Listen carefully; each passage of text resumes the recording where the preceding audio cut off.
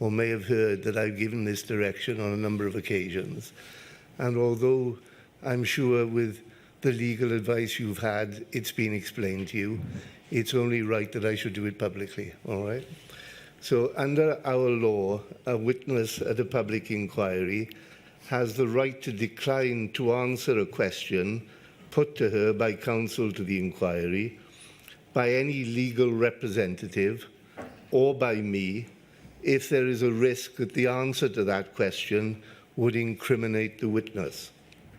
In shorthand form, this legal principle is known as the privilege against self-incrimination. I consider that fairness demands that I remind you of that principle before you begin your evidence. I should tell you that it is for you to make it clear to me in respect of any question put to you that it is your wish to rely upon the privilege against self-incrimination. If, therefore, questions are put to you by any of the lawyers or by me which you do not wish to answer, you must tell me immediately after such question is put. At that point, I will consider your objection and thereafter rule upon whether your objection should be upheld. I know that you are represented by experienced lawyers here today. No doubt, if the issue relating to self-incrimination arises, they will assist you if you need their assistance. So if at any stage during the questioning you wish to consult your lawyers about privilege against self-incrimination, you must tell me so that I can consider what appropriate action to take. Do you understand all that? Thank you, Suin, and I plan to answer all the questions. Right, fine. Over to you, Mr. Beer. Thank you, sir. Good morning, Ms. Vennells. My name is Jason Beer. Can you give us your full name, please? Paula Vennells. Thank you for providing 2 witness statements to the inquiry and for attending today. Can we deal with your witness statements first, please? The first of them is dated the 8th of March 2024, and the URN for it is WITN 0102 0100. I wonder whether we could have that on the screen, please. It's 775 pages long, and I think there are 3 corrections that you wish to make to it. Can we deal with those first? Page 15, please. It will be brought up on the screen for you. Thank you.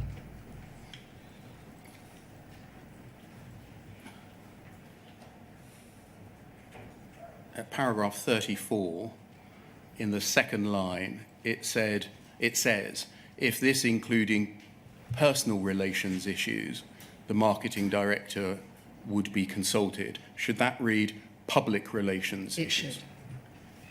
Thank you. Secondly, page 130.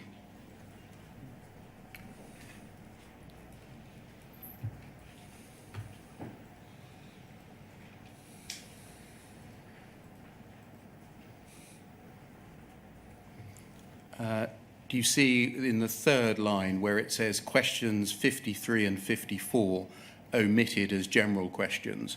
Should that read questions 53 and 54 are dealt with elsewhere in the statement? It should. Thank you. And then thirdly, page 194.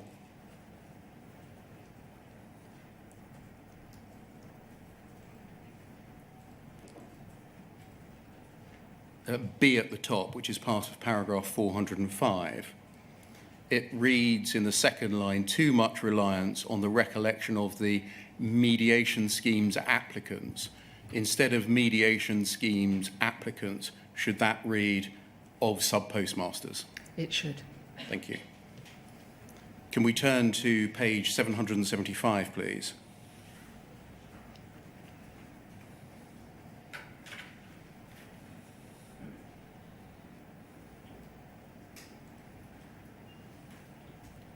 That's the statement of truth page. Did you sign that via DocuSign or some other electronic means? I did. And were the contents true to the best of your knowledge and belief? Yes, they were. Thank you. Can we turn to your second witness statement, please? WITN 0102 0200.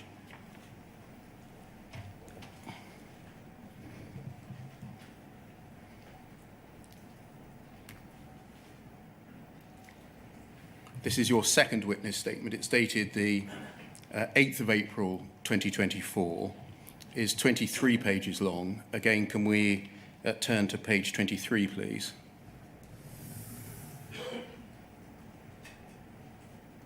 And scroll down. Did you sign this witness statement using DocuSign or a similar electronic means? I did. And are the contents of that witness statement true to the best of your knowledge and belief? They are. Thank you. That they can be put to one side. Those witness statements are going to be uploaded to the inquiry's website. I'm not going to ask you questions about the contents of either of them in detail, in particular your first witness statement, because it's a very long witness statement, 775 pages, and in large measure narrates a number of documents that we have sent to you, and I'm interested in your personal recollection rather than what the documents show, if you understand. Before we address the issues of substance, which I'm going to do thematically rather than chronologically, I'd like, if I may, to address some overarching themes with you, and there are 7 of them. Mr. Beer, I did want to make a short statement first, if I could. Absolutely, you go ahead. Right, thank you. I would just like to say, and I'm grateful for the opportunity to do this in person, how sorry I am for all that sub-postmasters and their families and others have suffered as a result of all of the matters that the inquiry has been looking into for so long. I followed and listened to all of the human impact statements, and I was very affected by them. I remember listening to one postmaster whose name I noted, who said that he would like somebody to go and stand outside his old post office with him so he could tell them exactly what he'd been through. I would do that. I am very, very sorry. I would also like to repeat the apology which is in my witness statement to Alan Bates, to Ron Warmington and Ian Henderson from Second Sight, and to Lord Arbuthnot. I and those I worked with made their work so much harder, and I'm very, very sorry for that. My third apology is really about today, because I will answer the questions truthfully, and I'm very aware that they will be difficult to listen to for you and for me, and I ask your understanding in advance of that. Thank you. Thank you. I should say there's going to be a fire alarm at 10 o'clock, and we're just going to sit here all together, listen to it, and then carry on afterwards. So some general issues, if I may.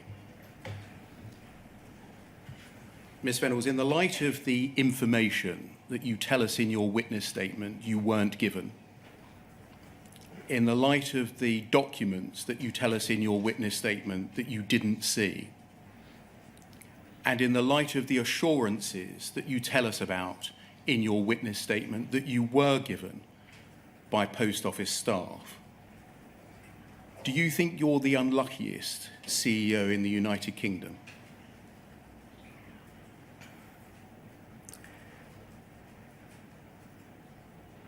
I was given much information, and as the inquiry has heard, there was information that I wasn't given and others didn't receive as well. One of my reflections on all of this is that I was too trusting. I did probe and I did ask questions, and I'm disappointed where information wasn't shared, and it has been a very important time for me as I have gone through all of the documentation that I've seen since to plug some of those gaps and to remind me what I did see and perhaps hadn't remembered. Can I run through with you? I don't want to display them on the screen in the interest of time, but take it from me that these are accurate short summaries of what you say in your witness statement. The things that you say that you weren't told and that you didn't see. Paragraph 104 on page 39 nobody at the post office told you that there were bugs, errors or defects in Horizon, or that it lacked integrity, or even that there were allegations to that effect when you joined the post office in January 2007? Yes? Yes. Paragraph 109 on page 41. When you joined, you weren't briefed on the contract with Fujitsu, correct? Correct. Paragraph 114 on page 43. When Computer Weekly published its article in May 2009, you were told by Mike Young, the then operations director, that the magazine didn't know what it was talking about in relation to Horizon and assured you that there was nothing wrong with the Horizon system, correct? Yes. Paragraph 129 on page 50. You did not know at the time of the Computer Weekly article in May 2009 of the calendar square bug. You didn't know of the remming out bug. You didn't know about the reversals bug, the data tree failure bug, the phantom transactions bug, the concurrent logins bug, or the bureau de change bug, because nobody had told you about them, correct? Correct. Paragraph 133 on page 52. You were not made aware of the receipts and payments mismatch bug when it was discovered in September or October 2010. The first that you knew about it was in May 2013, correct? Correct. Paragraph 154 on page 61. You were not aware of the remming in bug, the local suspense account bug, the recovery bug, the withdrawn discrepancies bug, or the Leica top-up bug when you became managing director in October 2010, because nobody told you about them. Correct. Paragraphs 180 and 181 on page 75. You had no understanding of how suspense accounts operated during your time as network director or managing director, and if there were issues with suspense accounts, then you weren't made aware of them, correct? Correct. Paragraph 309 on page 143. You were not made aware of Richard Morgan KC's advice that if an independent expert examined Horizon and found faults with it, then that would open the floodgates to damages claims by convicted sub-postmasters. You weren't told about that. Paragraph 388 on page 183. Your understanding until May 2013 was that no bugs had been found in Horizon, because that is what you had been told by a series of senior IT managers over the years. Correct. Paragraph 502 on page 246. Your incorrect understanding of the operation of the settle centrally function, in particular, that it operated like a suspense account, allowing time for disputes to be resolved, came from reliance on incorrect information that you had been given by others in the post office. Yes. Paragraph 563 on page 271. You did not see Simon Clark's advice of the 15th of July 2013 until after you left the post office. Indeed, not until it was made public until 2021. Yes. Paragraph 564 on page 271. You did not see Simon Clark's advice of the 2nd of August 2013 about the head of security's instructions to shred documents relevant to Horizon bugs until after you had left the post office. Indeed, again, not until it was made public in 2021. That's right. Paragraph 568, page 273. Attention, please. Attention, please. This is the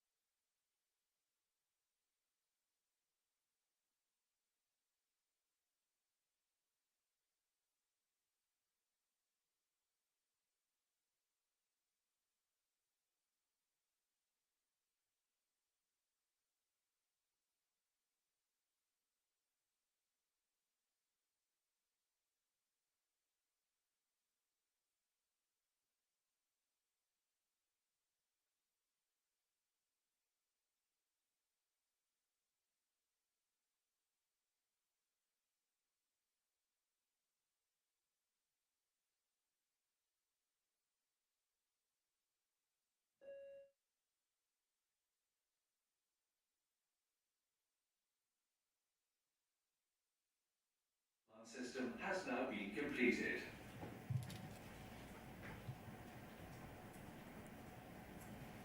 Paragraph 568 on page 273. You did not see, nor were you briefed about, Brian Altman KC's advice of the 2nd of August 2013. Correct. Paragraph 686 on page 321. You did not read Brian Altman KC's general review of the 15th of October 2013 until you were provided it with a copy of it in the course of this inquiry by the inquiry. That's right. Paragraph 842, page 376. You were involved only to a limited extent in commissioning and reviewing advice from Linklater solicitors. Sorry, could you say that again? Yes. You were involved only to a limited extent in commissioning and then reviewing advice from Linklater solicitors. I think that depends on which you're referring to. There was a report produced by Linklaters which came to the board, which was discussed. And in the preparation for that, I worked with a small group of colleagues from the EXCO and chased down a list of questions from the board. But my involvement in the formulation of the instructions, I had no involvement in the final formulation of the instructions. Thank you. Paragraph 896, page 400. You say, although the failure to discuss the impact of Deloitte's 2014 report seems surprising now, you trusted Chris Oyard, Rod Williams and Linklaters to have advised you about the impact on criminal convictions, and they did not. I'm so sorry. Could you say that one again, please? Because Yes. that was quite an important... You say that although the failure to discuss the impact of Deloitte's 2014 report on criminal convictions seems surprising to you, you trusted Chris Oyard, Rod Williams and Linklaters to have advised you about this, that it was necessary to do so. In that respect, yes. Yes. And they did not do so. Yes. Paragraph 1155, you say that you did not see Brian Altman KC's advice of the 8th of March 2015. I didn't see any advices, so I assume that's correct. I can't remember that one specifically. Paragraph 1251, page 533, you did not see Jonathan Swift's written review of the 8th of February 2016 That's at the correct. time. Paragraph 1341, page 579, you were not on the steering group for the group litigation, and Jane MacLeod was instead responsible for briefing the board about it. That's correct. I was on the board subcommittee. If all of the facts and matters that I've just described are true, and if what you say is reliable, was there a conspiracy at the post office which lasted for nearly 12 years, involving a wide range of people, differing over time, to deny you information and to deny you documents and to falsely give you reassurance?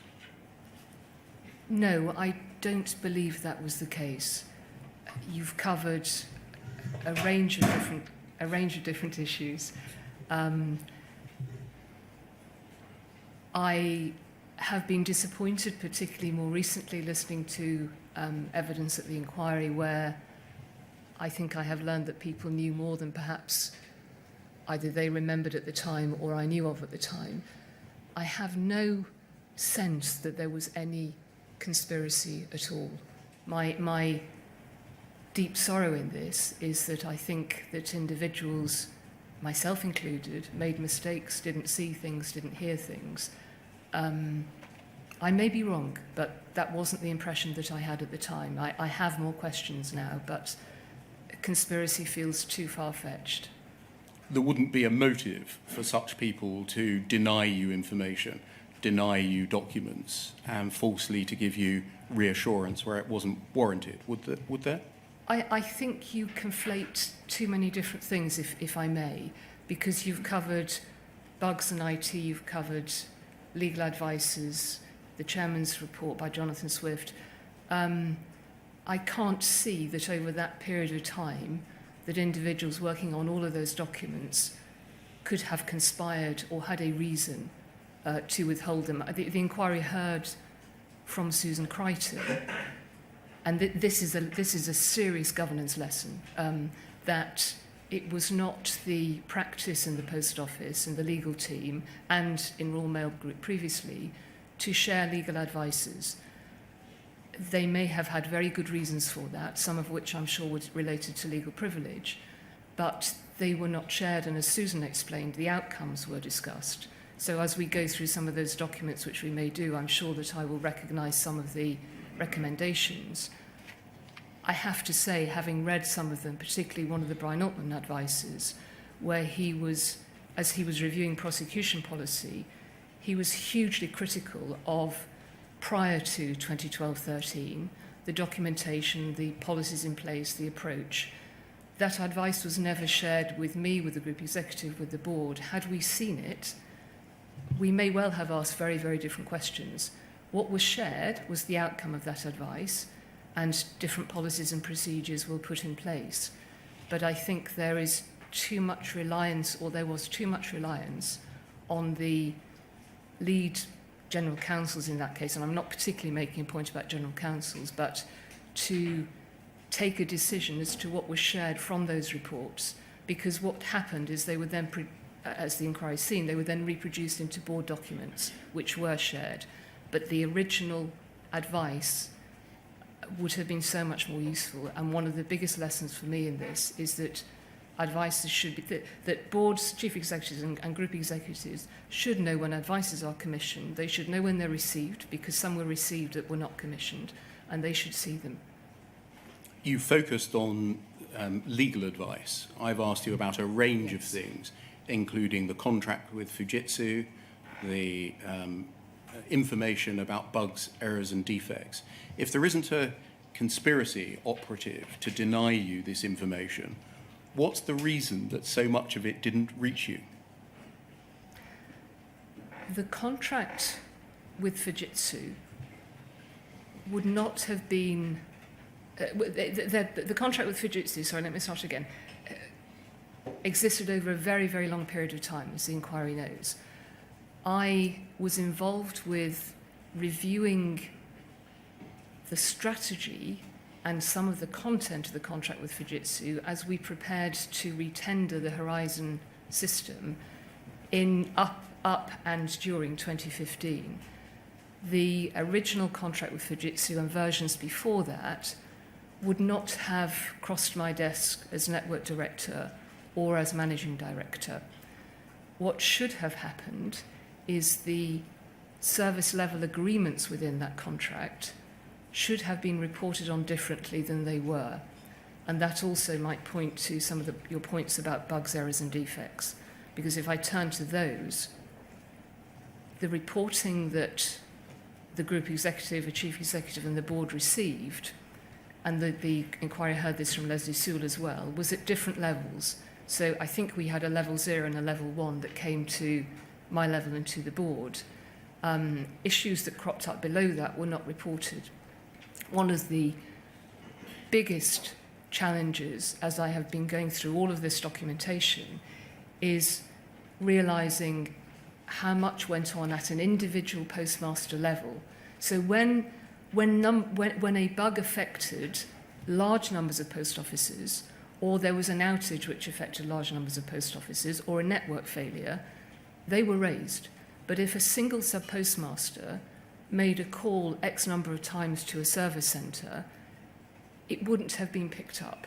And I think from a governance point of view, there is, and the point has been made previously, a very important lesson around the issue of the institution and the individual. How does somebody, as a chief executive of an institution this large and complex, have sight to what happens to an individual if they are affected by a bug? The only thing I can think about is that it ought to be possible to have data which reports the number of times a postmaster may complain about something, the number of disputes that have not been resolved, age disputes, disputes where postmasters have challenged them. Isn't all this really obvious? It is, and it wasn't in place, and it should have been. If it was really obvious, why wasn't it in place? I think because of the way that the reporting had been planned, management information across many areas of a business tends to be written in layers of escalation. And the layers of escalation that were selected around IT and Fujitsu were such that it didn't. And I think this probably happens in many, many other large institutions too. It didn't give you, on a board, a line of sight to what happened to an individual. And we are seeing the terrible impact of that today. So is the overall answer to my question that you don't believe that there was a conspiracy to deny you information and documents? The reason such information and documents didn't reach you was the way that the company was organised and structured? I think in the majority of cases, yes, that is true. And who was responsible for organising and structuring the company? Sorry, if I may just say, the other point is that I have seen documents and I have heard evidence where I think colleagues did know more information than was shared, and in those cases either mistakes were made or they decided it wasn't appropriate to do so. To your first point, in terms of, sorry, could you say that again? Yes. If it was the organisation and structure of the company that prevented this information and these documents from reaching you, who was responsible for organising and structuring the company after you became CEO? I was responsible for... As CEO, you're accountable for everything. You have experts who report to you. So the decision on what would have been reported on IT, for instance, would have been decided by the IT director. When I was chief executive, in an attempt to get more on top of some of the issues that were reported, I asked Alistair Cameron, for instance, to put in place an operations board where it began to review some of those things that were raised. But in terms of what you put in a report, the IT reports the post office had were not that different from ones I've seen in other big corporate companies. The difference for the post office, as a result of what we're discussing here today, is that it somehow did, it was, at the time, it did not see what was happening in an individual post office, if that was, it was just at a level that didn't reach us, and that was wrong. And there needs to be different sort of reporting that would have flagged that.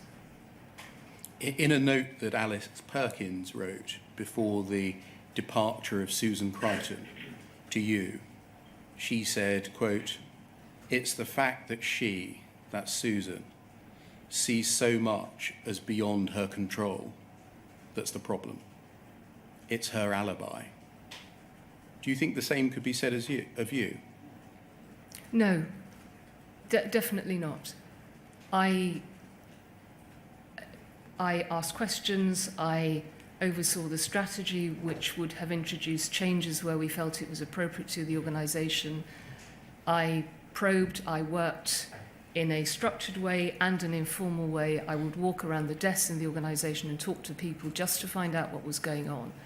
I was sometimes criticised in team development events for being too curious and stepping too much into people's territory. I don't think that's a criticism that could have been levelled at me. You tell us that you always enjoyed a good relationship with Moya Green, the chief executive of Royal Mail Group, in your witness statement. Yeah, we had a good working relationship. You say, no need to turn it up, paragraph 259 on page 114, "I got on very well with Moya." I got on very well with most of the people I work with, yeah.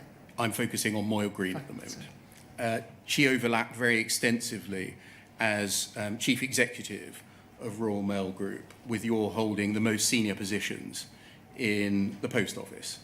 Yes? Yes. She became CEO of Royal Mail Group in July 2010. You became MD of Post Office in October 2010. Yes. She left in 2018 and you left in early 2019. Yes. So a very substantial period of overlap. Can we look, please, at PVEN 50532? This is a new document for the inquiry, having been properly disclosed by you recently. It's an iMessage exchange with Moya Green, and I think you'll be familiar with it. What was the reference again, Mr. Beer? Sorry. PVEN 50532. Thank you. Can you help us to date it, please? I think this is January this year.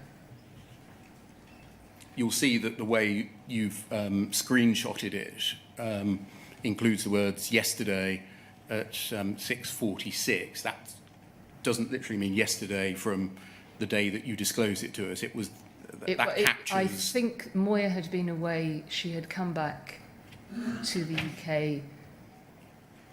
I have a sense this is around January time because I think he was at the time of the ITV drama. That would make sense because in the third paragraph it says Nick was a poor witness, chairman gone. That's a reference to Mr. Staunton, yes? I believe so.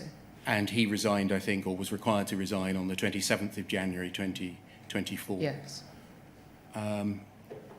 Let's just read through it. Paula, I'm just back in the UK.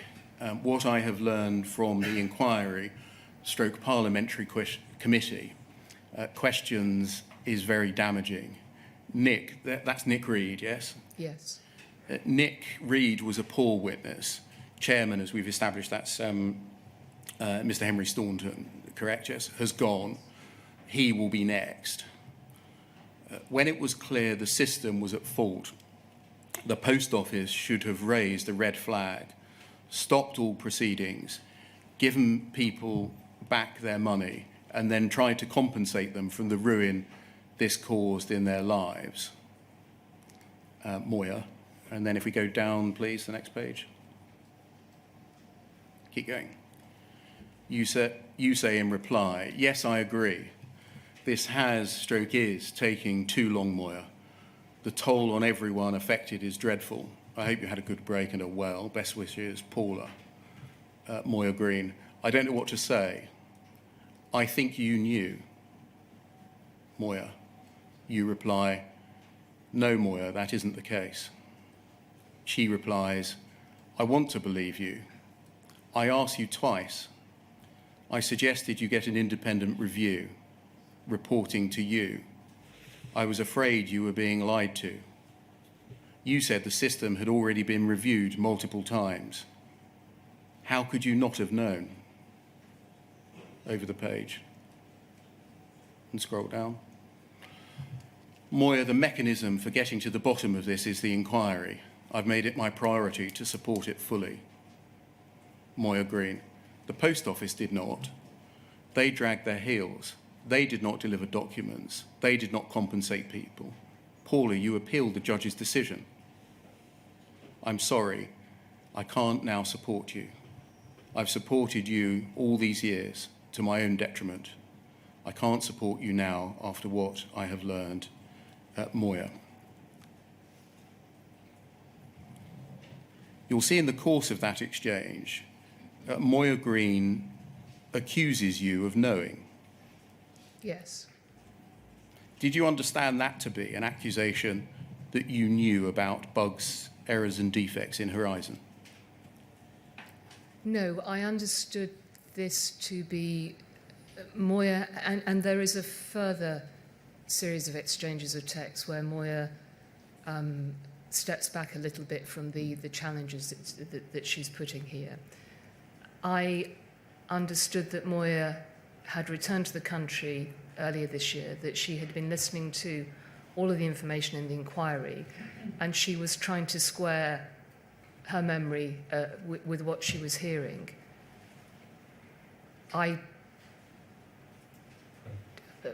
That's If we go up a page, please. She says in the second text down there, I think you knew, and you say that isn't the case. What did you think you were denying? I think Moya was possibly suggesting there that there was some conspiracy, as you mentioned earlier, and as I said, I didn't believe that was the case. She may have been saying that I think it's the same thing. I was going to say about a cover-up, but the same thing. At the text at the foot of the page, she asks you the question, how could you not have known? And your reply, if we scroll down, you don't answer that question, do you? No, and I didn't not answer that question. I was very concerned because I was aware that it is not good practice to be exchanging texts in the middle of an inquiry. And so I simply wanted to say to her that the place for resolving all of this was the inquiry. It wasn't that I should or shouldn't have answered her question. Ms. Vennells, we've got a lot of your text messages. Yes. You have been exchanging text messages with a lot of people, including in the currency of this inquiry, haven't you? Not since the inquiry became a public inquiry. I exchanged texts in relation to the Select Committee in 2020 and the setting up of the inquiry. And when the inquiry was non-statutory. And then I understood, and the reason I exchanged those texts was to try to help to give good information to the Select Committee and to the inquiry. The intention of all of those texts that were exchanged was entirely positive. You don't answer the question, how could you not have known? What's the answer to that question that the Chief Executive of Royal Mail Group is asking you? How could you not have known? This is a situation that is so complex. It's a question I have asked myself as well. I have learned some things that I didn't know as a result of the inquiry. And I imagine that we will go into some of the detail of that. I wished I had known. That's not the issue. The question is, how come you didn't?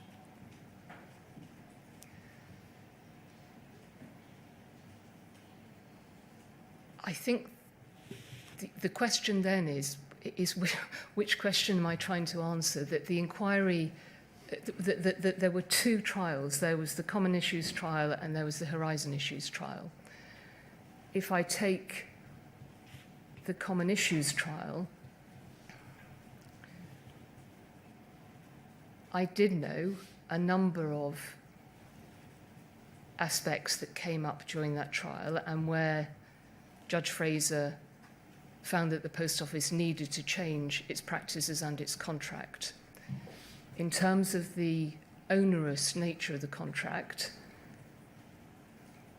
I was in the board meeting where the board reviewed that contract as a result of the Linklaters advice, which we touched on previously, and we were given very straightforward advice that the contract was an acceptable contract.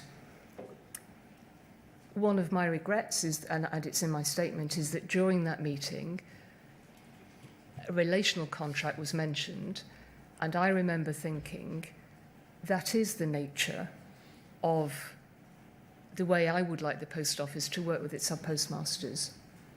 And I believed that that was what we were doing, and therefore the legal advice with continuing with the agency contract could be followed. In terms of the IT side, that I think is much more difficult. I wish I had known more on that. I did not know until 2018 when Mr. Coyne submitted his evidence on the numbers of bugs in the system and the serious numbers of bugs in the system and the interventions going on. And I should have known about that. But why didn't? That's what I'm asking, not whether you wish. Yes. You had known. It's why didn't you?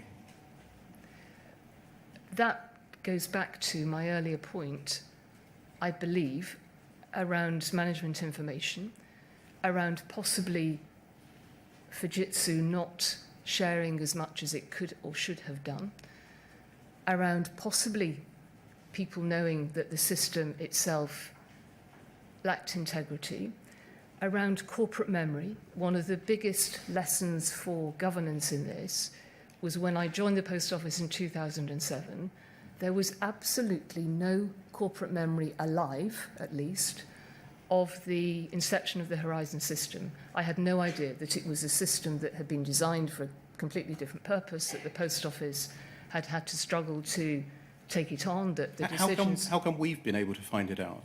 Just by asking for the documents? Thousands of documents about the birth of Horizon, the involvement of the DWP and the Benefits Agency, the splitting off, the contract, the acceptance incidents. You say that corporate memory didn't exist. All of the documents were there. We've got them. We've looked at them. We spent 5 months looking at them. You're right, and I didn't. There is an issue of unknown unknowns. If you don't know something exists, it's difficult to ask questions about it. That is why the importance of governance, particularly around corporate memory on bad things rather than good things, there was plenty of good corporate memory in the Post Office, is important to have. I simply didn't have that information.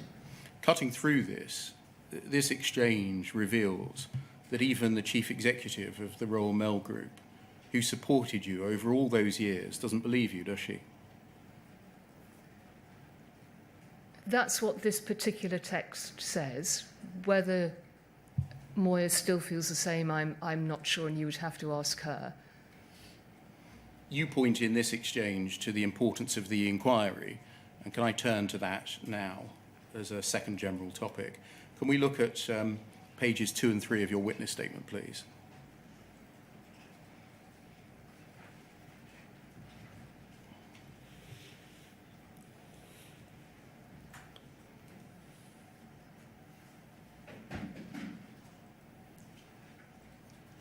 Paragraph 5, which is at the bottom. You say, I'd like to offer my genuine and unreserved apologies to all those affected by the matters giving rise to this inquiry. I apologise that I and those working for me failed the sub-postmasters and their families. I'm deeply sorry they've suffered in such a distressing way. I watched the inquiry's human impact evidence and heard sub-postmasters describe what they had been through, how isolated they felt, and how they had been unsupported by the Post Office. They described the life-changing experiences they and their families have endured for so many years. I am so very sorry that so much of this happened whilst I was a member of the senior management team and then CEO. I also offer my apologies to Alan Bates, Ian Henderson, Ron Mormington, Lord Arbuthnot, and all those who worked with them to secure justice for the sub-postmasters. They had the right insights. They were right to persevere. I'm sorry for where I made their task harder. Some of which you said first thing this morning. And then can we go forward, please, to page 774?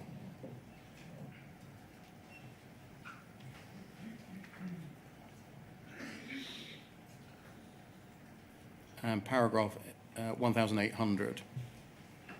You say, I've been asked to reflect on my time at the Post Office and to set out whether there's anything I would have handled differently with hindsight. And then 1801, as a result of my commitment to this statement and to the work of the inquiry, which has been my priority, I've had much to consider. With the benefit of hindsight, there are many things I and the Post Office should have done differently. I'm now reflecting with care on these matters and will expand upon them and answer as fully as possible when I give my evidence to the inquiry. These reflections will demonstrate my deep remorse. So our request, which was made in August 2023, so 7 months before you provided this witness statement, was for you to, quote, reflect on your time at the Post Office and set out whether there was anything you would have handled differently with hindsight. Yes?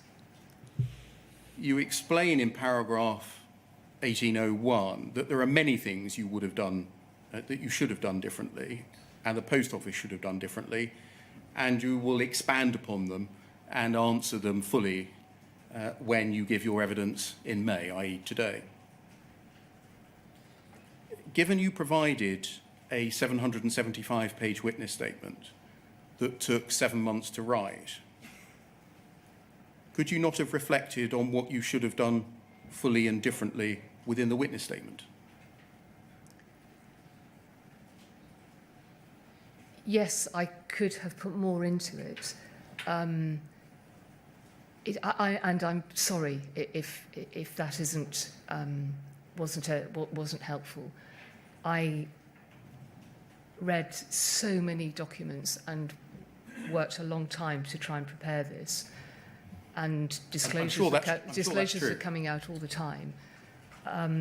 I would be very happy to tell the inquiry now. I have a list of things in my head, and I hope that I will be able to bring them out as we went through the statement. Equally, I would be more than happy to submit a further statement to set that out. But given that you took 775 pages and 7 months to write this, why didn't you do so then, given that we'd ask you that direct question?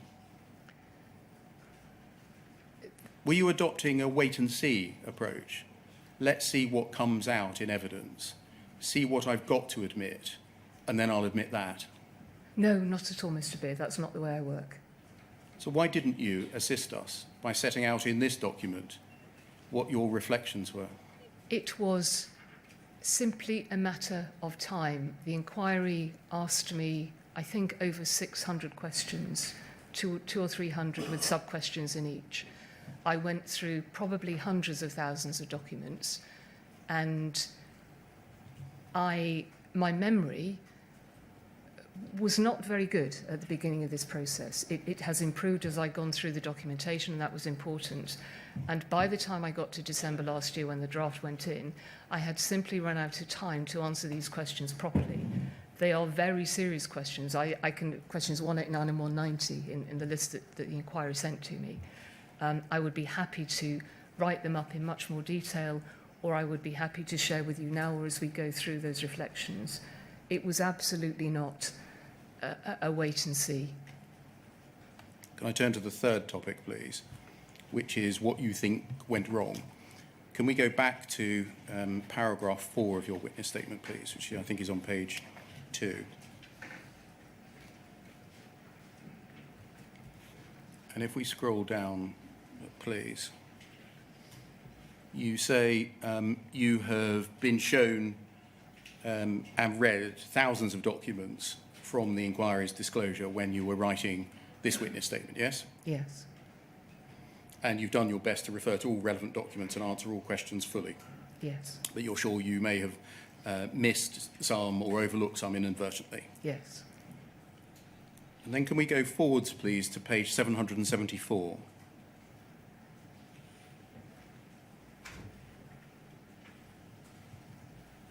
And paragraph 1802. Thank you. In the second line, you say, I'm genuinely sorry. I finished this statement by repeating my apologies to the sub-postmasters and their families and to all who have suffered so much from this terrible miscarriage of justice. And then this, their lives were torn apart by being wrongly accused and wrongly prosecuted as a result of the Horizon system. I just want to focus on the words, as a result of the Horizon system. Even after all the inquiry has revealed, and after all of the documents, thousands that you've read, do you continue to think that the issue was with the computer system, the Horizon system, as opposed to the conduct, competence, and ethics of those within the post office? No, not at all. And apologies that that's not clear. There were numbers of debates about what the Horizon system meant. No, what I meant to say, or what I should have said, is as a result of all of the matters relating to Horizon and all of the issues that were discussed that the inquiry is looking at. This suggests that you think that the issue was with the system, not the people that were responsible for the conduct of prosecutions, the people that were responsible for the conduct of investigations, and indeed those responsible for their supervision, oversight and governance, doesn't it? That was not what I intended to convey at all. Is this a perpetuation, what we see in this simple sentence here, of a culture that ran through the post office of failing to take responsibility for the use of powers that it elected to use, and indeed use robustly, and instead blame the IT? No, it isn't that at all, and I completely agree with what is contained in your question. The tragedy that we're dealing with today is a result of something much, much broader than an IT system. Yes, that underpinned some of it, but the issues are much, much broader. The words that you finished the statement with here, this last two sentences, are exactly the same words that you used, they're a cut and paste, when you were announcing that you were returning your CBE to the King, correct? I don't recall that, but if you say so, yes. Yes, they're a cut and paste. I Right. looked online to see the words that you delivered when apologising and explaining the return of the CBE. Is that how you thought then? That it's the computer system that was the problem, not the people? No, Mr. Beer, I didn't. I've just explained it. It was a poor use of words. This was far more complicated than just the Horizon system.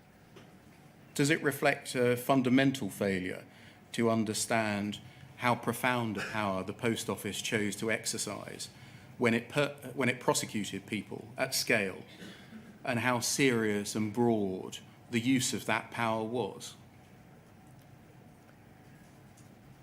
No, because I wrote this in hindsight. I think at the time your question is valid. The Post Office didn't realise all of that. Can I turn to the fourth topic, please, which is whether your priority in your time at the Post Office was to protect the business? Can we turn up, please, poll 0010 2438?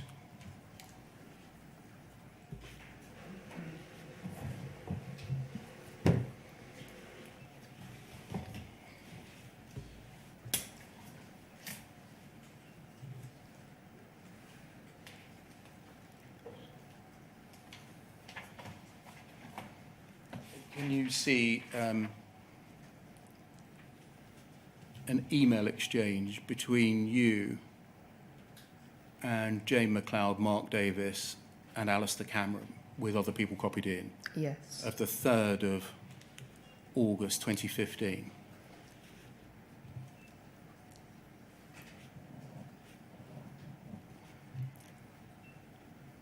You say, I've listed below some questions and requests. And then in the second paragraph, you say this, as presumably per my earlier note, our priority is to protect the business and the thousands who operated under the same rules and didn't get into difficulties. Can you see that? Yes, I can.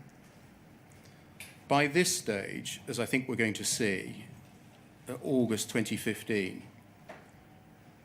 the Post Office and you personally were aware of at least 3 bugs that had impacted on sub-postmaster balances in different ways, correct? Yes. Why were you still happy to identify as a priority, to wheel out the message again, that because many branches had not complained, that supported the Post Office position, that those who were complaining, their complaints shouldn't really be attributed to Horizon? I'm sorry, first of all, because this reads badly today. At this point in time, my recollection is that the Post Office team working on the cases of the sub-postmasters, there were 136, I think, that went into the scheme and were being investigated. I had, and the board had been given the information that no issue had been found that had caused the problems for those sub-postmasters, either as a result of the Horizon system, or, and I'm sure in some cases that they had found something that the Post Office itself had not done correctly. But in my mind, I was of the understanding that the cases we were looking at were a minority, and the vast majority of those operating in the business had not encountered the same issues. That I wasn't saying... Can I just test you on Yes. your logic there? Why does that logic follow? There are lots of sub-postmasters for whom Horizon is working. We should concentrate on them. They're our priority, not the people for whom it's not working, who complain about a bug, error or defect. Two responses to that, if I may. The latter one is we were concentrating on those who had raised issues individually, and that was part of the scheme. That's not your And priority, according to this. Then this is this is badly worded, because Why is it badly worded? I'm juggling two priorities, and I'm only talking about one here. You don't say that here. That would have been a more acceptable way to say things. It would have been a more acceptable thing and to no say. doubt you wish you had, but you didn't. No, I didn't. You said our priority is to protect the people who aren't complaining. That wasn't how I intended it to be read. We had just spent 3 years investigating with Second Sight, and I accept all of the things that went wrong through that process, which I'm sure we will come to. But we had prioritised more than any other time in the Post Office looking into issues raised by individuals. I had been told, and the Inquirer has heard other people say the same, that nothing had been found. And so my understanding at this time was that the way the business was operating was an acceptable way. And what I was trying to say here is that we needed to make sure that the business as it was operating remained a priority for us. I wasn't excluding the other, but it can be read that way, and I accept it. Was this a message that was also disseminated within the business, and in particular to those who worked the help desks, when they responded to calls from distressed sub-postmasters? The system works for everyone else. It's just you that's the problem, not the system. Oh, no, there's no way that the organisation would have disseminated something like that. The people who worked in the call centres, and I visited on a number of occasions and listened into calls, were very keen to make sure that they gave the help to the people who phoned in. But I am very sorry, because I'm very aware that so many sub-postmasters phoned in so many times and didn't, and we're talking over a 20-year period, but phoned in so many times and were not given the help they needed. Well, worse than that, they were told that you're the problem, the sub-postmaster. Yes, I've heard You're that. the only person that's complaining about this. I have heard that. I can't comment on individual cases, and I'm very sorry that was the case. Separately, by this time, August 15, you hadn't seen the Clark advice of the 15th of July about No. Gareth Jenkins, 2013, but you had, I think, been made aware that there was a problem with the Fujitsu expert, which problem could create a duty of further disclosure that might undermine past criminal convictions. I'm summarising what you say in your statement. Yes, yes. Was that not a cause for concern when there were repeated complaints in respect of Horizon? i.e., I've been told that there has been an issue raised about the evidence given by the Fujitsu expert, which may create a duty of further disclosure. Why would your priority still be on protecting the business in the light of that?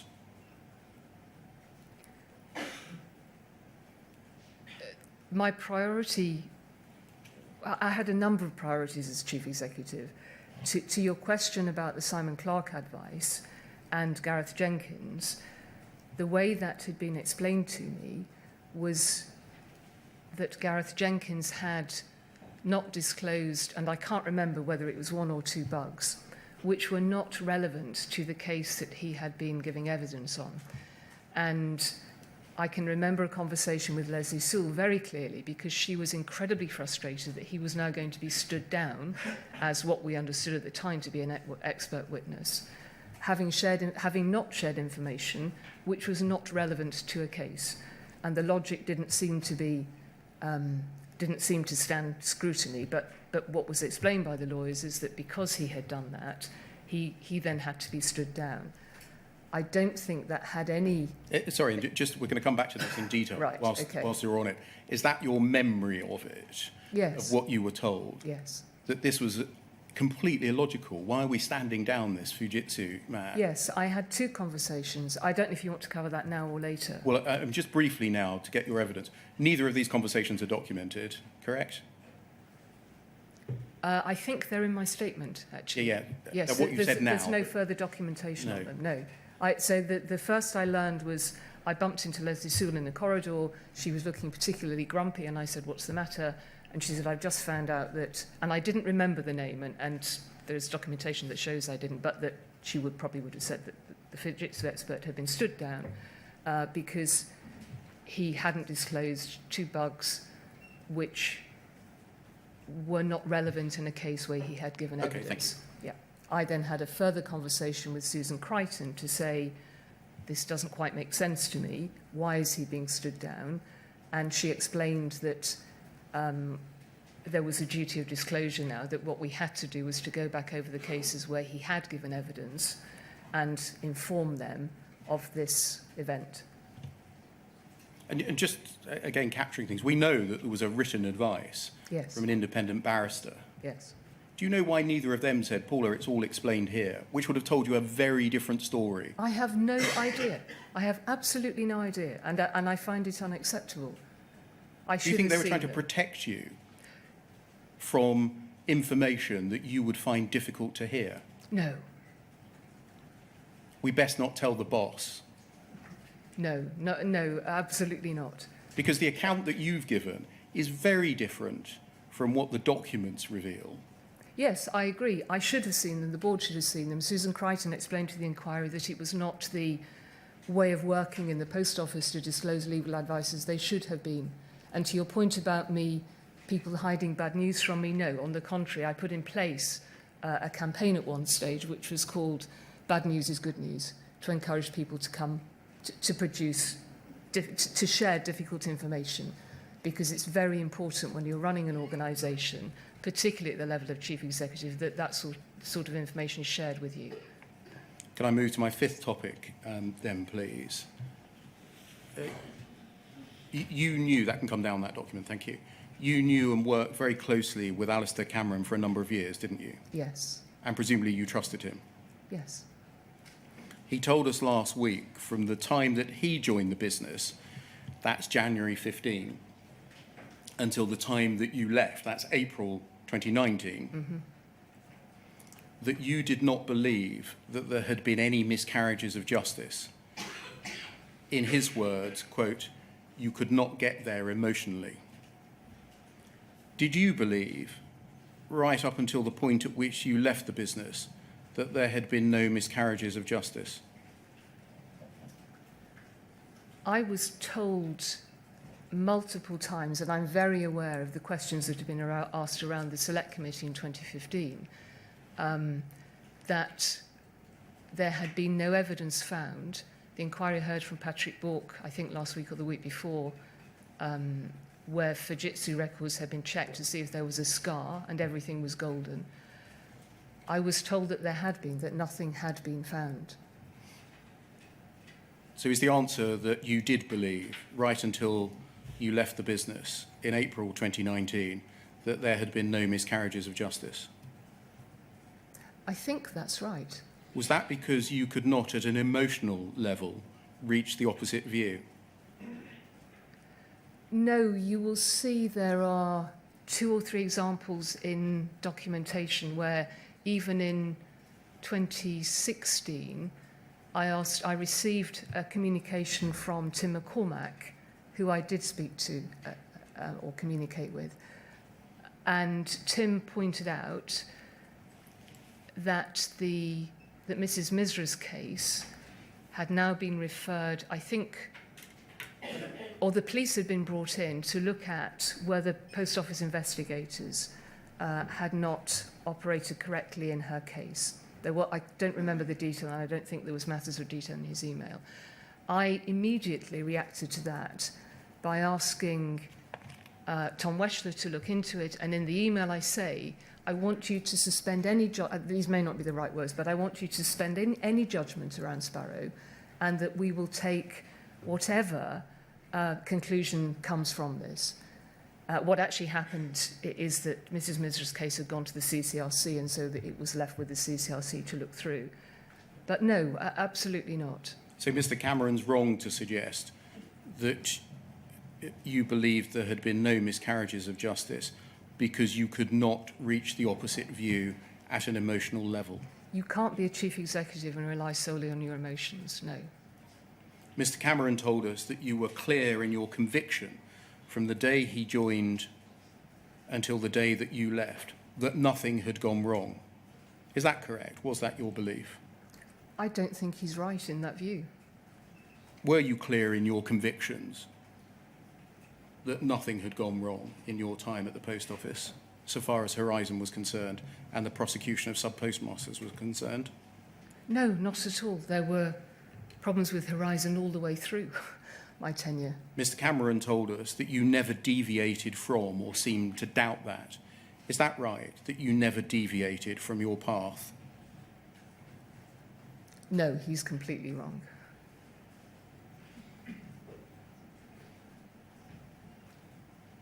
Can we turn, please, to JARB 601? These are the notes of a meeting between you, we can just see you at the foot of the screen there, other post office personnel, and a group of MPs, including Lord Arbuthnot. Yes? Yes. It's dated the 18th of June 2012. And can we look, please, at page 2, where you're recorded as saying, Paula Vennells continued, she said that temptation is an issue, but that trust in the post office brand is absolutely paramount. The post office needs competent, trustworthy people on staff, and its processes and systems must be transparent and work well. Of the 1,800 sub-postmasters and mistresses currently employed, only a tiny number are presenting cases where there is an issue of alleged fraud involving the Horizon system. The problem, therefore, is relatively small. I think Horizon you actually said 1,800, but it's 11,800. Thank you, sir. The problem is, therefore, relatively small. The Horizon system is very secure. Every keystroke used by anyone using the system is recorded and auditable. When things go wrong in a sub-post office, there is a helpline which staff can call 7 days per week during office hours, and backup staff who will help further if things go wrong. It's here that issues are normally resolved.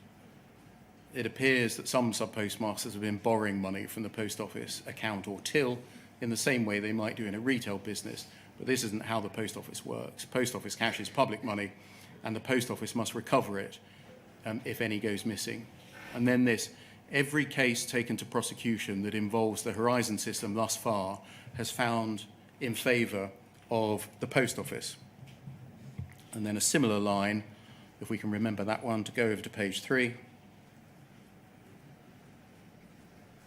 Just at the foot of the screen there, you are recorded as saying, going back to Andrew Brigham's question, there had not been a case investigated where the Horizon system had been found to be at fault. Is what we read here, every case taken to prosecution has found in favour of the post office, there hasn't been a case investigated where the Horizon system has been found to be at fault, a reflection of the unwavering belief that Mr. Cameron spoke about, that nothing had gone wrong, there had been no miscarriages of justice, and you refused to deviate from those lines? It isn't a representation of that. It is, though a representation of the information that I was given.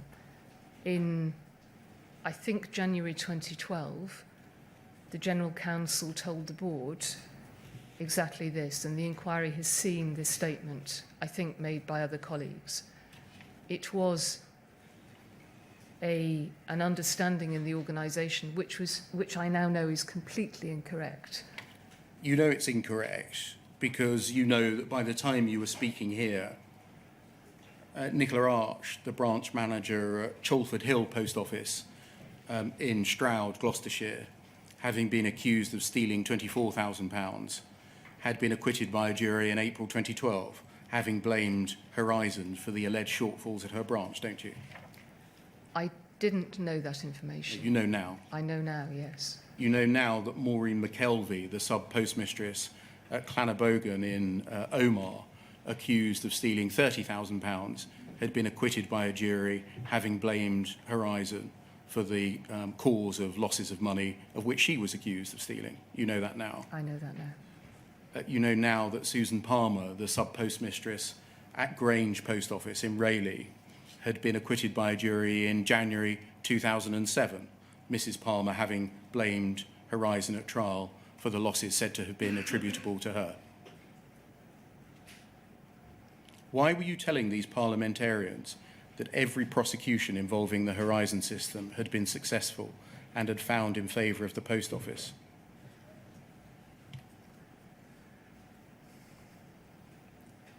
I fully accept now that the Post Office, excuse me,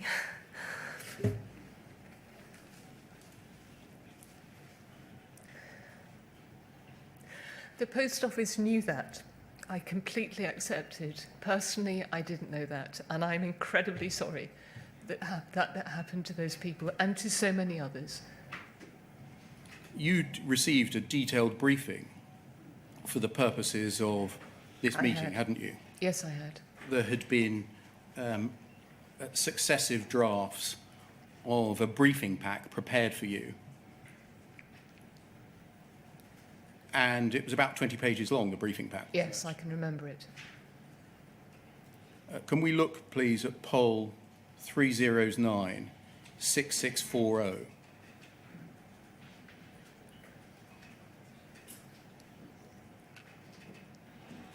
This is the final version of the briefing pack for this very meeting. We're familiar with it. If we go to page 2,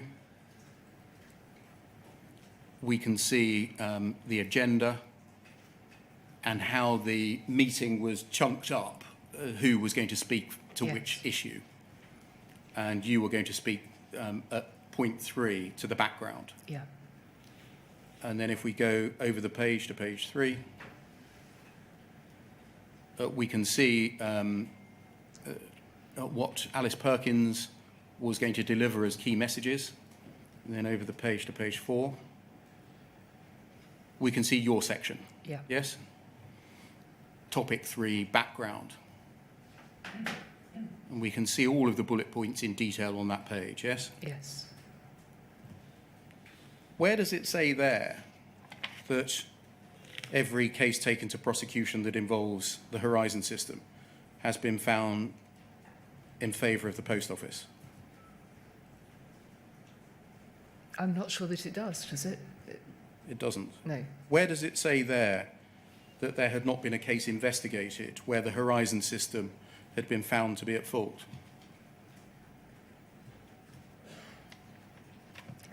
I don't see it. Where does it say there anything about temptation and sub-postmasters having their hands in the till, treating it like a retail business? That, I remember, was discussed in the meeting. Yes, where does it say it here? If it isn't there, Mr. Beer, I'd take your Where word does it for say here that every keystroke is recorded? I believe that was picked up by Leslie Sewell. Yes, where does it say here? If it isn't there, it isn't there. No. So why are the things that postmasters have been led into temptation, that every case that has been prosecuted we've won, not appear in your briefing for this meeting, but are the very things that you said to this group of parliamentarians?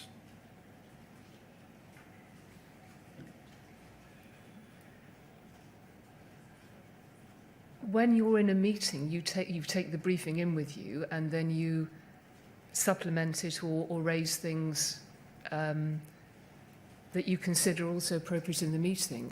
Isn't the purpose of a briefing that it's gone through a process, that the right people have been involved in it? I mean, we've seen the back issues of this, the email exchanges between the relevant people, IT and legal, to get the key messages recorded right. Are you saying that you put this to one side and you freestyle in the meeting? No, not at all. I would have used the briefing and I would have added in, as anybody does, I think, given a briefing, to further information that I thought was relevant. What I did want to see, because I can see Mrs. Hamilton sitting there, is that I did not realise at the time, when the details of her case were presented in this meeting, that the Post Office had more detail on the prosecution file than was shared with us at the time, and I'm very sorry about that. Very slowly, I'm being attacked by drips. And I mean drips in the proper sense of the word. Yes. I I noticed that something landed on my face, then my hand, now my book. But please carry on till the break, and then we'll see if I can avoid the drips. So I don't think that's tolerable for you, a form of Chinese water How torture. far away are we? How far away are we? Let's take the break now, sir, and we'll see whether we can get that sorted. All right, thank you. So can we stay until 5:15, please? Yeah, fine. You go with the usher, Miss Vennells, and I'll follow you.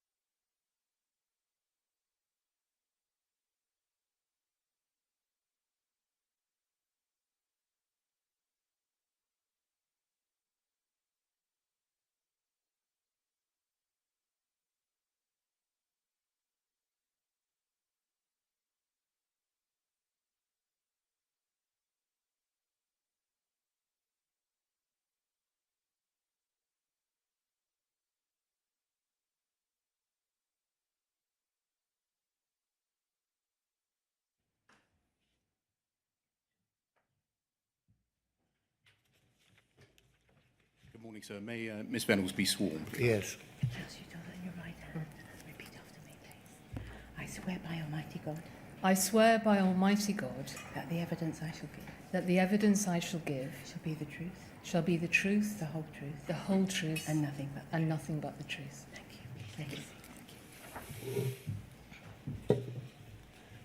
Before Mr. Beer begins to ask you questions, Ms. Vennells, I think it appropriate to give you a direction about self-incrimination. You may know or may have heard that I've given this direction on a number of occasions.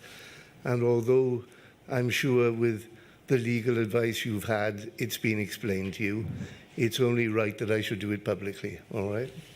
So under our law, a witness at a public inquiry has the right to decline to answer a question put to her by counsel to the inquiry, by any legal representative, or by me, if there is a risk that the answer to that question would incriminate the witness.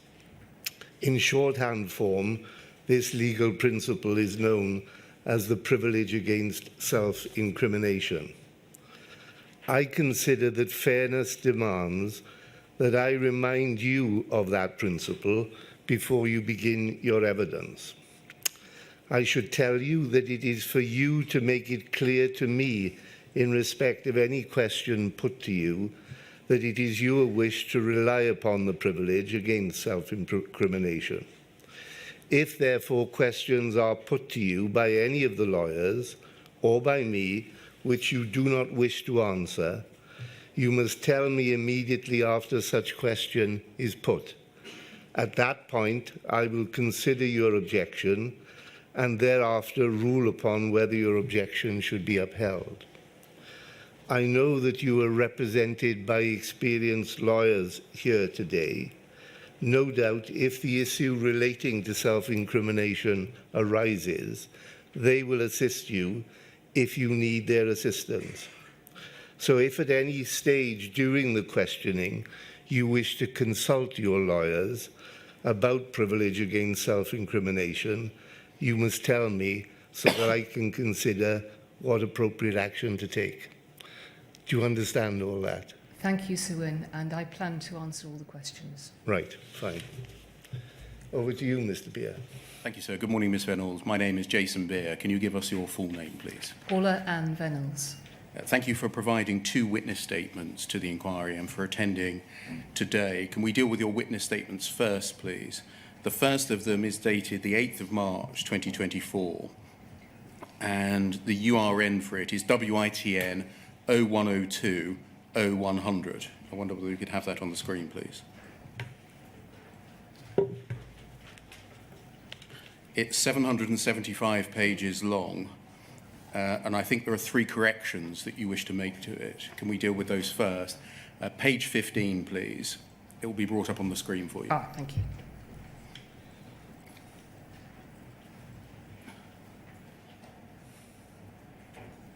Paragraph 34, in the second line, it says, if this including personal relations issues, the marketing director would be consulted. Should that read public relations issues? It should. Thank you. Secondly, page 130.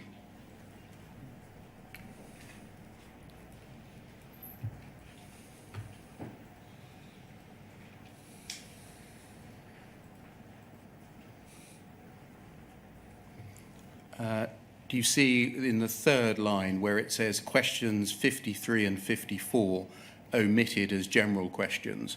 Should that read questions 53 and 54 are dealt with elsewhere in the statement? It should. Thank you. And then thirdly, page 194.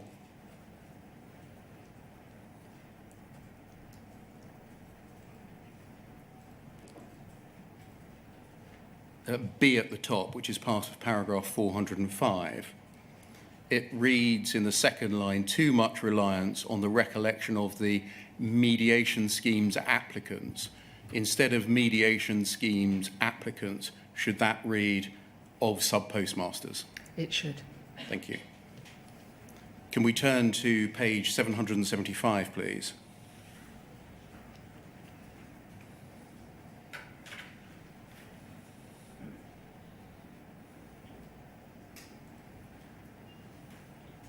That's the statement of truth page. Did you sign that via DocuSign or some other electronic means? I did. And were the contents true to the best of your knowledge and belief? Yes, they were. Thank you. Can we turn to your second witness statement, please? WITN 0102 0200.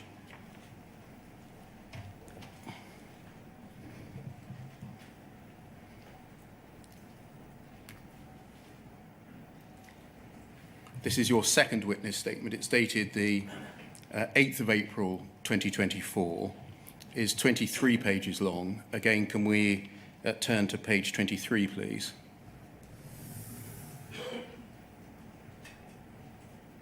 And scroll down. Did you sign this witness statement using DocuSign or a similar electronic means? I did. And are the contents of that witness statement true to the best of your knowledge and belief? They are. Thank you. That they can be put to one side. Those witness statements are going to be uploaded to the inquiry's website. I'm not going to ask you questions about the contents of either of them in detail, in particular your first witness statement, because it's a very long witness statement, 775 pages, and in large measure narrates a number of documents that we have sent to you, and I'm interested in your personal recollection rather than what the documents show, if you understand. Before we address the issues of substance, which I'm going to do thematically rather than chronologically, I'd like, if I may, to address some overarching themes with you, and there are 7 of them. Mr. Beer, I did want to make a short statement first, if I could. Absolutely, you go ahead. Right, thank you. I would just like to say, and I'm grateful for the opportunity to do this in person, how sorry I am for all that sub-postmasters and their families and others have suffered as a result of all of the matters that the inquiry has been looking into for so long. I followed and listened to all of the human impact statements, and I was very affected by them. I remember listening to one postmaster whose name I noted, who said that he would like somebody to go and stand outside his old post office with him so he could tell them exactly what he'd been through. I would do that. I am very, very sorry. I would also like to repeat the apology which is in my witness statement to Alan Bates, to Ron Warmington and Ian Henderson from Second Sight, and to Lord Arbuthnot. I and those I worked with made their work so much harder, and I'm very, very sorry for that. My third apology is really about today, because I will answer the questions truthfully, and I'm very aware that they will be difficult to listen to for you and for me, and I ask your understanding in advance of that. Thank you. Thank you. I should say there's going to be a fire alarm at 10 o'clock, and we're just going to sit here all together, listen to it, and then carry on afterwards. So some general issues, if I may. Ms. Vennells, in the light of the information that you tell us in your witness statement you weren't given, in the light of the documents that you tell us in your witness statement that you didn't see, and in the light of the assurances that you tell us about in your witness statement that you were given by post office staff, do you think you're the unluckiest CEO in the United Kingdom?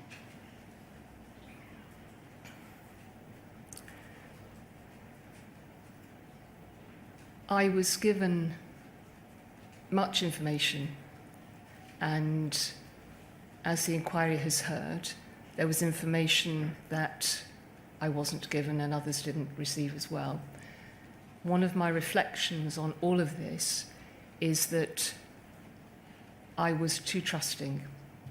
I did probe and I did ask questions, and I'm disappointed where information wasn't shared, and it has been a very important time for me as I have gone through all of the documentation that I've seen since, to plug some of those gaps and to remind me what I did see and perhaps hadn't remembered. Can I run through with you? I don't want to display them on the screen in the interest of time, but take it from me that these are accurate, short summaries of what you say in your witness statement. The things that you say that you weren't told and that you didn't see. Paragraph 104 on page 39. Nobody at the post office told you that there were bugs, errors or defects in Horizon, or that it lacked integrity, or even that there were allegations to that effect when you joined the post office in January 2007. Yes?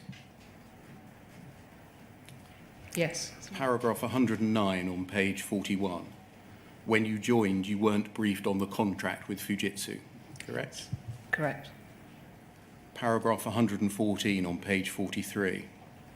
When Computer Weekly published its article in May 2009, you were told by Mike Young, the then operations director, that the magazine didn't know what it was talking about in relation to Horizon and assured you that there was nothing wrong with the Horizon system, correct? Yes. Paragraph 129 on page 50. You did not know at the time of the Computer Weekly article in May 2009 of the calendar square bug. You didn't know of the remming out bug. You didn't know about the reversals bug, the data tree failure bug, the phantom transactions bug, the concurrent logins bug, or the bureau de change bug, because nobody had told you about them, correct? Correct. Paragraph 133 on page 52. You were not made aware of the receipts and payments mismatch bug when it was discovered in September or October 2010. The first that you knew about it was in May 2013, correct? Correct. Paragraph 154 on page 61. You were not aware of the remming in bug, the local suspense account bug, the recovery bug, the withdrawn discrepancies bug, or the Leica top-up bug when you became managing director in October 2010, because nobody told you about them. Correct. Paragraphs 180 and 100.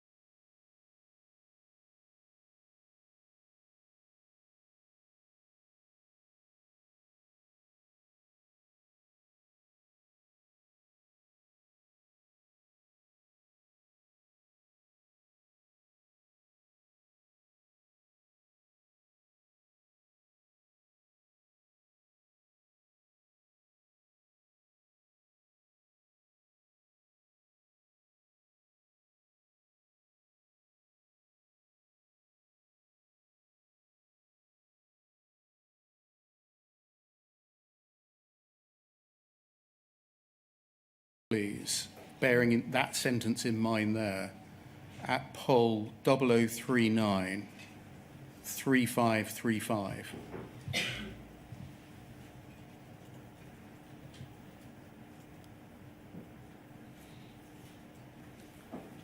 This is the next day, the Saturday. the 12th, and it's 9:01 in the morning, and you are emailing a group of people. I'm not going to read the chain. But in the third bullet point, under some questions, you say, I possibly heard, but may be confusing with a previous case, that Martin had some mental health issues. How do you possibly hear something?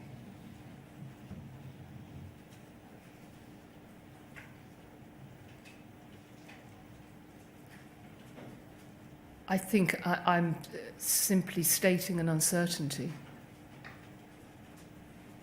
You say you might be confusing it with a previous case.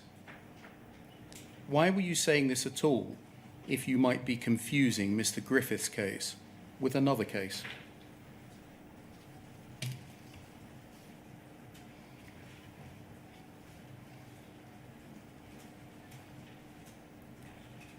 I'm trying to make sure, I believe, that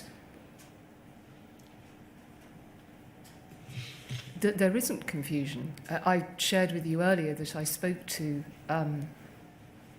the father of a previous colleague, and it may be that I was recalling that. In your witness statement, there's no need to turn it up. It's paragraph 675 on page 317. You say, I was very aware of the background to suicide. It can be complex and is sometimes not apparent until long after the fact. And there's often a desire by those closely affected by such a death to look for an explanation. By telling us that, is your evidence that you were looking to explain Mr. Griffiths' death for the benefit of his family, and that's why you were asking these questions? No, I was simply trying to get to understand whether what Mr. Bates had suggested, which is that the post office, i.e. colleagues in the post office, had been responsible for Mr. Griffiths' death. And his sister had said the same. And his sister had said the same, yes. You knew it was the family's view that Mr. Griffiths had taken his own life because it had been ruined by the post office, didn't you? I did see that, yes. You had just been told about his death, and you were trying to get on the front foot here, weren't you? No. No, Mr. Beer, that was not the case. You were trying to find out information. You were tasking the team with finding out information to counter any narrative that the post office was to blame, weren't you?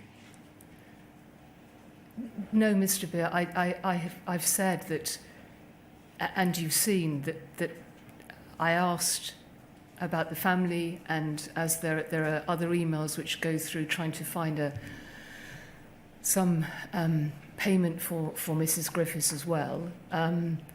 What I was trying to do, quite simply, it was to get the wider picture and not to be, and to understand particularly the very difficult challenges that Mr. Bates had levelled at some post office colleagues. Thank you, that can come down.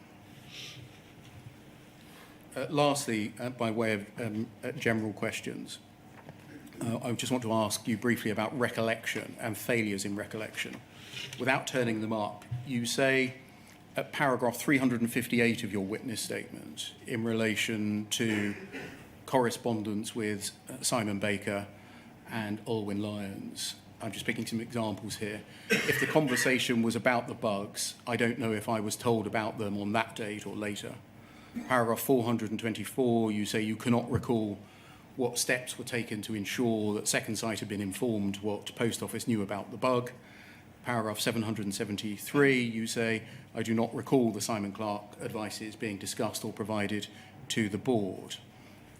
And they're examples where you say throughout your statements that you lack recollection in relation to facts that might be damaging to the Post Office. Yes? In your witness statement, however, would this be right? You have no problem remembering things that put responsibility or attribute blame to others. So paragraph 192, you say there was a further conversation that isn't noted. I remember that this reassured me that the issue had been resolved. Paragraph 566, I recall telling Susan this was a stupid thing for John Scott to have done. This was in relation to the statement that weekly meetings should be not recorded or that the minutes should be shredded. Paragraph 571, I asked Susan a number of questions about the removal of the Fujitsu expert witness. Why is it that you can remember things that are exculpatory of you, that tend to diminish your blameworthiness?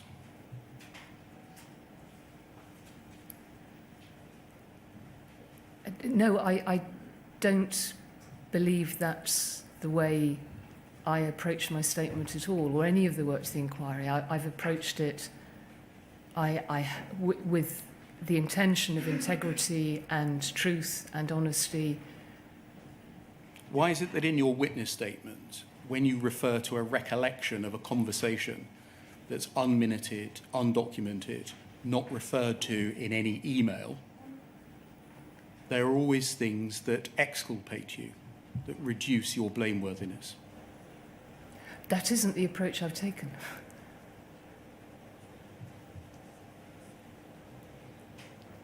Some might say that that has been an approach by others who have given evidence in the inquiry. They have great difficulty in remembering things unless it paints them in a favourable light. Was there an issue, a systemic issue in the post office, that people only looked to the good and forgot the bad? No, I can't comment on other people, and I give you my word, as I've said earlier today, that I will respond in complete truth to this inquiry and have done in my statement. So my approach to this is, I hope, with integrity. Within the post office itself, I don't recollect that, and you've already mentioned that there was a positive culture in the organisation of lessons learned. I introduced something... I don't think I've said that. No, sorry, you didn't say positive culture. You mentioned lessons learned. Yeah. I'm explaining that was a culture in the post office, and there was a positive intention behind that, which was to learn lessons all of the time. I mentioned that I encouraged bad news is good news, and you will see in inquiry documentation that the word pre-mortem is used very often, and that was an attempt to both, from lessons learned, to read into actions going forwards where things might go wrong. So there was an intention from my leadership, certainly, and I believe the people I worked with, to look for and learn from mistakes.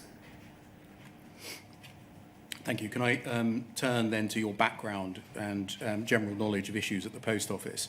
I think you worked for the post office for 12 years in total, is that right? That's right. You joined in January 2007. Yes. You were made managing director in October 2010. Yes, And you left as CEO in April 2019. I did. On a point of detail, whilst we're dealing with that chronology, when Alan Cook gave evidence last month, he suggested that you may have signed off on the post office spending some £300,000 in costs, pursuing a £26,000 debt said to be owed by Lee Castleton. The main hearing in Mr. Castleton's case took place between the 6th and the 13th of January 2006, with the judgment being handed down on the 13th of January 2007. I think you joined the post office in the same month, January I did, 2007. and so I couldn't possibly... I wasn't there to sign off that money. I hadn't joined the organisation. His recollection is incorrect. So it follows, I think, that you were not responsible for signing off the very substantial legal spend in that case. No. Thank you. In terms of your previous career before joining the post office, is it right that noticeable features of it are that you had no experience of managing a large IT team? That's correct. And you had no experience of an organisation which investigated or prosecuted its staff? That's correct.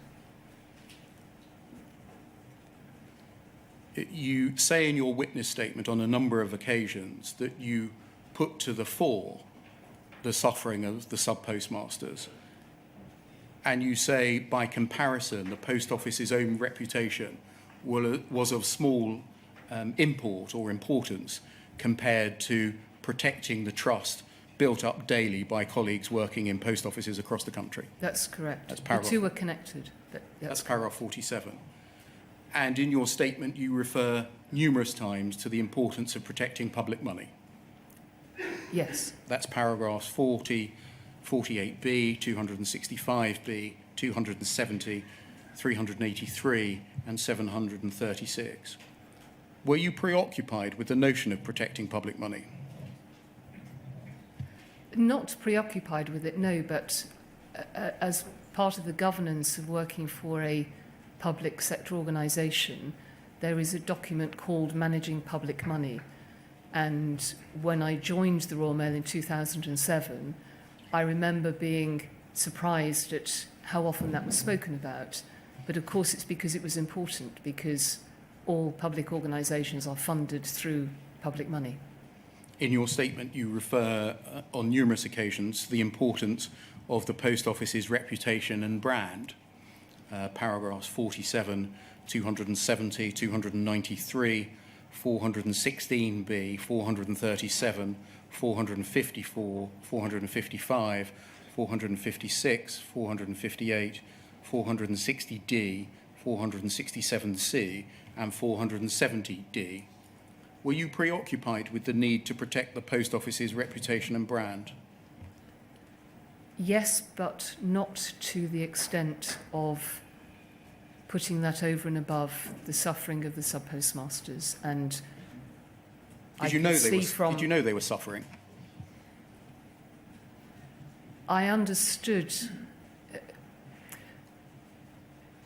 That's a difficult question to answer because the answer is yes and no. I understood from clearly if people were being prosecuted, that was a very difficult thing. And the reason that we put in place the review with Second Sight and then the complaint and mediation scheme was to look into that.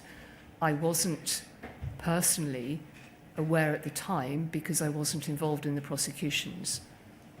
But I would like to say that, and I do say this in my statement, whenever I spoke about the Post Office brand, it was a brand that was only ever built up through post offices. And it was a very strong belief of mine, which I mentioned at conferences and meetings. The Post Office Limited, as a corporate entity, there was no reason to build that as a brand. The reason customers came to the post office and people chose to work for it was because of the wonderful work that was done in post offices across the country and still is every day. And that was the brand I was talking about. In fact, when I became chief executive, people used to call the corporate entity they work for POL. And I said, no, we work for the post office. Post offices are why we are here. So brand was absolutely important, but in the sense of the local post offices. You just said that you did not put brand and reputation above the postmasters' suffering. What suffering were they undergoing?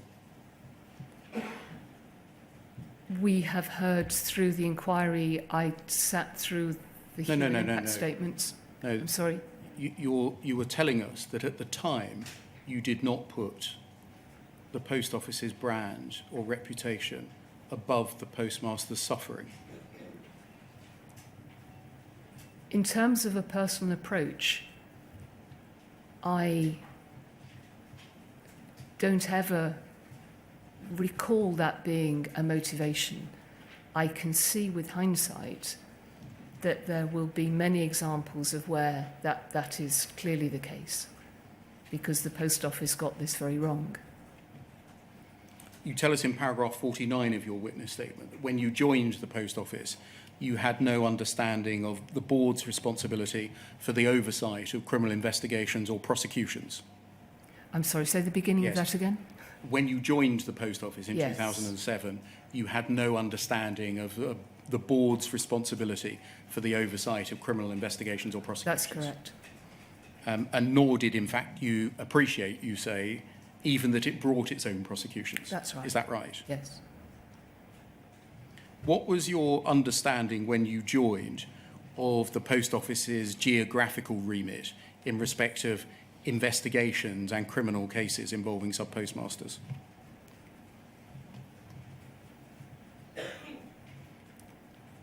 When I joined the Post Office, I was not aware that there were differences in terms of the different nations in the UK having different approaches to that. So my assumption would have been that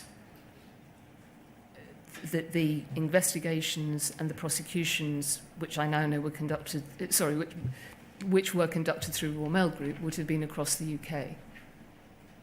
When you became managing director in October 2010, did you know by then that the Post Office conducted its own criminal investigations and pursued its own prosecutions? No, I say in my statement, I don't believe I became aware of that until 2012. Can we look, please, at poll 302-1422?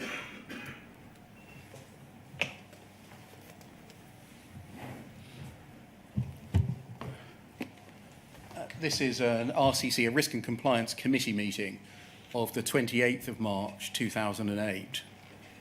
So 4 or so years before the date that you've given us. And we can see that you're present, yes? Yes, yes. And you were, I think, a member of the Risk and Compliance Committee at this time, I was. as Network Director. Yes, yeah. And can we look, please, at page 9? Halfway down the page. Keep scrolling, thank you. Thank you. Crime risk at paragraph 2.5. John Scott presented the crime risk elements of the revised pack. An overview of supply chain and network burglary and robbery incidences were presented. And John explained that supply chain losses were just in excess of the 2006-07 performance. This was indicative of losing more money per attack, and work was ongoing to establish if this spike was indicative of pre-funding over the IA period or whether ATM location was a factor, turning to network. Then year-on-year performance continued to improve, with 2007-08 figures some 22.7% below the same time the previous year. John went on to comment over investment programs introduced by competitors and their apparent successes in reducing attacks. However, as Post Office continued to invest in a variety of initiatives, then it was unlikely we would be unduly hit by way of displacement. A fraud update was detailed, which showed year-to-date fraud figures of 4.6 million captured within 292 raised cases. John advised the committee that a fraud strand restructure had seen greater focus placed on the identification and drive of proactive fraud initiatives, as opposed to simply delivering investigative casework. What would you have understood to have been traditional investigative casework? I don't recall, I'm afraid. I don't recall. I may well have asked in the meeting, but I don't recall. Would that not tend to suggest that at this meeting there was a discussion about investigative casework conducted by the Post Office? There could have been. Are there any minutes of the meeting? I'm sorry, I don't. That's what we're looking at. That's at the minute. No, in which case I don't recall. I'm sorry. Can we go over to page 10, please? Sorry, we're on page 10. If we scroll down.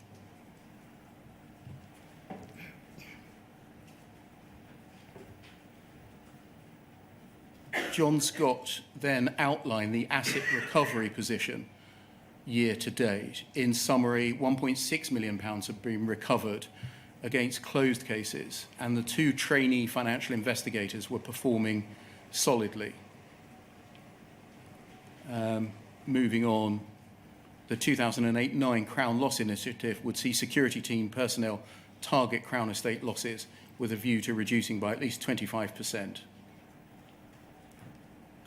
Isn't this indicative of a discussion about the Post Office investigating itself, its own fraud? Yes, it looks as though it is. I'm not sure that I would have taken anything untoward from that. That would be a sensible thing to do across the size of the Post Office estate. So by at least March 2008, you would have appreciated that Post Office conducted criminal investigations in its own name. I don't know that I took that from this. Who did you think was doing the investigating? Two trainee financial investigators, for example. Yes, I can see that. I don't think I would have read anything more into... I can't recall the conversation. I'm very sorry, but two financial investigators would seem to be, or however many, a sensible resource for an organisation to have if it is managing money and it's looking into whether there are examples of fraud. But isn't the whole context of this discussion that the Post Office is investigating? It has its own investigators. It is, yes. And so you would have known by March 2008 at least that the Post Office investigated crime itself. No, I don't believe I would have taken that from this at all. And why not?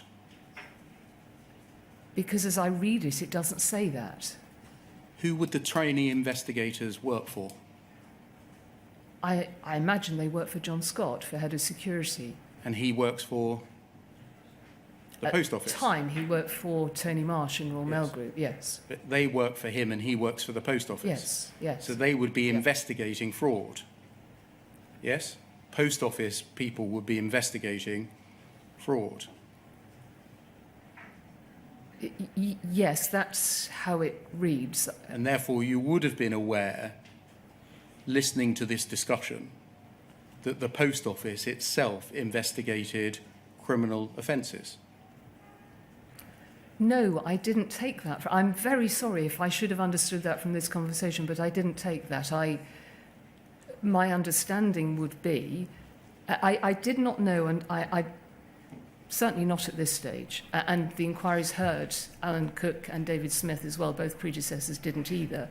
I didn't understand that the Post Office was bringing its, was bringing its own criminal investigations. I don't think I would have thought anything unusual of the fact, because investigation can be taken at all sorts of different levels. I certainly didn't read into this that Post Office was conducting criminal investigations to the level that I later understood, where these colleagues were then producing evidence to a particular standard in terms of, I think it was called the Police and Criminal Evidence Act or the Code of Crown Prosecutors. I didn't understand that. I didn't make that association at the time.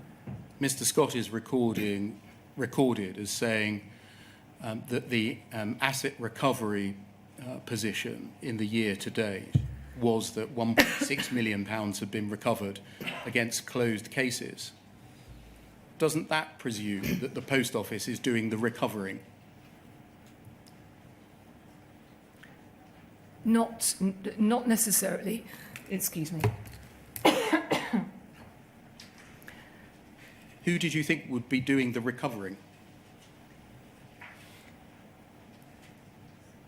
I don't recall the meeting from 2008. It's very difficult to... And I am not trying to be disingenuous in any way on this. I simply don't recall the meeting. I don't know whether more information was discussed in the meeting. I could speculate that I might have thought that if I didn't ask questions, that it was a combination of internal or external recovery. I'm very sorry, but I simply don't remember and don't know. I wouldn't expect you to remember what's discussed at a meeting so long ago. But would you agree that this record of the meeting, from this record of the meeting, it's reasonable to infer that the position was that it was openly discussed that the Post Office was conducting investigations of its own staff and recovering money from them?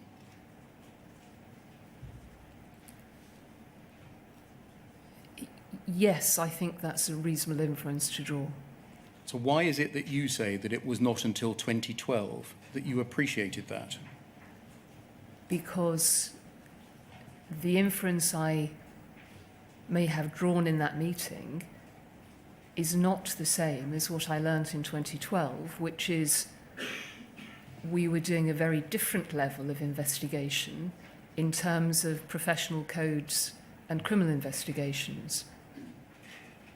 The only acceptable answer to the questions you're giving me on this is that I should have known and I should have asked more questions, and I and others who also didn't know should have dug much more deeply into this. When I joined Royal Mail in 2007, and this is a year later, it was an organisation in which postmen and women, sub-postmasters, were investigated and I now know, prosecuted by the organisation.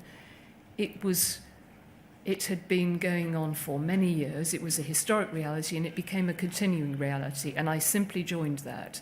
And it was a serious mistake that I didn't understand before 2012 the extent of what this meant, and I didn't. And I'm really sorry.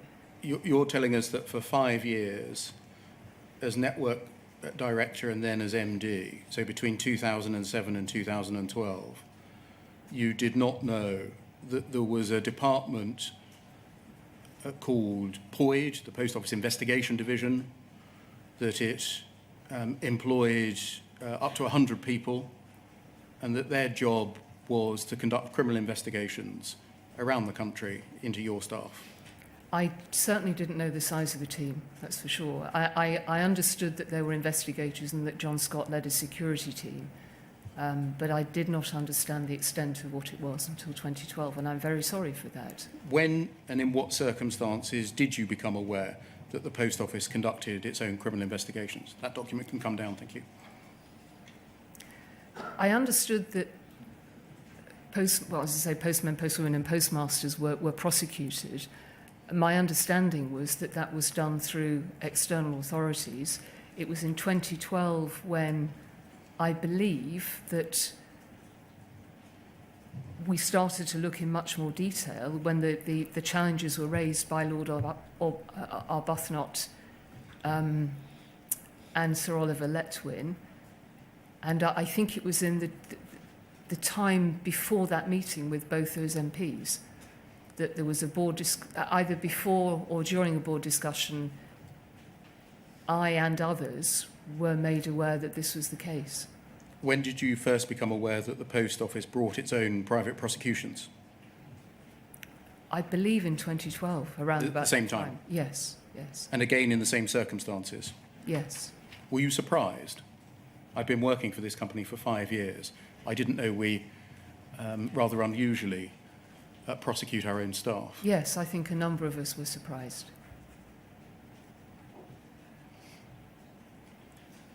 Was there no discussion of that in all of the years that you served on the Risk and Compliance Committee? Not that I can recall. Was there any discussion, so far as you can recall, before 2012 amongst the Post Office Board or the executive team concerning the discharge of the Post Office's prosecutorial function? No. And do you know how that is, that this little backwater of activity was going on without anyone at a senior level seemingly knowing about it? That's the point I was trying to explain earlier, is that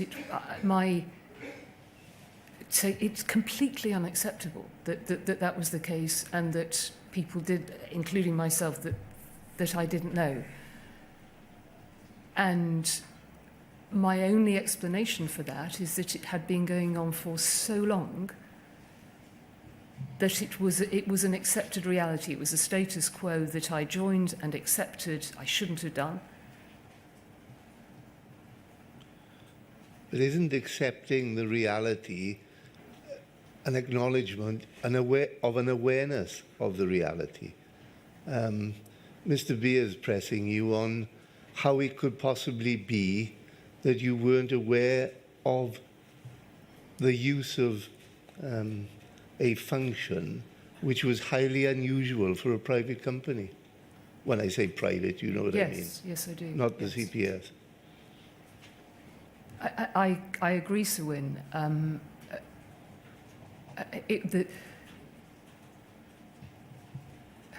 The way Mr. Beer describes it is that it was a function that one didn't hear about.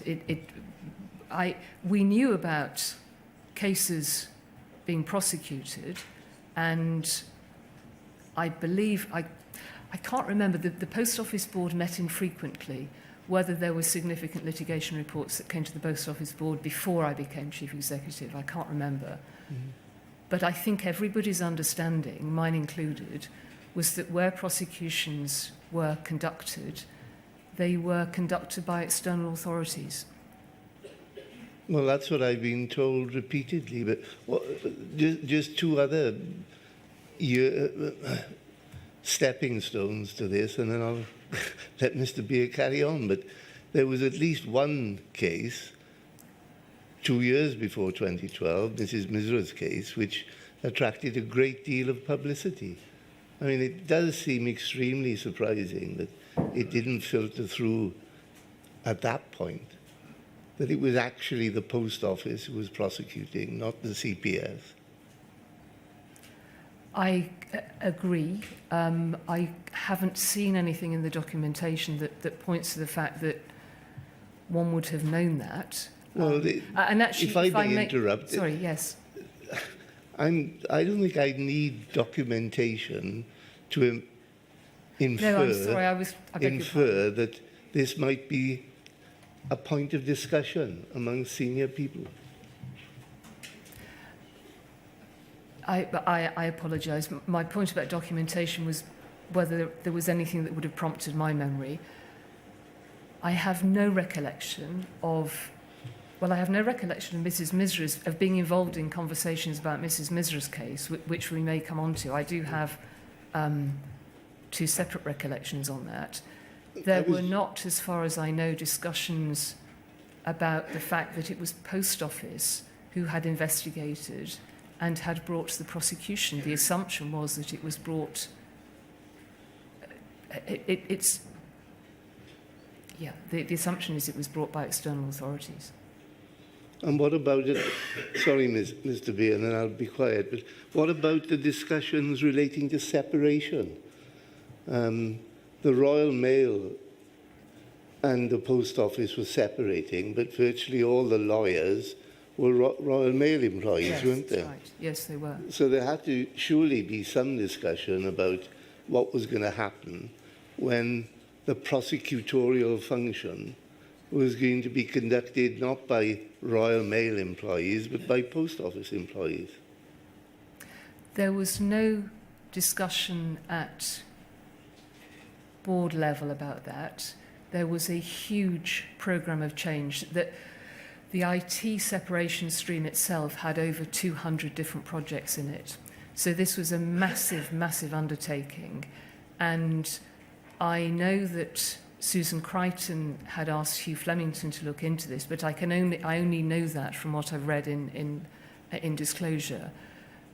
There was clearly discussion going on. The project itself was led by Mike Young, who was the Chief Operating Officer at the time. But I don't believe there was any discussion about the fact that it was Post Office bringing prosecutions.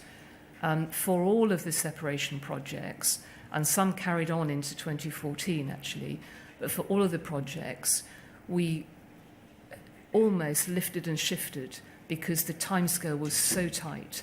So the investigation, the security team, the legal, the IT, etc., anything, HR, anything, company secretary, anything that was done within Royal Mail Group was moved almost unchanged into Post Office, and then in some cases was reviewed later, where they could make changes as they did it.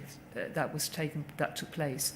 But my understanding on the legal side is that it was literally that the service was taken into Post Office in the same way that it ran in the Royal Mail Group. Sorry, Mr. Beer. Yeah, thank you. Did you know of the fearsome reputation of the Post Office Investigation Division amongst sub-postmasters? Not at the time. There were, when we got into the feedback from Second Sight and the complaint and mediation scheme, yes, there were complaints made by postmasters, and those were picked up straight away, part of the branch support programme, but also Susan Crichton commissioned a piece of work which I don't know what happened to it, but looked into the investigation team. I, at the time, was sponsoring a culture change programme in the post office, and so when I heard about that feedback, I personally spoke to John Scott and was involved with him in a couple of workshops on the culture change. The response I got back, as the inquiries heard, is that he was surprised at the feedback. But and when you spoke to John Scott about this, yes. Did you say, John, I've been in the organisation 5 or 6 years now. I didn't know you had a team of 100 people that were investigating up and down the country sub-postmasters and sending them to prison. How come I didn't know? I spoke to John Scott about this, I think, in 2014. I don't know his team was that size at the time, and I spoke to him very seriously about the culture and the behaviours and the fact that sub-postmasters and colleagues that worked in post offices were really important to us. John understood that. I'm concentrating, sorry to speak over you, I'm concentrating on how this thing was going on, that dozens of prosecutions occurred when you were network director, dozens of prosecutions occurred when you were managing director. Collectively, hundreds of prosecutions went on, conducted by the post office, having been investigated by the post office, and you didn't know about it until 2012. So when you spoke to John Scott, did you not say, how's this all been going on? Who's managing you? Why doesn't the board know about this? At the time I spoke to John Scott, all that had changed. We had stopped prosecutions, his team had been substantially reduced in number, and we were looking into the complaints made by the sub-postmasters. So thank you. Can we take our second break? It means we're going to go into the traditional lunch hour a bit, and I hope that's... I think we'll manage that, Mr. Beer. Thank you, sir. So until 22, I think.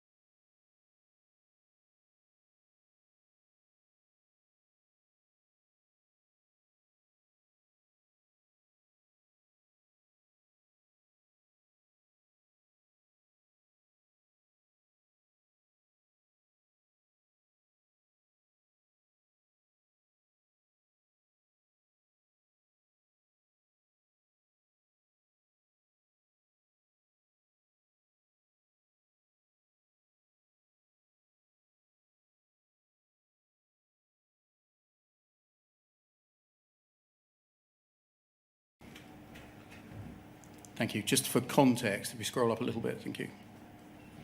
An email from Michael Rudkin to Alan Cook of the 15th of October 2009. So by this time, there had been the Computer Weekly article of May 2009. The JFSA had been formed and complaints had started to come in from the JFSA. And Mr. Rudkin is saying to Mr. Cook, I presume you've already seen the article in the Convenience Store magazine. Is this article likely to have any impact on the contracts we already have with our existing banking partners, etc.? Next paragraph, a Horizon Pressure Group is formed there to meet at Fenny Compton Hall in the Midlands. And then if we scroll up, please, see Mr. Cook's reply. A little more, please.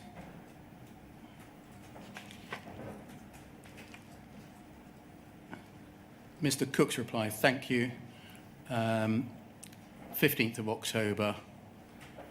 I know, this is to Mary Fagan. Do you remember who she was? I do. What function did she perform at this time, October 2009? She was the Group Communications Director for Royal Mail. I know you're busy right now, but in Richard's absence, can you get someone to see what we can about this developing situation outlined below? There's a steadily building nervousness about the accuracy of the Horizon system and the pressure on it as well now. It's the more strange in that the system has been stable and reliable for many years now, and there's absolutely no logical reason why these fears should develop now. My instincts tell that in a recession, subbies will have their hand in the till, or subbies with their hand in the till, choose to blame the technology when they're found to be short of cash. And then bizarrely, the author of the email below was a very senior sub-postmaster in the Fed, who I know well, but whose wife was found to be defrauding us. And we have prosecuted. Can you see that? Yes. And if we just scroll up the page, please. We can see that this email chain was sent to you. Yes? Yes. What would you have understood in reading an email which said, we have prosecuted the sub-postmaster's wife? The same as I mentioned before. Which, so I beg your pardon, which was that a sub-postmaster was prosecuted by external authorities and that the case was made by the Post Office. I wouldn't have read into that the Post Office was a prosecuting authority. Wasn't it the case that it was commonly understood by the senior management that the Post Office investigated its own cases and prosecuted its own cases? And that's why this is being spoken about openly here. We prosecuted her. No, that isn't the understanding I would have had at all. If we scroll back down to Mr. Cook's email, he says that his instincts are that in a recession, subbies with their hands in the till blame the technology when they're found to be short of cash. Was that a sentiment that you agreed with? No, I never used the word subbies. I thought it was completely the wrong word. What about the more important thing about them having their hands in the till? I beg your pardon. I wasn't avoiding answering that question. Neither. Either calling them subbies or people with their hands in the till. As I explained earlier, the only understanding I had was from that conversation with George Thompson in 2010. Yes. Okay, that can come down, thank you. Can I turn to the issue of complaints about bugs, errors and defects? In your witness statement, there's no need to turn it up. You say, at paragraph 104, page 39, I had no knowledge of the Horizon system when I joined the Post Office. I'd not heard of any problems with the system before I joined, nor was I briefed of any during my induction. No one at the Post Office told me that there were bugs, errors or defects, or that the system lacked integrity, or that there had been allegations or concerns about bugs, errors or defects in the system. Can we look please at, and we have this on the screen please, your first witness statement, page 300, paragraph 634.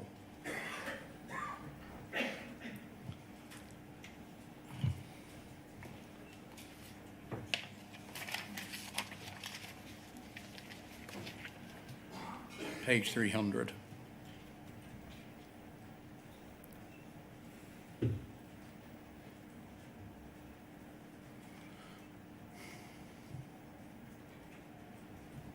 Six, 3, 4.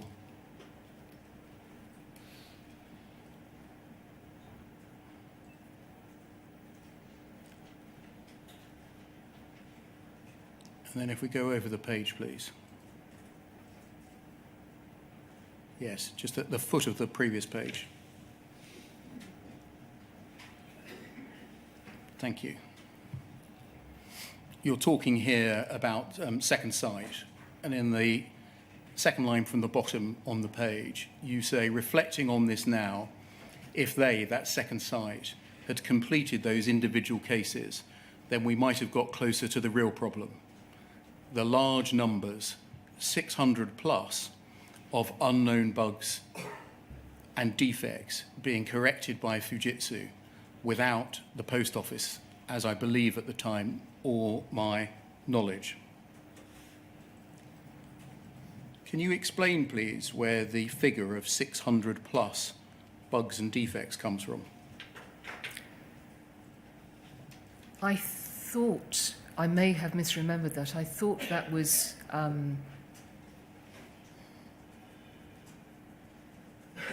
raised in the Horizon Issues trial, and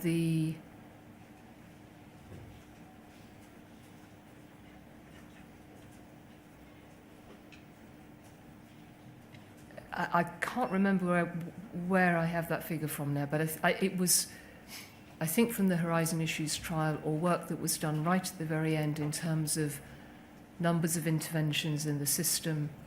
That's essentially what I'm asking you, where you got the number of 600 plus bugs and defects in Horizon from.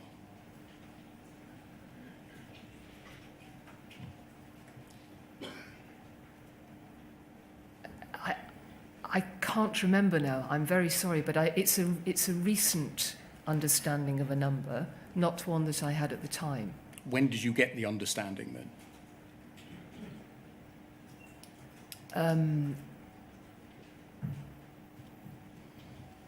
I think after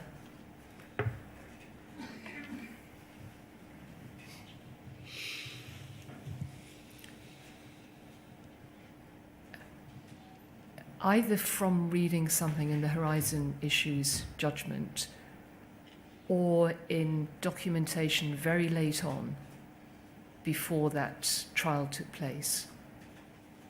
So you think it whilst you were still in the post office? I can't remember. I'm really sorry, I can't remember that. There's a briefing note prepared by Womblebond Dickinson for the litigation steering group in November 2018, which says that statistical analysis conducted by Robert Warden, the defence expert, calculates that the absolute worst, there have been 672 bugs in Horizon over the last 18 years. Do you think that's what you're referring to? Possibly, and not from the time, because I didn't see steering group papers. I don't believe so, anyway. Are you aware of any documents produced in, for example, 2013 or in the years that followed, which demonstrate or suggest that there were 600 plus bugs and defects in Horizon? I don't believe so, no. When you refer to 600 plus bugs here, are you referring to bugs of any and all types, or Yes. just bugs that have caused or could have caused balance shortfalls in sub-post offices? I imagine that I'm referring to any and all sorts. I think the two experts agreed on a list of, I can't remember if it was 21 or 29 that potentially could have affected branch accounts. Thank you. So this essentially is referring to after acquired knowledge, Yes. essentially something that you're saying, I've read a document now Yes. that I didn't know about at the Absolutely. time. If Second Sight had carried on with its work, it may have established this. Very possibly, yes. Thank you. That can come down. Can I turn to a series of issues raised with you by sub-postmasters, by Detica and by Second Sight about the existence of bugs, errors and defects in Horizon? And can I start with the Detica report? You know that on the 1st of October 2013, Detica produced a report on fraud and non-conformance in the Post Office. I don't have any recall of this document or the report. That's what I'm going to ask about, why it didn't make its way to you. Yes.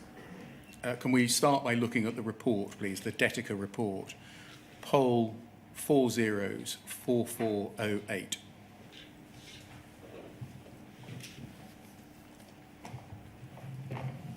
Can you see that it's dated the 1st of October 2013? Yes. It's 51 pages long, and it's produced by Detica. Now, this report, I'm not going to turn up the email in the interest of time, was widely disseminated in the upper echelons of the Post Office, including to Leslie Sewell, Chris Oyard, and Angela Vanden Bogart. The cross-reference for that is poll 00342987. Now, the report is very familiar to the inquiry. It highlighted a wide range of deficiencies across the IT estate of the Post Office and its systems and processes. I just want to highlight a couple of parts to you. Page 11, please.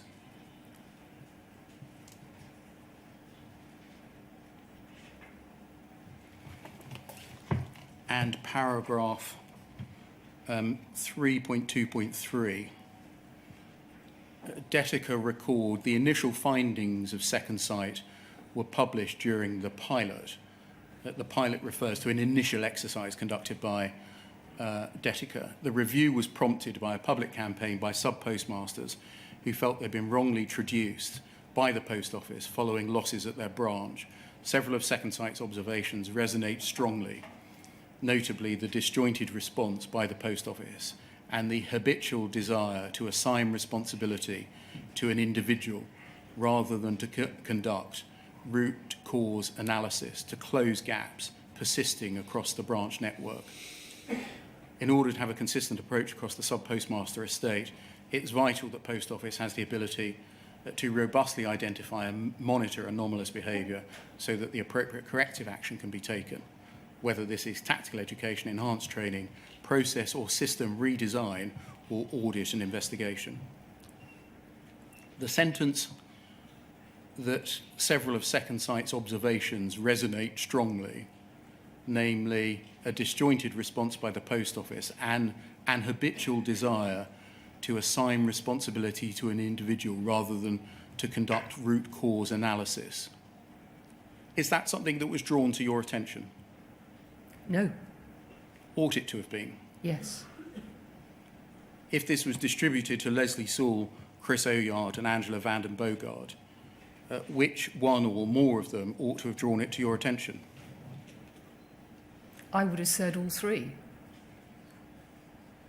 This is essentially marking some of Second Sight's homework and agreeing with it, isn't it? It is, yes. That's an important fact for you, isn't it?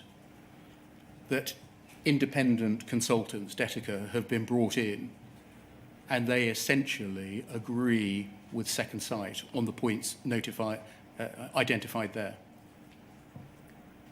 Yes. Do you know why Leslie Sewell, Chris Oyard or Angela Vanden Bogart would keep this kind of information from you?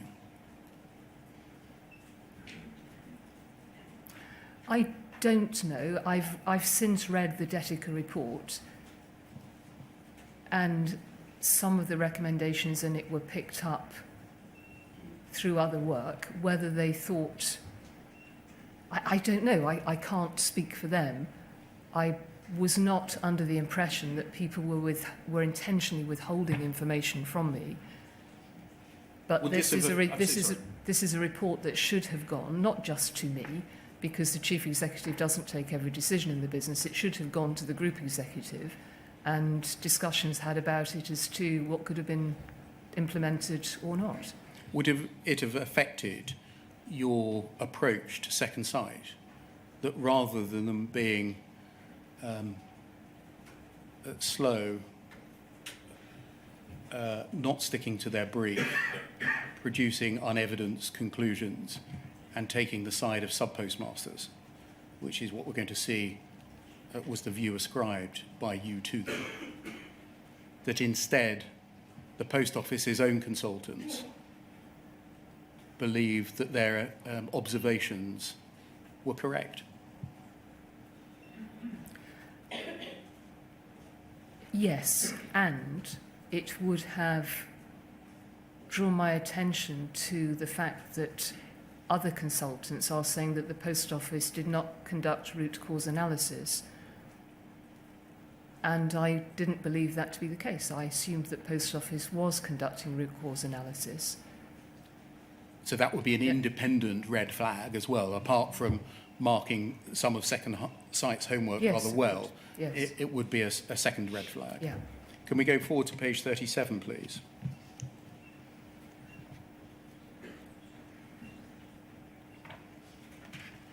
At the foot of the page, sorry, if we just look at the top of the page to get the context, conclusions and recommendations. And then at the foot of the page, 7.2.2, under complex and fragmented systems, Detica concluded Post Office systems are not fit for purpose in a modern retail and financial environment. Was that conclusion drawn to your attention? No, I mean, none of the conclusions from this report were drawn to my attention because I didn't see the report. That wouldn't have surprised me as a conclusion. The Post Office, what was the date of this report, please? 1st of October 2013. Yes. We were beginning to look at restructuring a lot of the IT provision because one of the additional challenges, as well as the points that are raised in this, was the IT needed to be much more fit for purpose in terms of a digital world. Many of the products and services we were selling were digital or trying to sell. Thank you. That document can come down. So you didn't read Detica's report at the time because it wasn't passed to you? Yeah. You knew they were conducting a study? I don't know that I did. Were you informed of either the fact of the pilot study or any of the findings? I don't believe so. Looking at it now, this is a detailed report by independent third-party contractors expressing serious concerns about Horizon, Post Office IT systems more broadly, and the Post Office's processes and procedures. Ought that to have been drawn to your attention? Yes. Was that a serious failing of Miss Sewell, Mr. Oyard, and Miss Van den Bogart? I find it very strange that it wasn't brought to my... And it isn't just to my attention, it's the attention of everybody else who had responsibilities in terms of the running of the Post Office. There's information in here that would have been incredibly useful to the network director, for instance, in terms of conformance. Have you any clue why they would want to keep you and the executive and the board out of this information?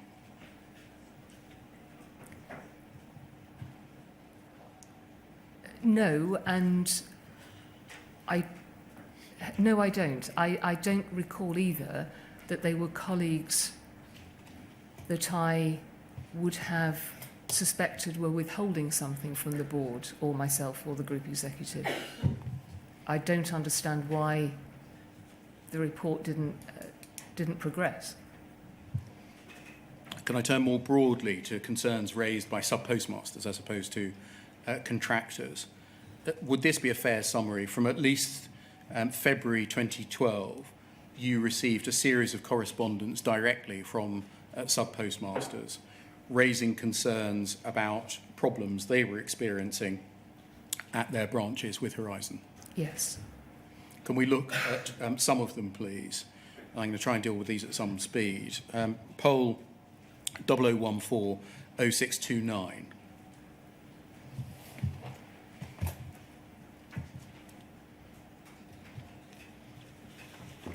And page 3, please. Foot of the page. An email from Pervez Nakvi, dated the 4th of February 2012, directly to you. I'm sure you're expecting my email, but I've been quite busy in court, hence did not get time. On Wednesday, before I left for court, I turned down 7 customers who wanted to withdraw the £600 limit. And then I was informed by my wife that she and the staff also turned down another 8 besides the other usual withdrawals, during the period when the Horizon went on its usual mood swings. I'm sure there should be a clause in the contract to penalise Horizon for these constant breakdowns. As such, these can be passed on to the sub-postmasters to offset their losses and frustration when this happens. By the law of probability, I'm sure it will happen again at peak periods, especially at Christmas. And then if we go to the top of the page, and if we just scroll a little further down, that's it. We can see this is your reply the next day, directly in response, copying in Mike Young, George Thompson, and Leslie Sewell. You say, Mike, Leslie, Pervez is a respected sub-postmaster who also happens to be a magistrate, I think, hence the court references. I'd be grateful if you'd reply. It's very frustrating to receive emails like this. He's right to raise it. It is my understanding that Horizon is reliable and we're within the tolerances. But if trusted individuals like Pervez are now not feeling that's the case, are we monitoring the right metrics? If we think we are, might it be possible for you to get a direct link to Pervez so that we can monitor accurately what is happening in his branch? Pervez, it might be that the perception is worse than reality, as any outage is not acceptable to staff and customers, but it's possible that it's within accepted tolerances. Was it relevant to you that the person raising the complaint was a trusted individual? I responded to all complaints in exactly the same way. I happen to know Pervez well, so that was an additional piece of information, but it wouldn't have made any difference whether I knew the sub-postmaster or not. So all complaints raised by sub-postmasters and mistresses, whether they were magistrates or not, or held other trusted positions, should have caused you to investigate or caused to be investigated potential Horizon issues? I would hope so. I'm sure there are cases where that was not the case, but I would have tried to have approached them in the same way.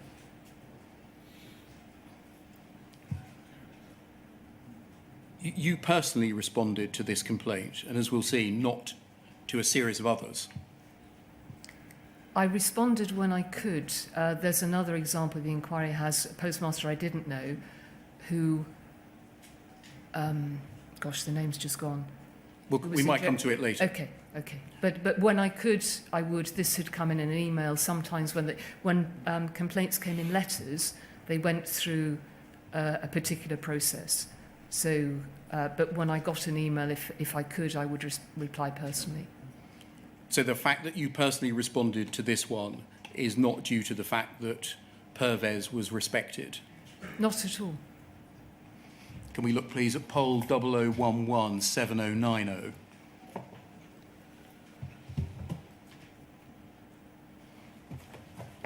Moving forward to the next year, to September 2013, you can see the date there.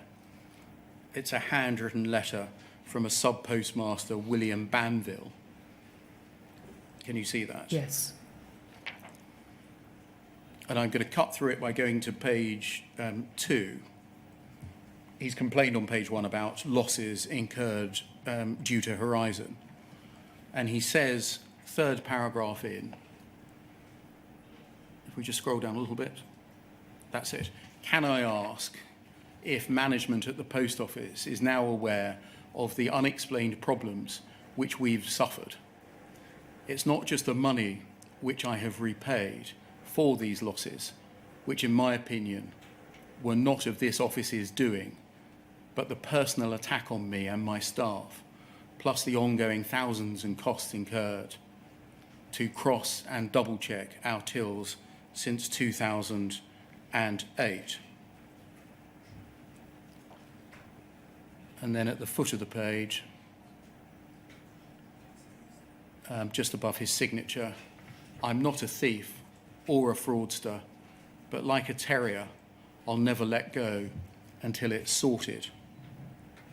This letter would have come directly to you, would it? No, I imagine it would have gone through to the executive correspondence team. If we look at page 1 and see the stamp at the top of the page, Yeah. can you see Chief Yes. Executive's office? Yes. So the process is that it would have come into my office. My PA would have sent it to the executive correspondence team. There would then have been, they would have gone out to different specialists across the organisation depending on the content of the letter. And I would then have had a reply back to me with a file behind that reply that might detail the issues that were raised in the letter. And so would you just get the draft reply, or would you get some primary evidence of the investigative steps that had been taken to substantiate what was said in the reply? I'm sure there were cases where it didn't happen, but I remember when I first took on the role and had letters like this about many different things, and I was given a draft or a reply to sign, and I refused to sign it until I was given some of the primary evidence. So after that, I was then presented with a letter to sign and a file behind it that carried the details from the people within the organisation as to how the reply had been compiled. So you wouldn't just sign off draft letters? No, not. You I'm wanted sure to, you will find something where I did. I mean, I had hundreds to do and other priorities as well as these to deal with, but I remember asking to see files. I wouldn't just take something and sign it. Thank you. And I would always read the letter. Can we move on, please, to poll 0011 6166?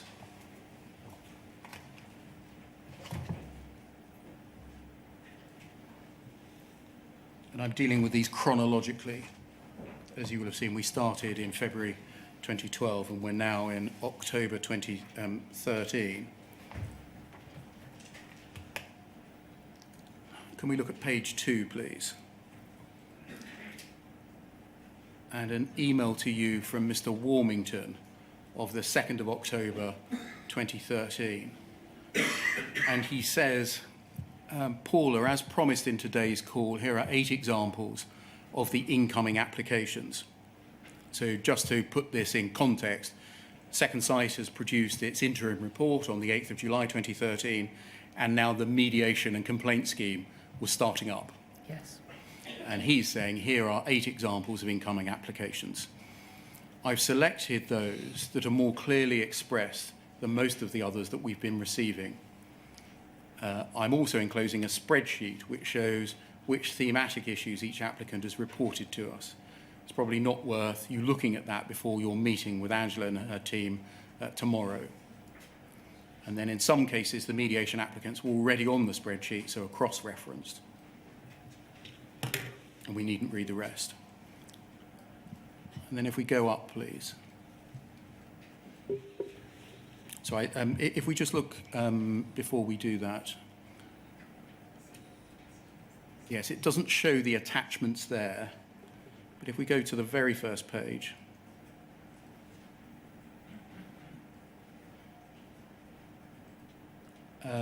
it says example applications. And I think we know that there were 8 attachments to this email. Yes. They were the initial complaints of sub-postmasters or former sub-postmasters. And they included, I'm just going to list them for the transcript and for future reference. There's no need to display any of these. Lee Castleton, poll 3009-9683. Keith Jones, poll 3009-9684. Jane Brewer, poll 3009-9685. Alan Lloyd Jones, poll 3009-9686. Pamela Stubbs, poll 3009-9687. Noel Thomas, poll 3009-9688. Jacqueline MacDonald, poll 3099689, and Caroline Jack, poll 3099690.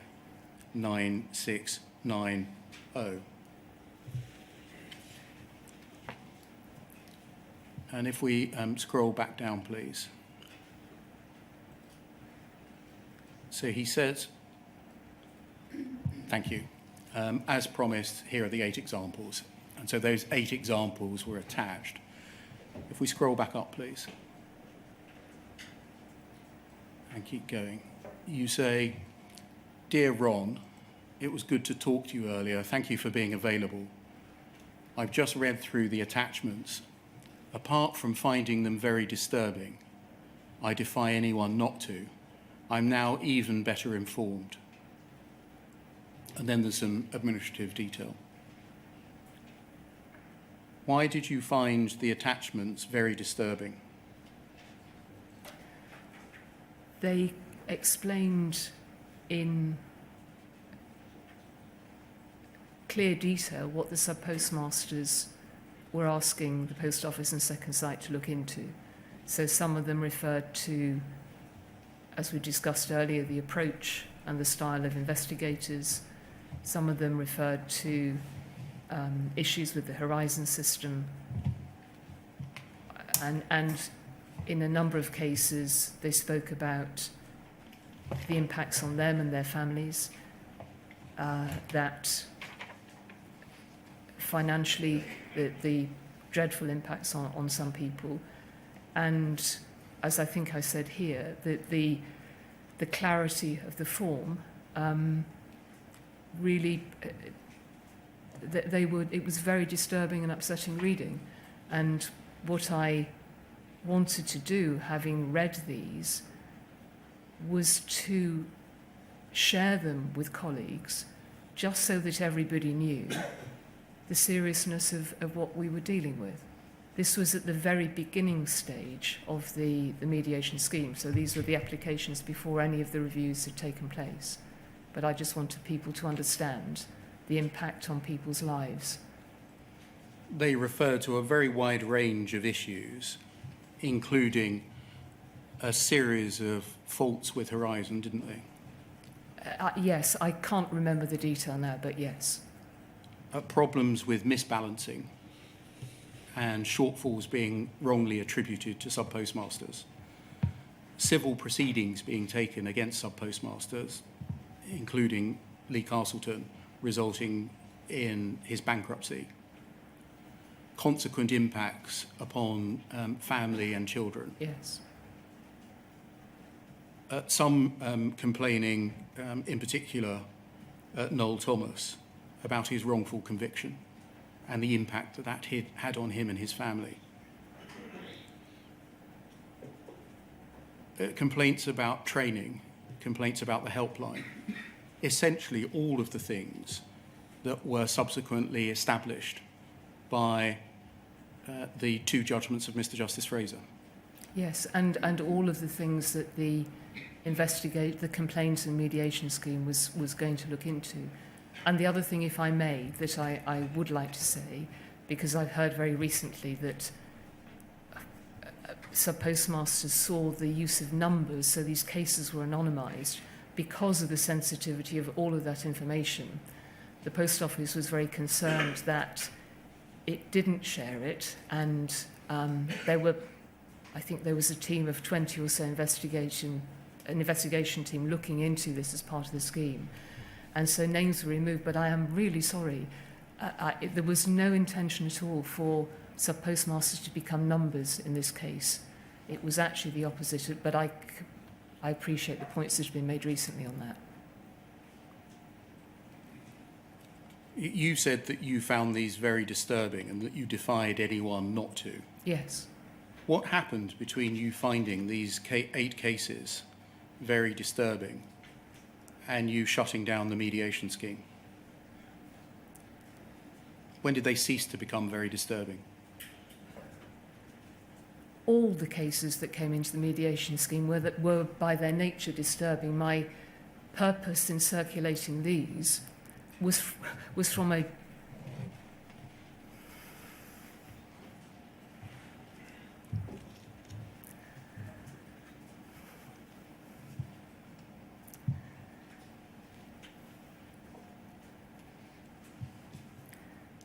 It was from a point of view of compassion. What system? That the, Sorry. that the colleagues working on them and those who... There were many questions in the there were questions in the organisation at a board and a group executive level about whether, and this is in documentation, this was a distraction of management time. When I read these reports, it seemed to me that this was an important distraction of management time, and that any colleague who might think that this was not a good use of money to be invested by Post Office and time invested in investigating it was clearly wrong.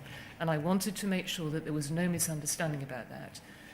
To your question about what happened between them and standing down Second Sight, this was the ambition, was to look at all of these cases in as much detail as possible, and my understanding was that is what the team were doing. Second Sight and the Post Office team went through my understanding was they went through the details of these cases. This is right at the very beginning where we're simply dealing with application forms. And by the time Second Sight was stood down in 2015, I think, the view was that nothing had been found, that where the Post Office had looked at each case, there were explanations, and we were still waiting, I think, when Second Sight were initially stood down, for them to finish some of the reports. They then finished the reports, and the responses that I and the board and other senior management had back was that in every case there was an explanation for what had happened, and we would then go into mediation, and where we were dealing with cases that had been through the courts, they were going through the Criminal Cases Review Commission and could then go through a form of appeal if postmasters felt that was an appropriate next step to do. Did the Post Office use a series of tactics and systems to iron away these very disturbing complaints over the next 18 months? That was not my understanding. How was it that what struck you as very disturbing complaints ended up as being without substance? My understanding was that every complaint was looked at in detail. They were reinvestigated. Information from Fujitsu was sought, data was looked at. Second Sight, I know on one or two occasions, and this sounds very hollow now, I am very, very sorry, but complimented the Post Office on the standard and the detail of the investigation. And it's completely unacceptable and deeply sad, and I am very sorry that we didn't reach the right conclusion on these cases. Thank you. So that might be an appropriate moment. Might we break, please, until 2:15? Yeah. Thank you, sir.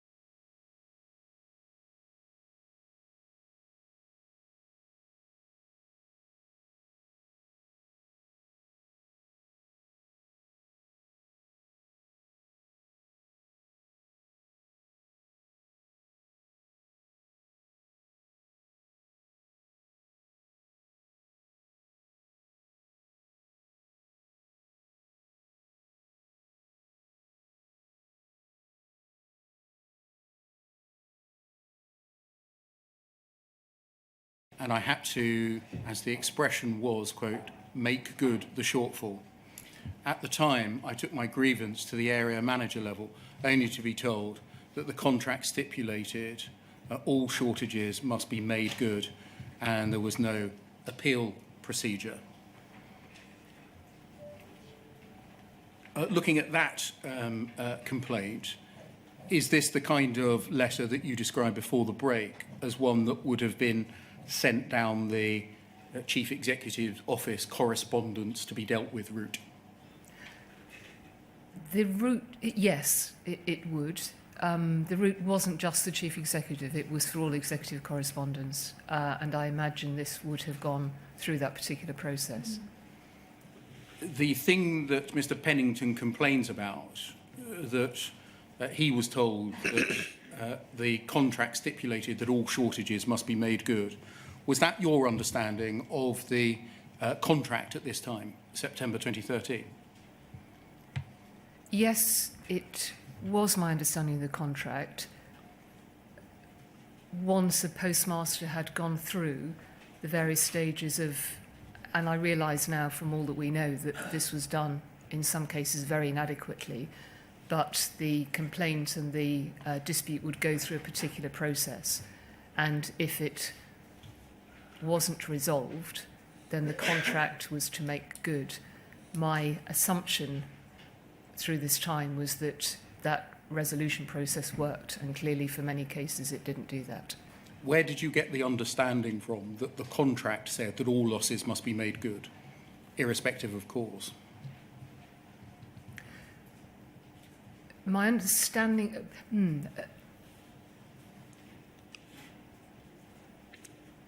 it was a fact within the organisation.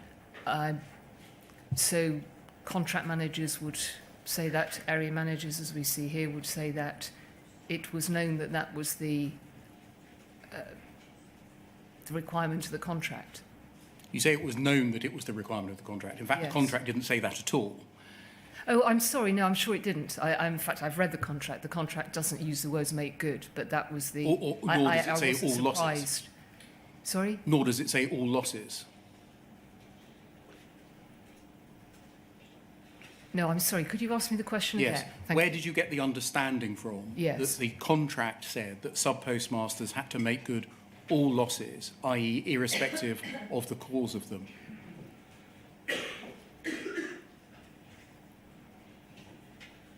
I'm not sure that I had that understanding. What was your understanding by September 2013 of the operation of the contract so far as sub-postmaster losses was concerned?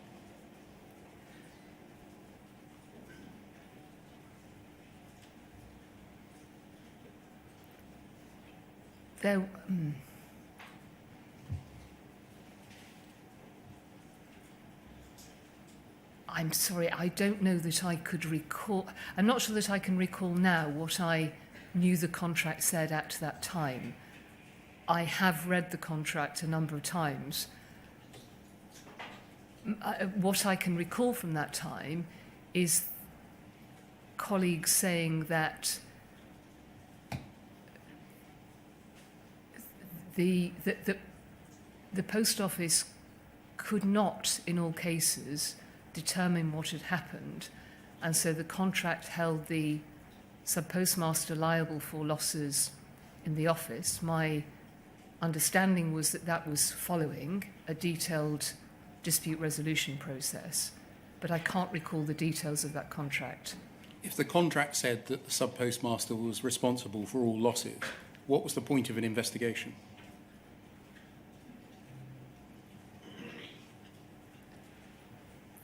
The point of the investigation would be to make sure that would be to find the cause of the loss, because Why was the cause of the loss relevant if the sub-postmaster had to make good all losses?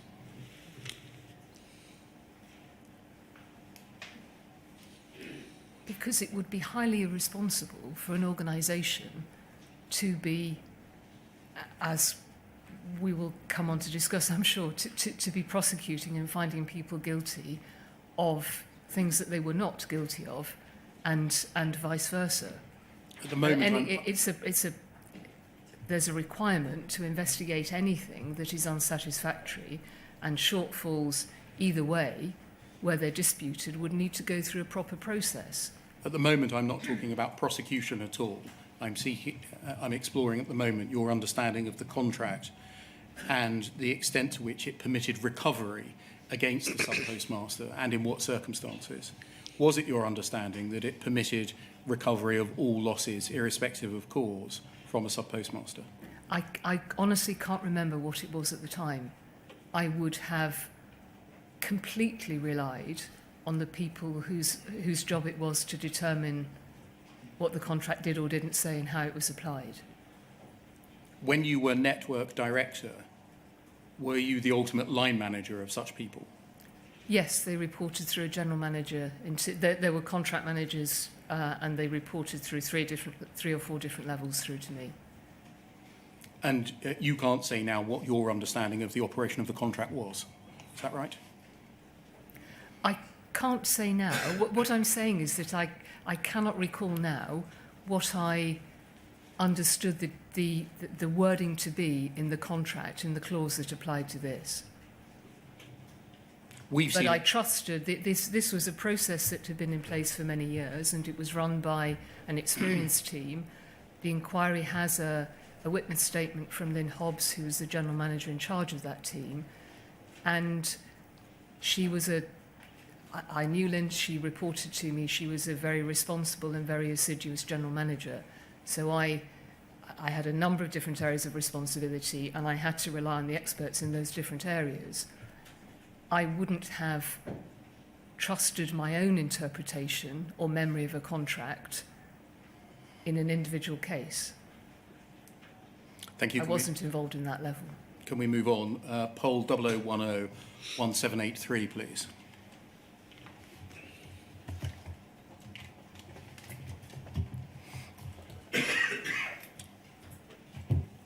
An email to you, we're in late 2014 now, from Tim McCormack. And if we scroll down, please. Thank you. Dear Paula, so it's directly to you. Yet again today, Mark Davis, speaking on behalf of the Post Office, relied on the defence that there are no systemic errors in Horizon, and that this is proved because we deal with so many customers per day in so many branches. Just stopping yet there, that was a frequent refrain of the Post Office at this time, wasn't it? It was, and it was one that I used, and it was true, and it was completely unfair in these cases. I think it arise from time to time and are fixed, some involving automatic transaction corrections. Paula, as I keep saying, you're surrounded by people in your office that tell you all is well. You have no personal knowledge of operating Horizon, nor probably any in-depth technical knowledge. What if the people that are telling you all is well have the same attributes? I know of more than one, but one in particular. It exists. It occurs at different times in different branches. It is noticed. They're reported to the MBSC. The sub-postmaster knows how to get his money back, so you don't hear many complaints. You'd hear from the audit team if they caught someone doing it, though. So why haven't these intermittent errors been fixed? To put it simply, because they're intermittent. There's no sequence of events that can cause this error to reoccur in any particular branch. How can you fix something that you don't know what caused it in the first place? You have to throw the whole thing out and start all over again the only way. I'm pretty sure I can arrange for the error to be replicated, etc. What steps did you personally take in response to Mr. McCormack's email? I can't remember in terms of this particular email, but I I'm aware that there are others that I responded to Tim personally. I responded to Tim personally and then asked for issues to be followed up. Mark Davis or Rob Williams? Rod Williams in 2016. And why was that? I had... So, first of all, I am very sorry because Tim McCormack had an insight into what I said earlier, which is the lesson of me being too trusting, I think. The comments he makes in this with hindsight ring true and are hard to see again. I had numbers of emails, but over the years replied to Tim. And he has said this in his statement, his emails became more extreme in their tone to me. I understand today exactly why that's the case. And Exasperated? yes. And I understand why that's the case. But what did you do? Sorry. But the tone of the emails became difficult to deal with, and I was advised that the best way of responding to this was to... So in every case, as far as I recall, we picked up the issues that Mr. McCormack raised. And properly investigated them? I beg your pardon? And properly investigated them? The one I can remember clearly was I think, around 2016, where a full investigation was put in place, and what I was told back was that we had found the explanation for the issue that he was raising. I can't remember in this particular case. The catalogue of systemic errors that he is raising with you? I can't remember, no. Can we but move generally, I followed things through. But clearly, if I had, not sufficiently. Can we move on, please, to poll 0015-0178?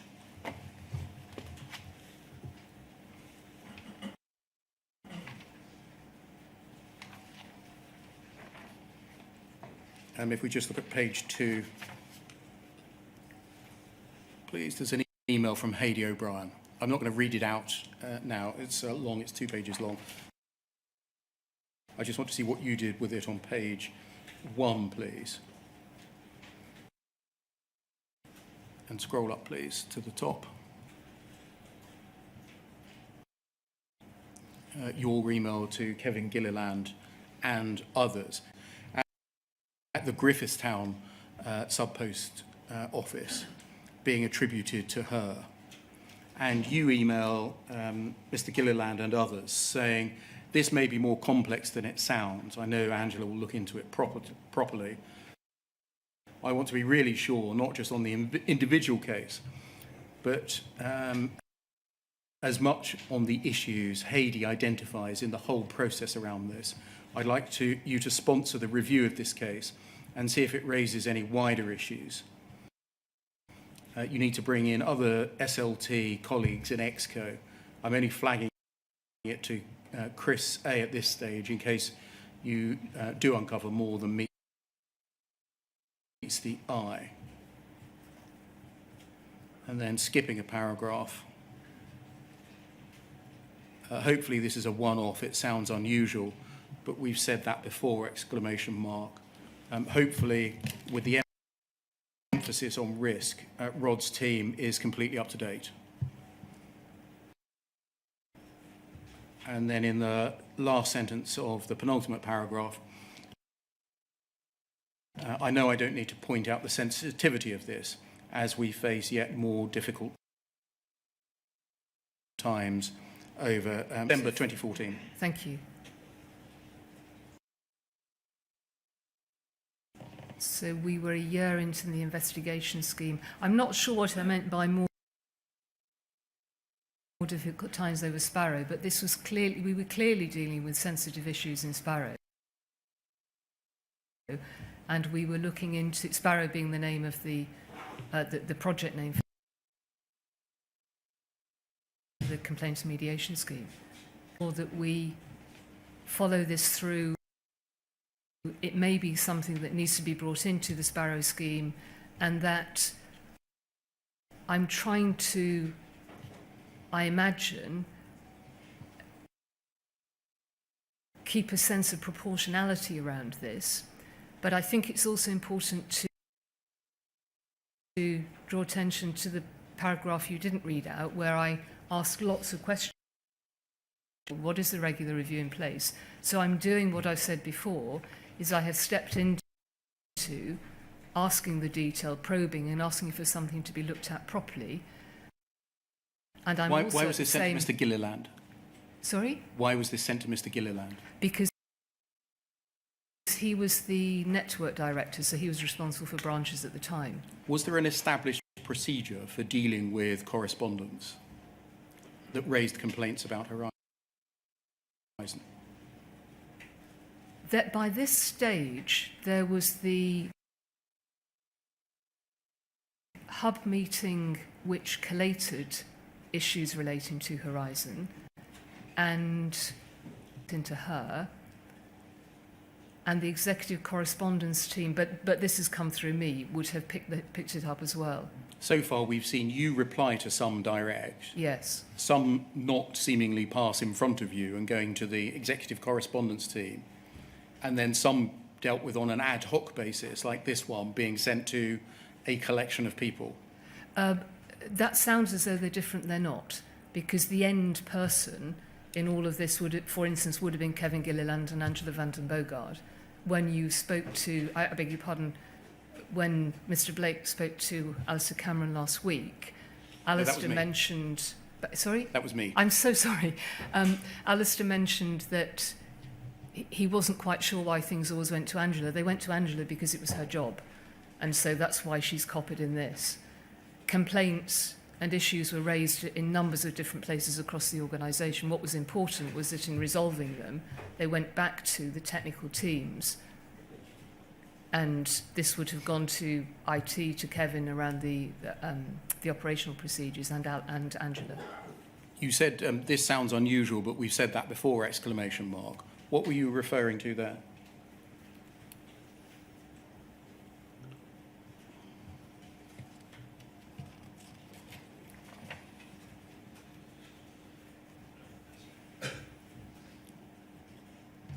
I don't know that it's anything more complicated than what I'm saying, which is that I presumably have raised issues previously which have been new news to me, and then found out that necessarily they wasn't. I don't think I'm making any deeper observation than that. Was there any system in place to collect together correspondence of this kind?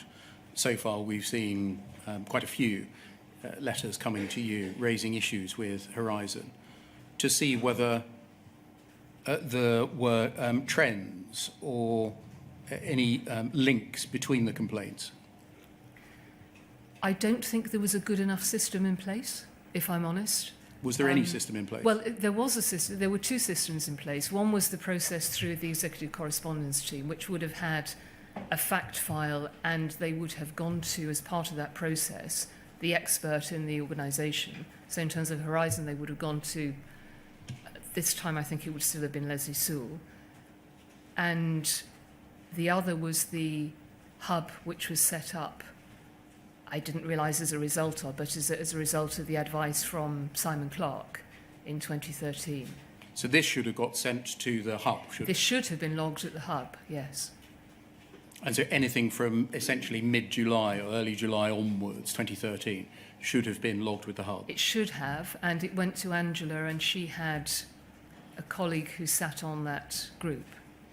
And so if in the inquiry we've seen a series of individual responses pass through the executive team, quite often with Mark Davis's input to them, which say Horizon conducts so many transactions a day, so many transactions a week, it processes so many millions of pounds a year, there isn't a problem with the system.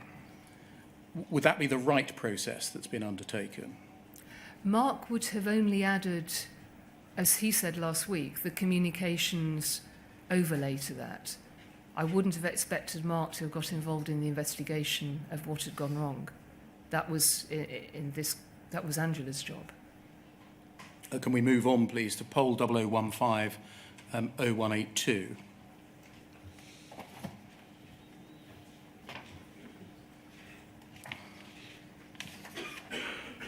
Foot of this page, please. It's the same chain of correspondence involving the Griffithstown Sub-Post Office. And by now, Kevin Gilliland has responded to you. And you say, thanks, just watch that Angela doesn't jump to any defence, or even worse, assume she knows the answer.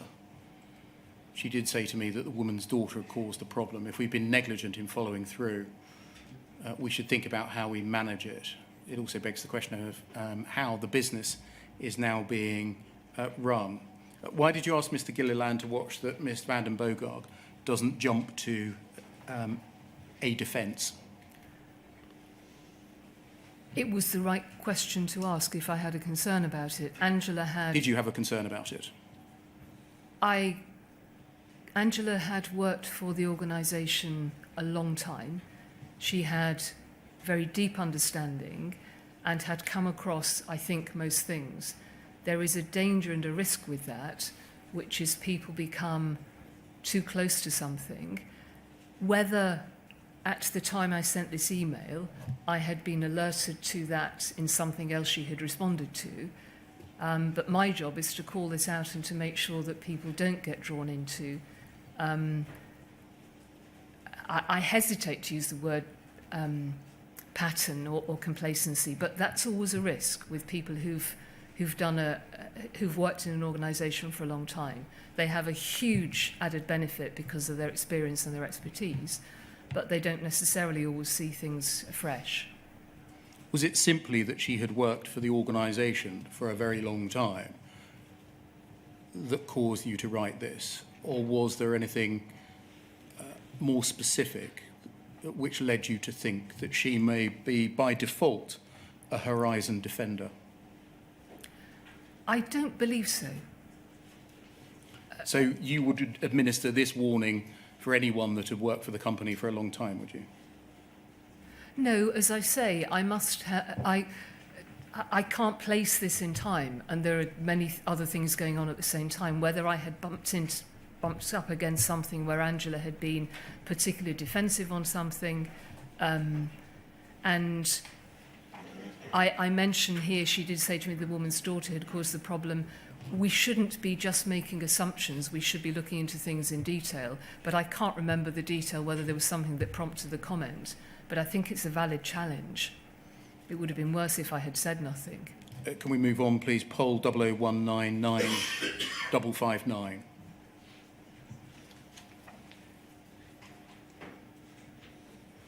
This is a letter to you from Toby Perkins MP, the member for Chesterfield, of the 16th of December 2014, about Mr. Harjinder Singh Buttoy. You'll see in the first paragraph he says that he's been contacted by Mr. Buttoy re his conviction of theft. In the second paragraph, it says that following audit, Mr. Buttoy was arrested and convicted of 10 counts of theft through false accounting totalling over £200,000. He's always denied the allegations and pleaded not guilty to all charges. He was sentenced to 3.5 years in prison. This forced him into bankruptcy and having his reputation ruined. And then Mr. Buttoy asserts, like the many other sub-postmasters wrongly convicted of theft, it was errors caused by Horizon transaction processing system that created the financial discrepancies that led to his conviction. Would you have seen this as a different angle, namely a sub-postmaster's constituency MP making the suggestion on behalf of his constituent that the Horizon system was responsible for losses that had led to a man's wrongful conviction? I'm sorry, I'm not sure I understand the question. Would I see it as a different angle? To the email and letter complaints that had come directly from sub-postmasters.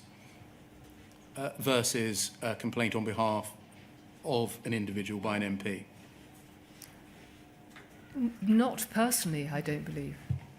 And so would this have been administered in the usual way through the executive correspondence team? Yes, it would. I believe, but I can't recall now, that there was no,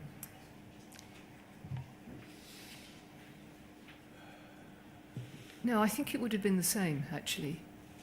There was a flag process for MPs, because I think the Post Office had a commitment to copy it to bring other people into the loop or something. But from a personal point of view, I wouldn't have seen this as any different. And so this would have, would you have even seen this letter? I don't know. It wouldn't. From memory, it wouldn't have made a difference that it was from an MP or a sub-postmaster. I worked very long days, and very often my days were back-to-back meetings. Sometimes I would see letters as they came in. Sometimes I would see something on my PA's desk and I would ask to look at it. Other times I wouldn't get them until they'd come back from the executive correspondence team. It would really depend on the day in the diary. Was there a way of keeping you informed, essentially, of the temperature of the business in relation to this issue? I.e., how many complaints from sub-postmasters you were getting about Horizon? Or did it depend on you spotting something on the edge of the desk? No, there wasn't. This could have been done much better. There wasn't a regular report on it. But as you're showing, this was over such a long period of time that the challenge is the organisation didn't keep, I think, a good enough record on this type of matter. They were dealt with, they were followed through, I believe, very, very thoroughly, and they were looked at by the experts in the business. Fujitsu were involved where they needed to be. I did not have a regular report on the numbers of these coming through, but there may not have been, in the context of the timescale that this spans and the numbers coming through, it may not have seemed to people that there were that many.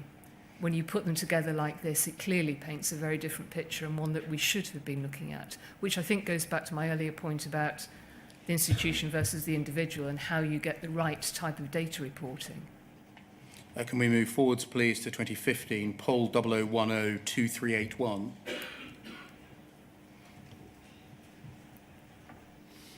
Page 2 at the foot, please. An email from you, if we scroll down a bit further, to Angela Vanden Bogaard, Harry Clark, Rod Ismay, and others. In March 2015, it's about a complaint raised by the sub-postmaster at the Ashton-on-Trent sub-post office about scratch cards. You say, I'd really appreciate your help. This complaint simply shouldn't have reached me. It's my understanding that the MBSC and Chesterfield are supposed to be on the alert for any calls that relate to missing money, and especially any that relate to the Sparrow themes, of which this is clearly one, and ensure they are dealt with. I.e., I understood there was an urgent escalation process in place so that we avoided any unnecessary additional noise or reference to Horizon, as all the investigations have so far shown problems to be mostly branch operational issues rather than the system. What was the basis of your understanding that there was an urgent escalation process in place at the MBSC and or Chesterfield? That this was part of the branch support programme that became the business improvement programme, and there were some changes that had been put in place, I understood, in the MBSC to look at or to deal with some of the issues which Second Sight had raised in terms of training and support to sub-postmasters. One I can remember was the number of times as a sub-postmaster would call through to the MBSC, that was logged and flagged, and the MBSC, and there was a separate team in place who would then contact sub-postmasters proactively to see whether they could help and find out. So this was falling out of the work that was done on Horizon. And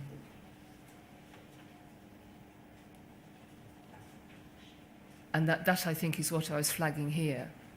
I'm not very happy with my wording about avoiding any unnecessary additional noise or references to horizon.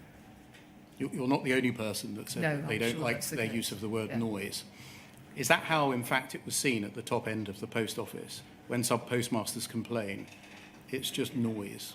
No, and I'm sorry, it's not a good word, but you've also seen how I've responded personally to individual matters too. No, it's a word I regret using. But why was it used? Does it, in fact, reflect the workings of the minds of those at the top end of the post office, that sub-postmaster complaints about Horizon are, in fact, just noise? I think it reflects a wrong understanding, yes, that people believed that Horizon worked, and this is me deploying a word that was unwise.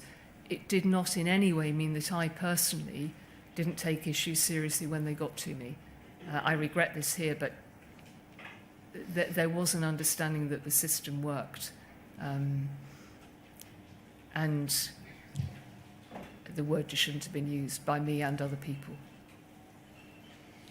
Can we turn forwards, please, to poll 00355692.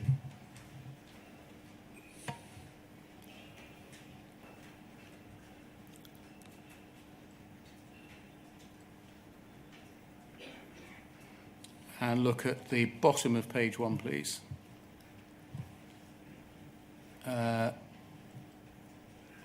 The MP for Ashfield, Gloria Di Piero, sent you an email of the 28th of August 2015 saying, I've been contacted by the above constituent, that's William Banville in Eastwood, Nottinghamshire. And if we go over the page, please, you will see that the MP attached this text here. And you'll, if you just scan the first couple of paragraphs, or the first 5 or 6 lines,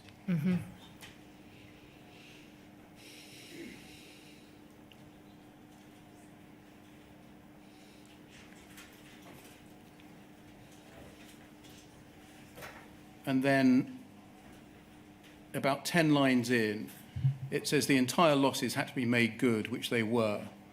My initial questions are, 1, 2007 to 12, the post office management knew of many offices in a similar position. So was this a pre-arranged standard riposte from the ASM, as most sub-postmasters were told this? Was this to isolate us? And you'll see that's a reference to, I think, the 6th line, quote, he was told, we were the only office in the country experiencing such problems.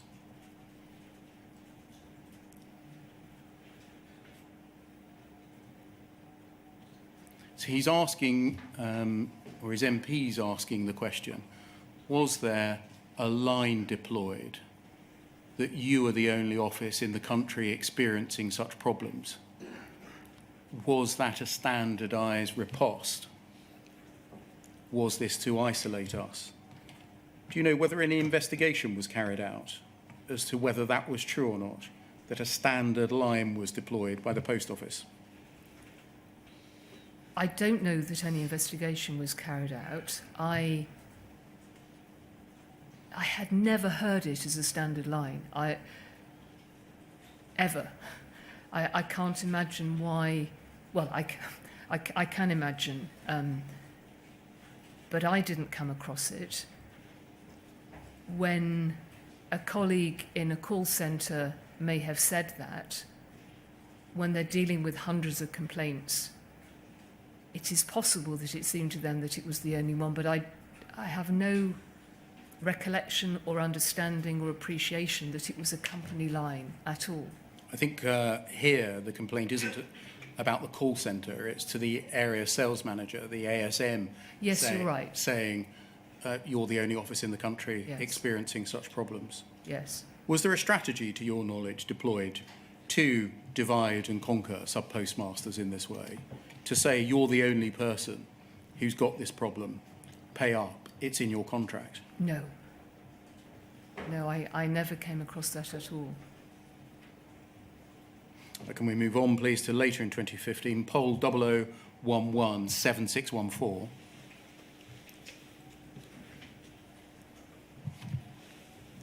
This is Mr. McCormack again. If we start at page 3, please.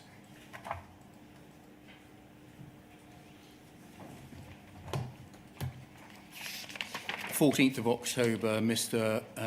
McCormack, to you.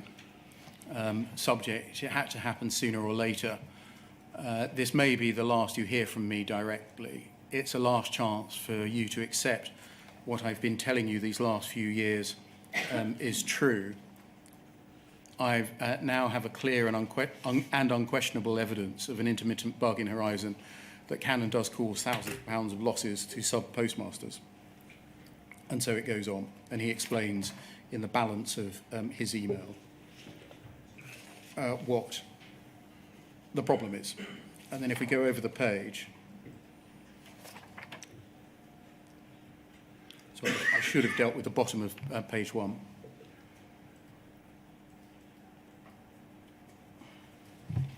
Sorry, the bottom of page 3. I have 3 options. A, this email's the first option: appeal to your sense of decency and compassion, to accept that many of the claimants in the JFA are honest and decent citizens whose lives were destroyed by your organisation. B, go to press and see what happens, or over the page. C, await the inevitable judicial review where you will be personally exposed and perhaps leave yourself open to criminal charges. We can stop this fast now. You can wake up and realise that the people you rely on to tell you the truth about what's happening don't have the ability to do so.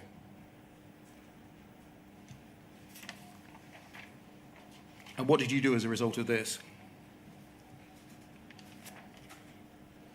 I don't recall. I genuinely, I don't recall what if you have further emails, I'm happy to be taken to them. I mean, this is quite a direct form of communication, isn't it? Yes, it is, yeah. And would you take from that that this is a person to be put to one side No, and ignored, or would you think the way he's expressed himself means that I should take what he is saying seriously? You will find an email from me, I don't know if it's in response to this, where I say to my team, we must take Mr. McCormack professionally and, I can't remember the other word I used, no matter how rude people were, and sometimes it felt like that, because he would say other things than are necessarily here. First of all, in hindsight, I think he was right. And I regret that the matters he was raising took too long to address. But I would always respond to people courteously. And I don't know genuinely what happened to this email, whether it was picked up by the team, whether I sent it on to somebody, but I would never ignore something. So if we look at the foot of page 2,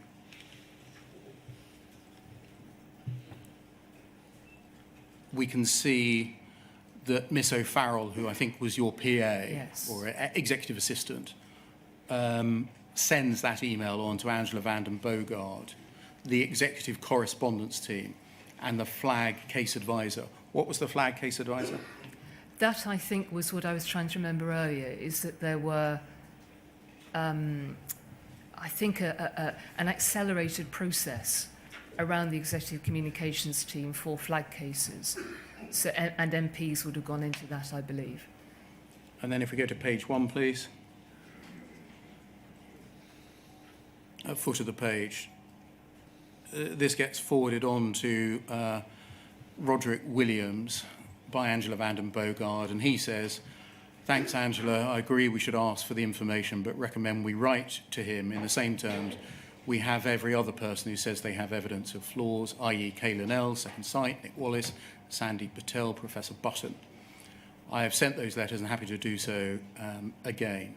Was there a standard text letter that went back to people that raised complaints? Well, it sounds as though there was. I wasn't aware what Roderick Williams had. I'm also pretty sure I know about the JR he's referring to. I've already sent a holding letter to that former sub-postmaster acknowledging receipt of his complaint. If you agree, I'll circulate something shortly. I want to send it in hard copy rather than an email, with Aveen sending a short email saying a response is in the mail. Generally, my view is that the guy's a bluffer who keeps expecting us to march to his tune. I don't think we should do so, but instead respond with a straight bat. Was it your view that Mr. McCormack was a bluffer? No, as I say, when I responded to Mr. McCormack, I took his challenges seriously, and as I can remember one particular case where Angela went to meet I think it was a core and outreach branch that he had raised a query on. I mean, in his email, he said, you, Chief Executive, are not getting the right advice from the people you've surrounded yourself with. This email gets forwarded to the people that you've surrounded yourself with. Can you see a problem?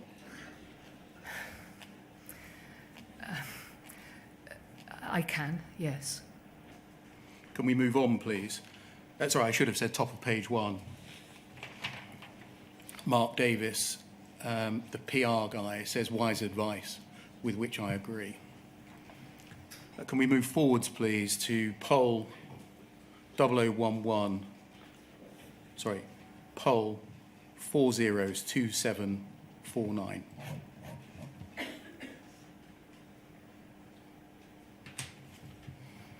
And look at page 2, please, at the top. This is mid-2016 from Mr. McCormack directly to you. He says, a typical head in the sand reply from the team you've placed too much trust in. Let me be very clear. Once the police investigation is completed, it's highly likely, indeed probable, that members of your staff will be sent to prison. A custodial sentence is mandatory for this offence. Your role in this will not escape attention. This is Seema Misra's phone number. Call her and apologise and ensure her suffering is ended as soon as possible. I do wonder what kind of God you worship. What happened as a result of this being sent to you? I believe this is the one I referred to earlier, where I forwarded, I think, to Tom Weschler and asked him to suspend any preconceptions he may have as a result of some of the Sparrow work that had been done, meaning, although we have said we haven't found any issues, that we should look again. And I can't remember what happened, but I'm reasonably sure that Mrs. Misra's case by this stage had gone to the CCRC.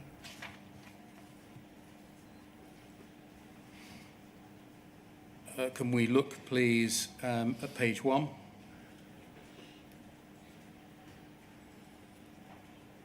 And scroll down. Thank you. Follow-up email from Mr. McCormack. What I've heard today is frankly totally unbelievable. By now, you should have acquainted yourself with the Dow-Mellington error and its consequences. You should know that Fujitsu said they were going to fix this earlier this year. You should know I stated it would be highly unlikely they managed to do this, as they didn't know what caused the error in the first place. You know, because I'm about to tell you, that the same error has just reoccurred in another branch in far more serious circumstances. If you want details on this, I'll be glad to help, just as soon as you call Seema Misra and put her out of her misery.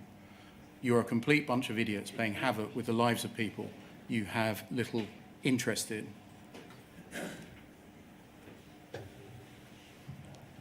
Did you, after this time, refuse to engage with Mr. McCormack? I don't believe so, but I think by this stage, I can't remember. I think Rod Williams had taken on the responses, which I'm very sorry about, on behalf of Post Office, but honestly, I can't remember. This may have been the one where Angela went to look into the details of the bug. That can come down, thank you. Taking a step back, Would you accept that you routinely receive correspondence from sub-postmasters and people speaking on behalf of sub-postmasters, raising complaints or concerns regarding the operation of Horizon at their branch? Yes, I would. Did you see a pattern between them? I saw the theme of Horizon coming up, yes. Was anything done by you to join the dots between them? The dots, I believed, were being joined through the investigation work in the complaint and mediation scheme. And in every case, I believed we had looked at it in some detail. And I regret today that clearly neither of those exposed the issues that we came to find out about through the common issues, the Horizon Issues judgment. Thank you. Can I turn to my next topic, which is your knowledge of the facility for remote access? You described, there's no need to turn them up in your witness statement. It's paragraphs 1,262 to 1,307, the state of your knowledge across time from 2007 onwards as to remote access, however defined. And you refer to documents provided to you by the inquiry which show that the Post Office knew that a form of remote access was possible from at least October 2008. I want to explore some of that material so far as it came to your attention. Can we start, please, with the Ernst & Young audit and the APSUP issue of 2011? Can we look, please, at WITN 0074 0126?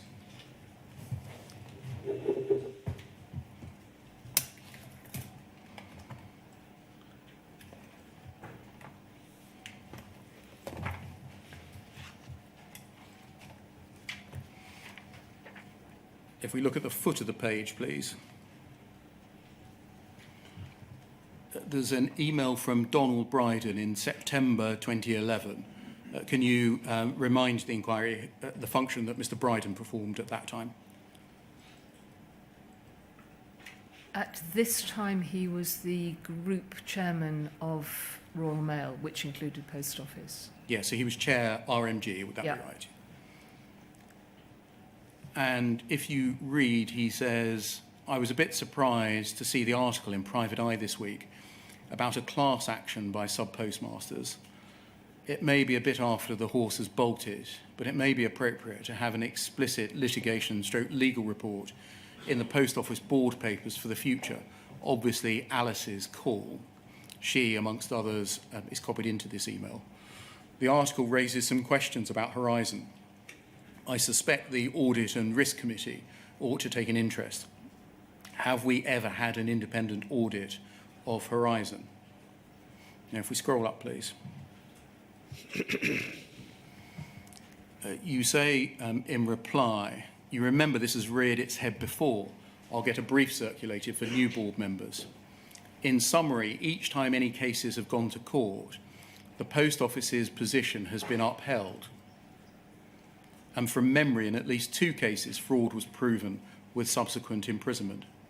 Just stopping there, this is obviously before the January 2012 board meeting, where we saw earlier on page 6 of the minutes, Susan Crichton had said that, or words to similar effect. Where were you getting your information at this time that each time a case has gone to court, the Post Office's position has been upheld? I can only imagine it would have still been Susan Crichton, because she was the either head of legal, or I think she was at this time head of legal. It may have been Claire Wardle, I'm not sure. But it isn't something that I would have known without either having heard it or spoken to someone who headed up legal for the Post Office. I'm not sure I caught the surname of the other person. Claire Wardle. Wardle, yeah. And was this kind of thing said in conversation? We always win, or we have always won? No. it's obviously a fact that I had either in my head because it had been discussed, presumably in a meeting somewhere, or I had gone to somebody. I'm just looking at the time when yes, it's possible I spoke to somebody before I replied. I don't know. There are a series of statements or facts or pieces of folklore that seem to have circulated within the post office, including every time we go to court, we've won. Horizon has no faults in it. Every time it's been investigated, no faults have been found. The contract with sub-postmasters said they're responsible for all losses. No remote access is possible for either the post office or Fujitsu. Each of which things turn out to be false. How is it that on all of these critical issues, so many false statements were circulating within the post office? At the time, they were not considered to be false statements. And the source of those statements were, it's unfair to say because I can't recall clearly, but on something like this, the only possible source of this statement would have been through the post office legal team. So the answer for all of them would be to look for where the expertise sat within the organisation as to the genesis of what we now know are false statements. Would you agree that it's a serious issue on those four points that I've mentioned, what the contract said, whether we win in court every time, whether Fujitsu has remote access, and whether investigations into Horizon have turned up faults? Yes, very It's a serious issue if folklore develops, which in fact has no foundation in fact. I agree. Does it say something about the culture of the organisation if such folklore developed and was perpetuated and nobody checks the real facts?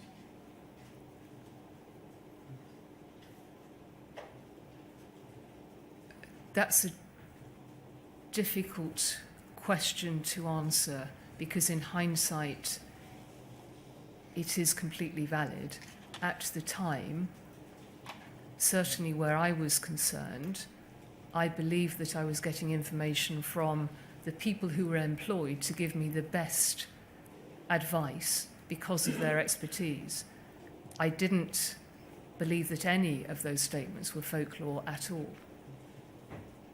You say in the last paragraph, however, to avoid future doubt, the Post Office took a decision several months ago to have Horizon and the newer Horizon Online independently verified by an external systems auditor.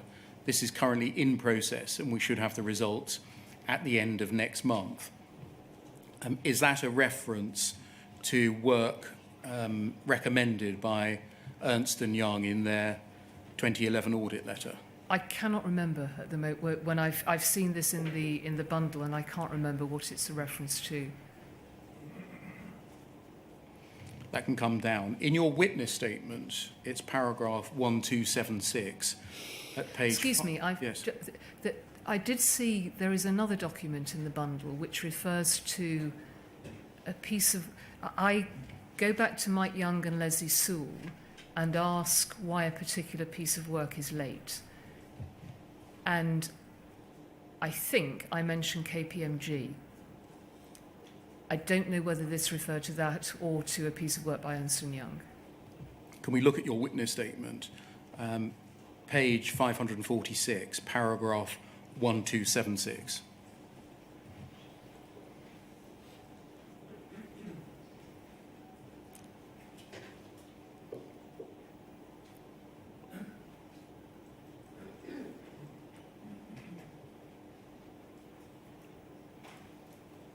You say, Ernst & Young's management letter for the 2011 audit stated that they had reviewed privileged access to IT functions and that there were inappropriate system privileges assigned to the AppSup role and system_manager role at the Oracle database level on the branch database server supporting Horizon Online. The risk identified by Ernst & Young was that unrestricted access to privileged IT functions increased the risk of unauthorized or inappropriate access, which could lead to the processing of unauthorized or erroneous transactions. And then you go forward to look at the 2012 audit. Do you accept that what you were told in the 2011 Ernst & Young audit was that Fujitsu had an ability remotely to access and make changes to the Horizon Online live estate?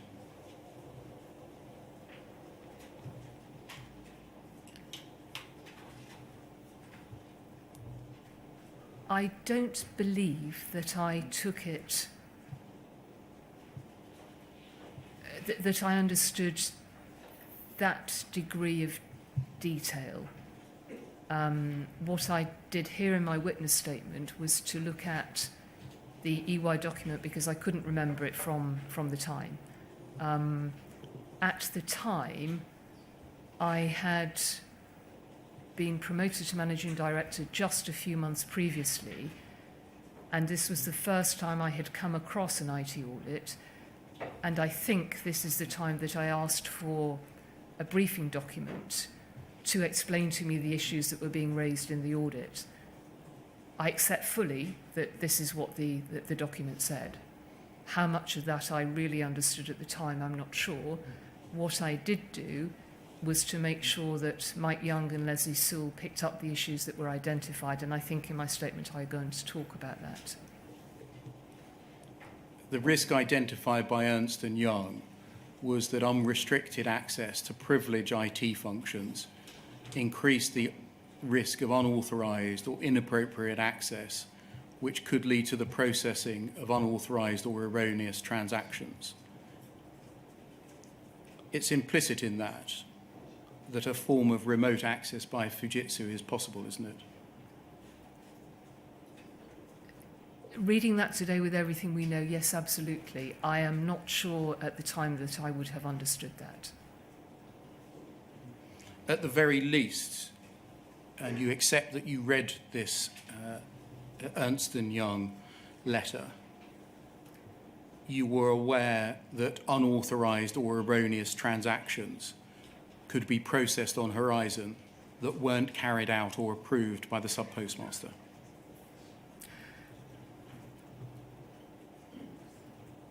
I don't want to challenge because I don't want to be seen to be being defensive in any way about this. This was my first audit that I was involved in, of any kind, actually, of an IT system, and I fully accept what the document said. At the time, the focus was on the fact that the audit was late and it had run dramatically over budget, and the CIO, Mike Young, was very frustrated about the challenge he had from the board because of those things, because it had happened during the year that he had just completed the rollout of Horizon Online. I'm fairly sure that, or it says this, I absolutely wouldn't challenge that at all, that I didn't pick this up at the time as something that I was unduly concerned about. It talks about a risk and the role of businesses to manage risk. I asked for a briefing document to help me understand the nature of the technicalities, but I accept the proposition that you're putting to me. I.e. that there was a facility for unauthorized access and therefore the facility to carry out unauthorized or erroneous transactions.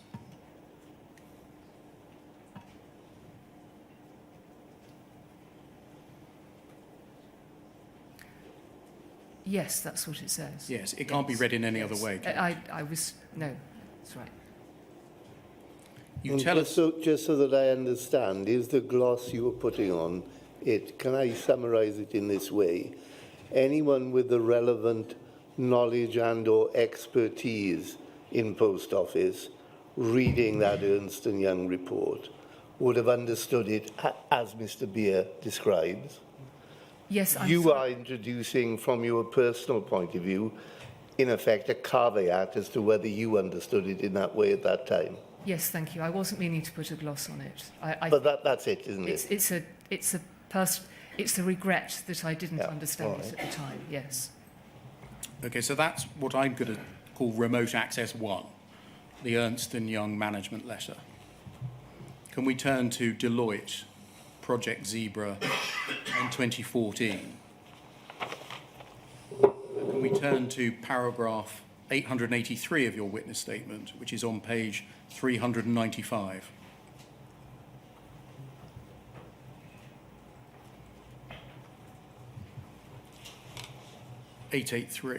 You refer us there to a board briefing prepared by Deloitte in draft. Yes? Yes. And just by way of background, and if I can summarise what's happened before, Deloitte's 2014 report was the product of a request by the board to determine if Horizon was robust, fit for purpose, and operated in an appropriate control framework. Agreed? That's the genesis of the Deloitte 2014 report. Yes, it was a desktop exercise to look at existing documentation and assurance material. It was therefore an important piece of work because Yes. the board wanted to know whether Horizon was robust, fit for purpose, and operated within an appropriate control framework. Yes. Thank you. And in addition to its main... I'm sorry, but I should be clear. It wasn't a fresh piece of work. It wasn't asking Deloitte to give their view on those matters. It was asking Deloitte to review existing documentation. So, for example, the Ernst & Young audit material, 2 or 3 other independent audits that were done for regulatory requirements, plus internal documentation. Yes, we'll come to see the complaints, essentially, that Yeah. Deloitte made about the limitations of the exercise that Yeah. they were asked to perform in a moment. But in addition to its main report, Deloitte were asked to draft a board briefing, weren't they? Yes. And you accept in this paragraph here, 883, that you read the draft board briefing of the 4th of June 2014. Yes. And then in paragraph 884, you say, my first impression was that this was a critical report which raised serious concerns. Yes? Yes. I needed to understand whether the caveats, that's the caveats in their report, could be addressed. If they couldn't, it could have serious implications with whether we continue to use the system. That's the Horizon system. That's right. Whilst I recognise the limitations in this thinking now, I certainly felt at the time that I had some contextual reassurance that the system was working simply from the enormous number of successful transactions which were completed each day. However, it was clear we needed to understand the gaps and caveats over the page and whether they could be addressed. And then you say there were also parts of the report that I did not understand. For example, I don't think I understood the reference to the exceptional balancing transaction incident in 2010. And then in paragraph 885, you say, I spoke to Leslie Saul, and just what follows here, this is one of those things that isn't documented, is that right? This is from your recollection? Yes, that's right. 10 years Yes. on. Yeah. My recollection is she assured me that the Post Office had more background documents which hadn't been taken into account, which provided assurance with respect to the caveats. On the balancing transaction incident, I was told that it was an emergency measure, it had only been used once, it wasn't about remote access, and that the Post Office had documents showing that the sub-postmaster was aware of the incident. I trusted what I was told, and on the basis of that reassurance, felt able to put that issue aside. Given that you'd received a board briefing, which you say was so serious that it caused you to think whether you could continue to use Horizon, You then say, but I was told this by Leslie. Was this not documented in any way? I'm sorry, was what not documented? What we The see in conversation paragraph about- 885. What is really curious about this is I recall that I seem to be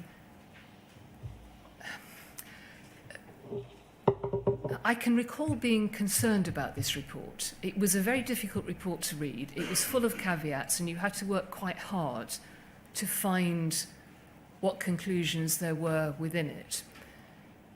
I'm not an IT expert. And just sorry, I'm not asking you about the main report. I'm asking you only about the short 10-page board briefing. Yes, no, this wasn't about the main report. This was about the board. The main report, I think I looked at after I saw the board briefing, and that was 70-odd pages, something incredibly, much more technical than this. But my recollection is that I was concerned about this, and others seemed to be less concerned. There was reassurance taken that if you could find your way through the paragraphs in this report, it said, or perhaps it was in a covering email, that Deloitte had not found anything to show that the Horizon system was not working as it should, but it flagged 2 or 3 issues that needed to be looked at. And the balancing transaction was one that I picked up, and I spoke to Leslie Sewell about. And the reason I remember this clearly is because I had to go back to her twice. I spoke to her twice about it. To your question, and I can talk to you about that if that's helpful, but to your question about why there was nothing documented on this, there isn't, and I find it puzzling because it was discussed at a board meeting very briefly, and I can remember that the board essentially were disappointed that this report could not be used in the way that they had hoped it would, which was alongside the Linklaters report. And so the business was asked to pick up the details that were in this and to progress it, which became the project, some of it became the project's action report. But I'm not sure that I would have documented my conversation with Leslie Sewell, because by the time I'd spoken to her twice on the balancing transaction, I came away quite reassured as to what it was. This is one of the incidents that I referred to earlier as exculpatory evidence for you, i.e. you receive something in writing that's very serious and warrants attention. You say you spoke to somebody that reassured and calmed you, but there's no record of it. No, because I'm not sure why I would have put the record of a conversation. The reason, to your challenge earlier about me only remembering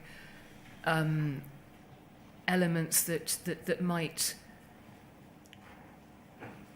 assist what I might like to say, the reason I can recall this is because I had to go back twice.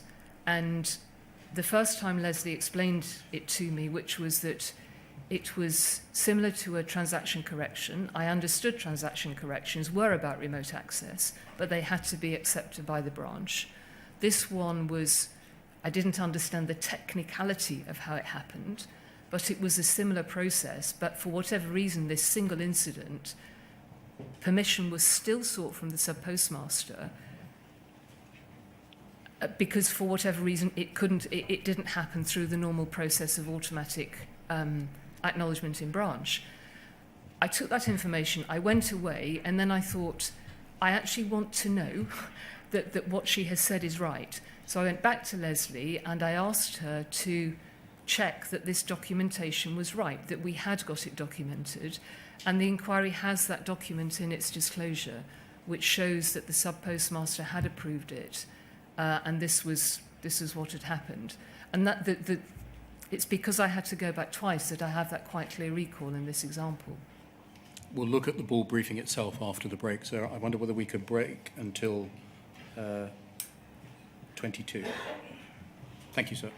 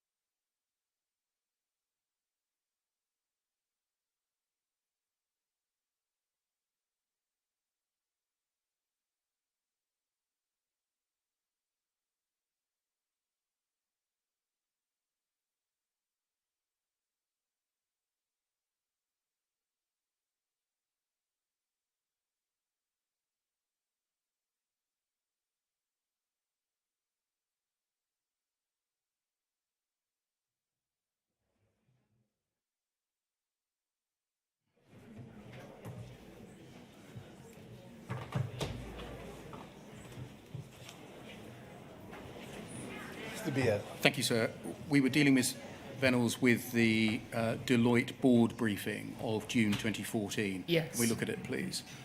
Poll 0003 0159.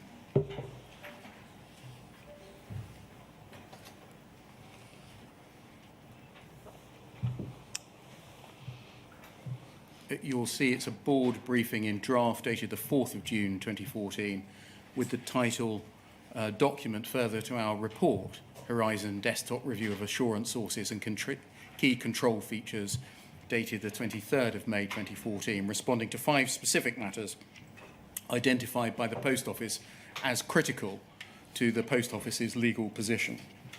And then look at page 2, please. Sorry, page 3. Summary, if we just look at that paragraph at the top, please. Blow that up. First paragraph. The work we carried out to support our full report, and thus this briefing document, did not constitute an audit or assurance engagement in accordance with UK or international standards. In order to deliver a formal assurance opinion, we would need to have carried out testing to address the scope limitations. Our conclusions and findings are therefore limited to the design of Horizon. They're therefore also subject to the accuracy of the assumptions and limitations set out in section 3. If we go to the foot of the page, limitations and assumptions, our findings and conclusions are presented in the context of the following limitations. 1, as a desktop exercise, we've not validated whether Horizon has been implemented or operated as described in the documentation reviewed. That's quite a significant limitation, isn't it? Would you agree? Yes. We're just looking at pieces of paper about how the system was designed. We haven't actually looked at whether it does the things that the pieces of paper says it does. The issue that was faced from memory was that the software, forgive me because I'm not a technical expert, but my recollection is the software was essentially the same. And as the inquiry has heard from the very beginning of the implementation, and I think this was Mrs. Cipriani's evidence, that fix upon fix had been applied and documentation had not been kept. And so what Deloitte discovered, and this had also been discussed at the board prior to this being commissioned, that it was going to be difficult to find all of the documentation that could have confirmed this. So there was always an outstanding question as to whether one could go back and to validate the implementation of Horizon back in the 1990s, early 2000s. They didn't, for example, look at pinnacles, peaks or kells. I don't believe they did, and they were not words that I had, I think, ever come across. I believe that the word kell may have been mentioned once in an email right towards the end of my time at the post office, but they were not words that I had understood. I am sure that there are people who were involved in this piece of work and who were talking to Deloitte who did, but I wouldn't have been able to point them to those individuals because I didn't know. Second limitation or assumption, our work was limited by significant gaps in the information available relating to both the granularity of information and the existence of the Horizon features over the entire timeline of the operation of Horizon, the effect of which is that there are gaps within what we're able to comment upon over this timeline. Our findings below are written in the context of the information available, which relates to the current system. An event occurred in 2010 which required the use of the exceptional balancing transaction process in Horizon to correct a sub-postmaster's position from a technical issue. Information has not been provided on the circumstances that led to this system issue and how the issue was identified. It's assumed that verbal assertions received from Fujitsu that this was the only time this process had been used hold true. If I may, that was one of the comments when I spoke to Leslie Sewell that she challenged back when she said that there was more information available, and there was on that. So again, what you're telling us is that there's a conversation, unrecorded, outside of the written document formally produced by Deloitte, raising this as a concern, which reassured you. Yes, what I'm telling you is that in my statement I mentioned that when I spoke to Leslie, she was frustrated because she knew that there was more documentation and that would explain some of these things, and this happened to be one of those. Fourth, we've not had any direct contact with third parties other than named contacts you provided to us. Fifth, we've not validated or commented on the quality of the documentation supplied to us. The line in the third bullet point, last line, it's assumed that verbal assertions received from Fujitsu, this was the only time this process has been used, hold true. It's not much reassurance, is it? It isn't at this stage, and that's precisely one of the points that Leslie was making and that I saw and that the inquiry has in its documents, that there was documented evidence about this particular once-off use of a balancing transaction. And I understand that the Project Bramble work, which I was not involved in and did not see, also validated that up to a certain date as well, that was the case. It refers in that fourth bullet point to the balancing transaction process being used to correct a sub-postmaster's position. Did you understand this to be a single sub-postmaster? Yes. Just one man? Apostrophe S, yes. Yeah. And then if we go forward, please, to page 4. They say our work was also based on the following, page 5.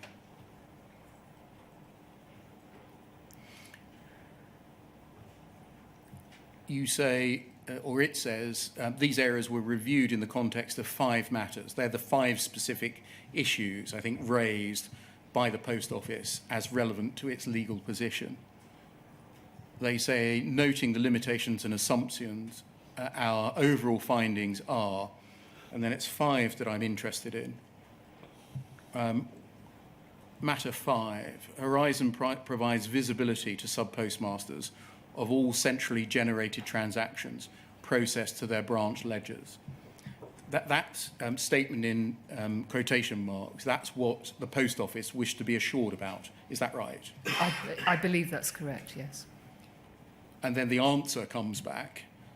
From the documentation we've reviewed, it appears that Horizon is designed such that the sub-postmaster has visibility of all centrally generated transactions to their branch ledgers in that accounting period. So that's reassuring, isn't it? Yes. Central transactions require sub-postmaster approval to be processed. That's reassuring as well, isn't it? Yes. And then this, except for balancing transaction postings. That's saying, isn't it, that for balancing transaction process postings, sub-postmaster approval is not required? That's what it says, and that was the conversation with Leslie, and which Deloitte confirmed at this stage and later that there was one example where a balancing transaction had taken place, but that it was incorrect what is written here, because a balancing transaction could not take place without a sub-postmaster approval. It had only, the protocol was such that the sub-postmaster had to approve it, and that was what I went back to double test, to check that that was Why the did you case. go back to it? Why are you so concerned about it? Why this amongst all of the pages? There were a couple of other things too in the report, so risk registers and ability to edit and delete transactions. But this was important. I think, I can't remember how the conversation with Leslie started, whether she raised this with me or I raised it with her, but the fact I had the conversation twice was clearly something that was significant. And Why were you focusing on remote access, which is what this is about? because I think, this is 2014, there had been in 2013, and I understand ongoing, but I didn't know at the time, the challenge raised by Mr. Rudkin via Second Sight about remote access. So you're saying, I mean, the only thing that you mentioned in your witness statement that you checked with Leslie was about these paragraphs, Yes, essentially, yes. which are concerned with the facility for remote access by Fujitsu. Yes. You're saying that you checked those things with Leslie in this undocumented conversation because of something that had happened the year before, i.e. Mr. Rudkin's allegations. No, you asked me why I was talking about remote access. Yes. And the only... I can think the only... so remote access was raised by Mr. Rudkin in relation to the basement at Bracknell, and it was also a challenge in the cases that were going through Project Sparrow. So it wasn't, remote access wasn't a new news item, it was a very, very important item. So to focus on that would have been a sensible thing to do.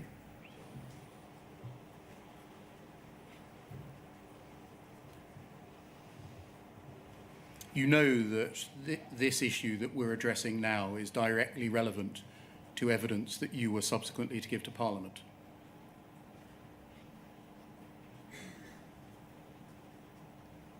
Yes, I do now, and I'm sure we'll come on to that. But as I say in my witness statement, I don't know that once it had been explained to me, I accepted the explanation and moved on. And the explanation I was given remained valid, actually, for a number of years. What I didn't understand at this stage, and I don't think I understood until after I left the organisation, was that the balancing transaction tool could be used partially without permission of sub-postmasters to make interventions in the system. And I may have not understood this properly, but to, for instance, reboot a stock unit if it had crashed. I don't think I ever understood that they could be used in terms of remote access in the way I think they were, but I didn't know that at the time, I think until I left the organisation. Would you agree that on its face this board briefing from Deloitte clearly states that Fujitsu could inject or insert or make balancing transactions into a branch account, a sub-postmaster's branch account, without the approval of the sub-postmaster? Hence, except for balancing transaction postings. Yes, that's exactly what it says. Yes. That Never mind wasn't about the... whether it was exceptional, never mind about how often it had been used, never mind whether there was some assurance that the sub-postmaster in fact knew about it. Just on the basic fact, this is written evidence to you and the board that Fujitsu could alter branch transactions without the approval of the sub-postmaster. I accept what you're saying. I think there's an important distinction between what you're saying and what I know now to the way and I can't speak for the board, understood it at the time. And I think that's an important distinction. And the distinction arises because of the conversation that you have with Leslie Saul, conversations you have with Leslie Saul. Yes, and there are also documents which I think refer to that when I do go to the Select Committee in 2015 as well. Quite aside from all of that, you agree that on the face of the board briefing, you had no information at all on which to conclude whether and to what extent Fujitsu had used balancing transactions before 2008. That's correct. The board wanted to know that, didn't it? It wanted to know the position from the inception of Horizon.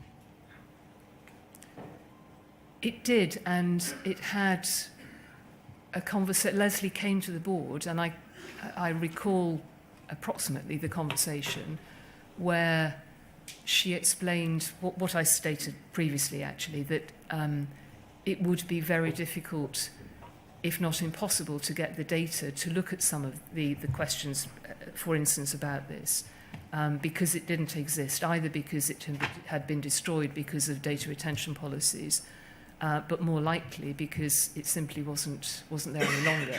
And do you know what I'm so sorry. Do you know what investigation was carried out to find that documentation? Because we've got it. We've got the documentation which shows, one witness described it as the Wild West, the extent to which Fujitsu could inject, amend transactions pre-2010, completely, before 2004, unregulated, unaudited and unauditable. And we've got those documents that show that. Yes, and the Post Office, I should have seen those documents. I didn't know they existed. I don't know whether my CIO at the time knew they existed, but she was very clear in her communication to the board that it would be very difficult. And I can recall the chairman asking the question and how much it might cost us to get that data, well, it wouldn't be extracted, but to recreate that data. And it may even be in one of the minutes, a six-figure sum was talked about to be able to do that, which in hindsight would have been an incredibly wise investment to make. So it wasn't but actually it didn't need to be made, did it? Because, as you say, the information was there. So it wasn't that the documentation wasn't available, it was that it would be costly to find it. No, it would be costly to recreate it. Recreate in what sense? What was explained was that the documentation was not there in terms of whether the system... It was the point that Mr. Cipriani was making in his evidence statement, which is that when the system went in, there were multiple faults and fixes were applied, and documentation, which I understand is a frequent issue with systems, documentation was not updated as each fix was applied. And so it was very difficult. It would be difficult to know how well the system had been implemented. I'm talking about a different thing, Ms. Vennells. I'm talking about documents from Fujitsu, some of which were passed over to the Post Office, saying we have got a team of people, support level 3, that have privileged user rights that are unauditable and unaudited, that allow them access to the live estate to insert or amend transactions. Yes, and that information wasn't shared, deeply, regrettably. Can we go on, please, to your evidence before the Select Committee? At paragraphs 1,000 to 1,307, sorry, that document can come down. You refer to your evidence before the Select Committee, including an email that you sent to Mark Davis and Leslie Sewell on the 30th of January 2015, requesting help in preparing for the committee hearing. And can we look at that now, please? It's poll 302-9812.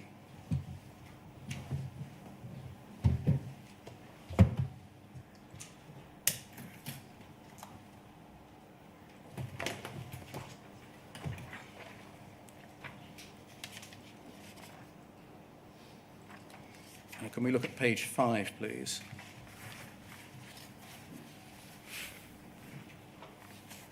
Foot of the page.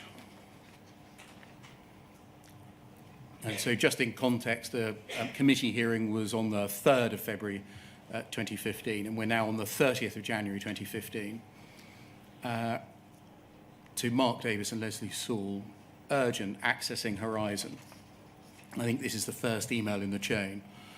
Dear both, your help, please, in answers and in phrasing those answers in preparation for the Select Committee. 1. Is it possible to access the system remotely? We are told it is. And so what you're doing there is you're attributing to the committee a statement or a challenge or a question. Is that right? That's right. Yes, I'm positing a question. Imagining that which they may ask you. Yep. And then asking for assistance with the answer. Yes. And you say, what is the true answer? I hope it is that we know this is not possible and that we are able to explain why that is. I need to say, no, it is not possible, and that we're sure of this because of XXX, and that we know this because we've had the system assured. Can you see that? Yes, I can. And then I should also read the balance of this because some of it's relevant to the question that you asked there. 2, you said this is such a vital system to the post office. What testing do you do and how often and when? And then you say, Leslie, I need the facts on these. I know we've discussed before, but I haven't got the answer front of mind. Too many facts to hold in my head, but this is an important one. I want to be sure I do have it. And then Mark, to phrase the facts into answers, plus a line to take the conversation back up a level, i.e. to one of our narrative boxes or rocks. But why did you consider the issue of remote access to be an important issue at that time?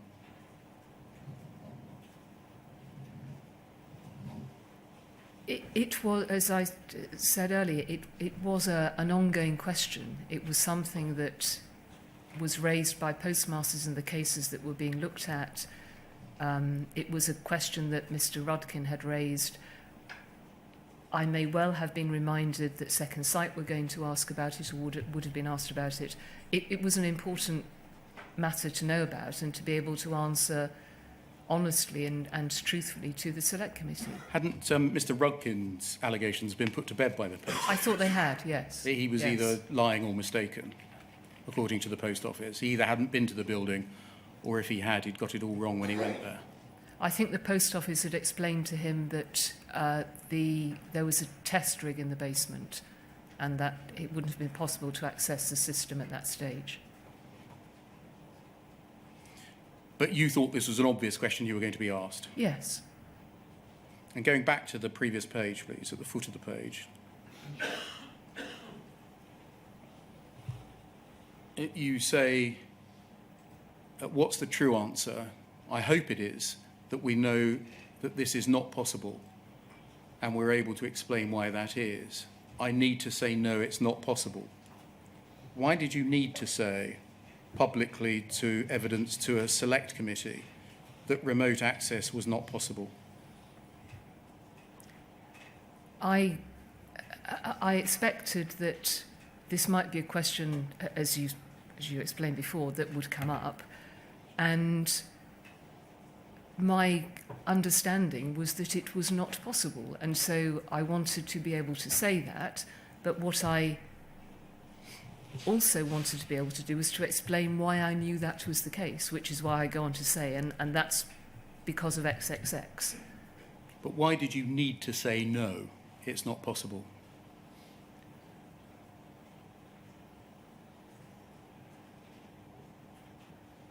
I phrased this point very specifically, and I can remember why I did this. Alice Perkins, not related to this particularly, but I can remember Alice Perkins saying to me at some stage, Paula, if you want to get the truth and a really clear answer from somebody, you should tell them what it is you want to say very clearly, and then ask for the information that backs that up. That was why I phrased this that way. That's an odd way of going about things, isn't it? I beg your pardon? That's an odd way of going about things, isn't it? It I want was a to know piece the of answer to the advice. question. Here's the answer to the question. Tell me I'm wrong. Well, yes, I hope they would do. This was a very genuine attempt to be able to reassure the select. I believed this was absolutely the case. I had an obligation going before the select committee to be able to share the information that I knew and to be able to answer their questions correctly, and this is what I was trying to ask for from the team. I was not in any way, if you are, forgive me, if you're suggesting this, trying to tell them what the answer should be. It was I thought you worded, said that's what Miss Perkins said you should do in trying to get information out of people. Yes, but it was not done because I necessarily knew this was the answer. This was a... I thought you said a moment ago that you believed it to be the answer.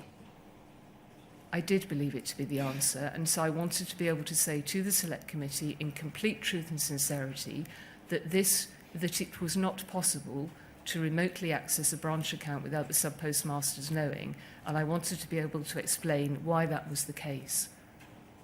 Wouldn't the honest and straightforward thing to have done would be to stop your reply to the question that you asked with the question mark after the word answer?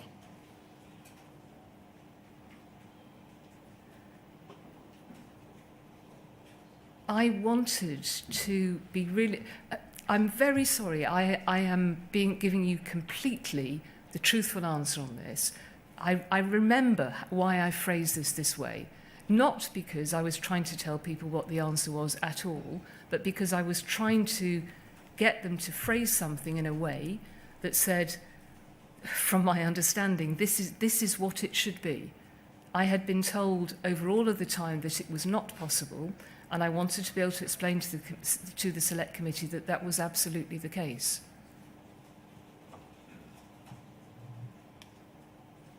You refer to a briefing that you received, a briefing pack, and then an addendum to the briefing pack that you received. You refer to that in your witness statement for the Select Committee hearing. And you tell us in your witness statement, sorry, this can come down. You tell us in your witness statement that you have no memory of seeing the addendum to the briefing pack, which addresses remote access, at the time of the Select Committee, yes? I simply don't recall. I don't know whether I did or I didn't. Well, in your witness statement, you say you have no memory of seeing it. By that, do you mean I undoubtedly got it, but I just can't recall its contents? Yes, I now? think so. Right. Yes, I think so. Can we look at how you got it first? Poll 0011 7096.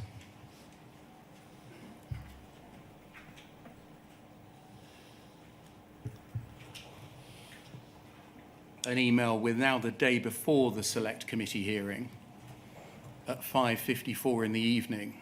So it's the 2nd of February 2015. An email from Jane Hill, the Head of Public Affairs, to you with an attachment addendum document and a scheme key facts document. It's only the first I'm interested in. And she says, "Dear Paula, please find attached 2 final briefing documents. 1, addendum to Friday's briefing pack. This includes our position on claims, suspense accounts, second site information, requests and remote access. I will bring hard copies with me to breakfast tomorrow. See you then." Just looking at the distribution list on that, given that the document is significantly about IT issues, do you know why Leslie Sewell isn't one of the people mentioned? I don't. I assume that Leslie Sewell was involved in the process. But these are the...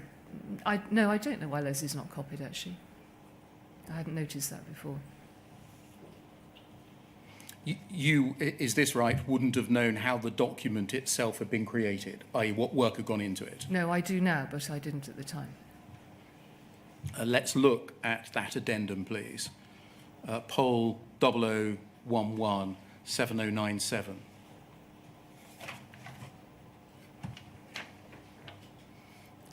This is the attachment. If we can display pages 1 and 2 side by side.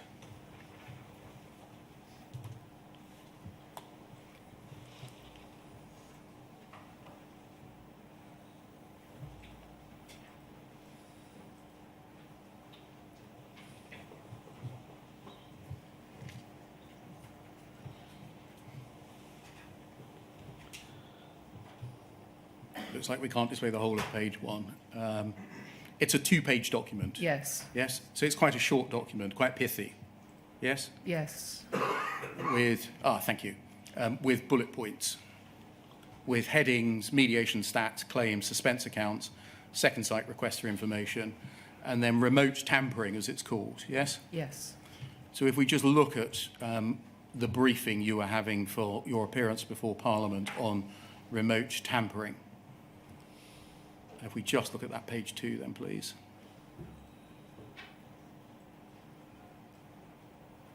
And blow up a bit, thank you very much. So this is essentially the answer to your email. Yes. And just looking at the way that it's arranged, would you agree that the first 4 bullet points set out what you're to say? If you're pushed, you can then say the next 3 things. And then if injection of new transactions into a branch account is raised, then you can say the next things, yes? Yes. So just looking at the scheme of the document,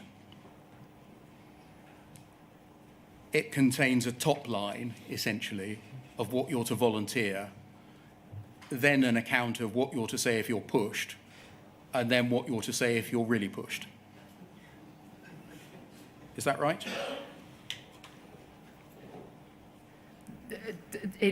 That is the way it appears, yes. Yeah. Yes. So I don't suppose I would have taken it necessarily that way, but yeah. Let's look at what you're allowed to say before you're pushed. The first 4 bullet points, transaction data in branch accounts can't be changed remotely. There's no evidence of malicious tampering.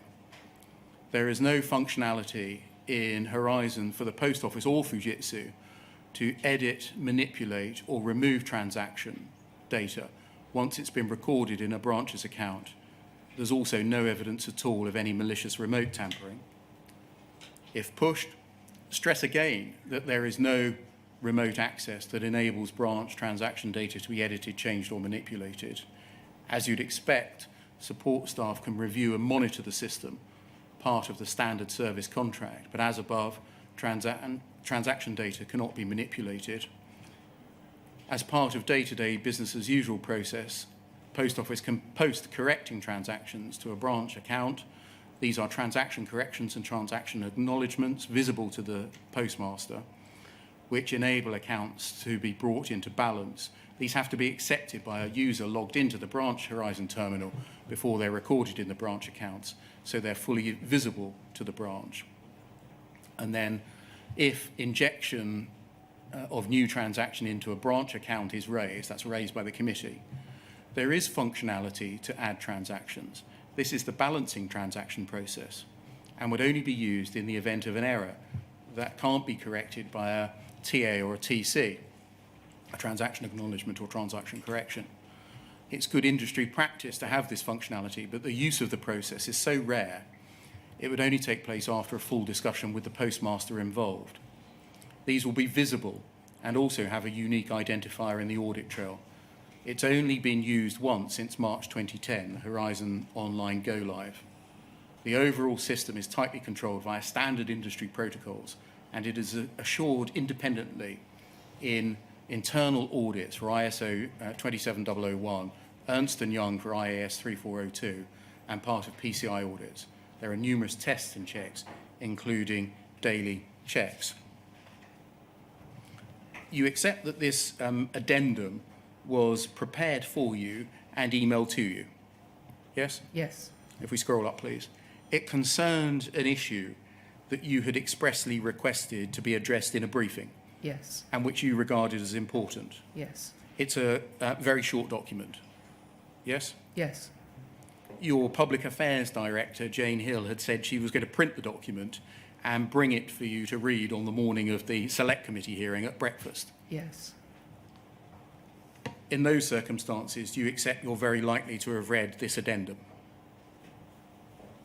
I'm sure. How much I read and how much I took in, I have no idea, because it was the inquiry scene, there was a lot more documentation than just this. But yes, I would have tried to prepare it as best as I could. As we've discussed, the addendum includes a strategy to hold to hold 4 lines, the first 4, give certain information when pushed, and further information if pushed further. Did you agree with that strategy? No, as I said, I'm not sure that I would necessarily have taken it this way. I didn't ask for that strategy. I don't suppose I even considered it on the morning of the Select Committee. Why did you think you wouldn't consider it, having identified the topic as an important one, having asked specifically for a briefing about it, and having been given a briefing? I meant I wouldn't have considered the strategy and the way this is set out in terms of 3 different ways of approaching it. And the reason I wouldn't have considered that is that I would respond to the questions as they were asked, and I would respond to the Select Committee openly and honestly with what I knew and could recall at the time under the pressure of the Select Committee. But I wouldn't have gone in. You can't do that. It's like sitting here today. You can't come into these sorts of very high-pressure environments with a strategy as to how you're going to handle it. Why would the Post Office adopt a strategy of withholding information in the first instance unless pushed, and in the second instance unless pushed or asked directly? You would have to ask Jane Hill. I don't know that I've seen anything else.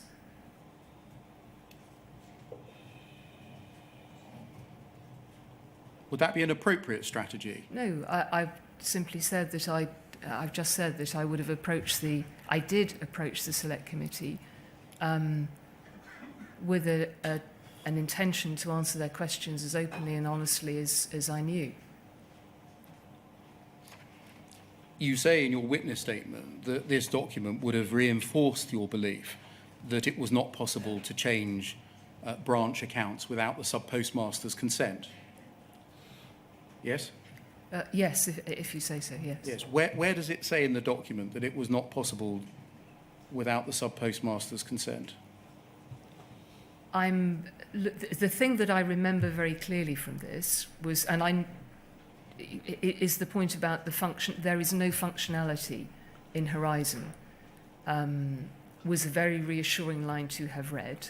The point that it made further down about the balancing transaction process would have reminded me what I knew from 2014, from the conversation with Leslie from the Deloitte report.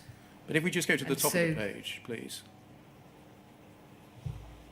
Bullet point 3, there is no functionality. And if we scroll down,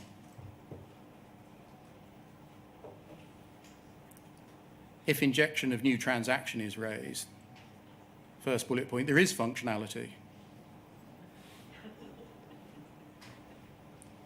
I mean, what this is doing is it's saying, come out with the clear, easy, straight denial first. Say there's no functionality. But then the more nuanced answer is only if they really push you on it. Is that the way the Post Office operates? I agree, that's what it's saying. No, that certainly is not the way that I operate or operated at the Select Committee in 2015. My retention of the branch accounts can't be changed remotely, and there's no functionality in Horizon. Are statements that stayed with me. And given this at very short notice, either overnight or that morning, I wouldn't have had time to take account of some sophisticated strategy about how the message was going to be managed. And I wouldn't do that. Whatever anybody asked me to do, I would only tell the truth. Thank you, that can come down. Now, because of rules concerning parliamentary privilege, I'm not permitted to ask you questions the effect of which would be to impeach or to question the evidence that you gave to Parliament on the 3rd of February 2015. You understand? I do, yes. We've asked you in a witness statement to tell us what your state of mind was immediately before you gave evidence to the committee. You know that? Yes. Asking questions on the basis of the evidence that you subsequently gave to the committee. Yes. Can we look, please, at WITN 0102, 0200?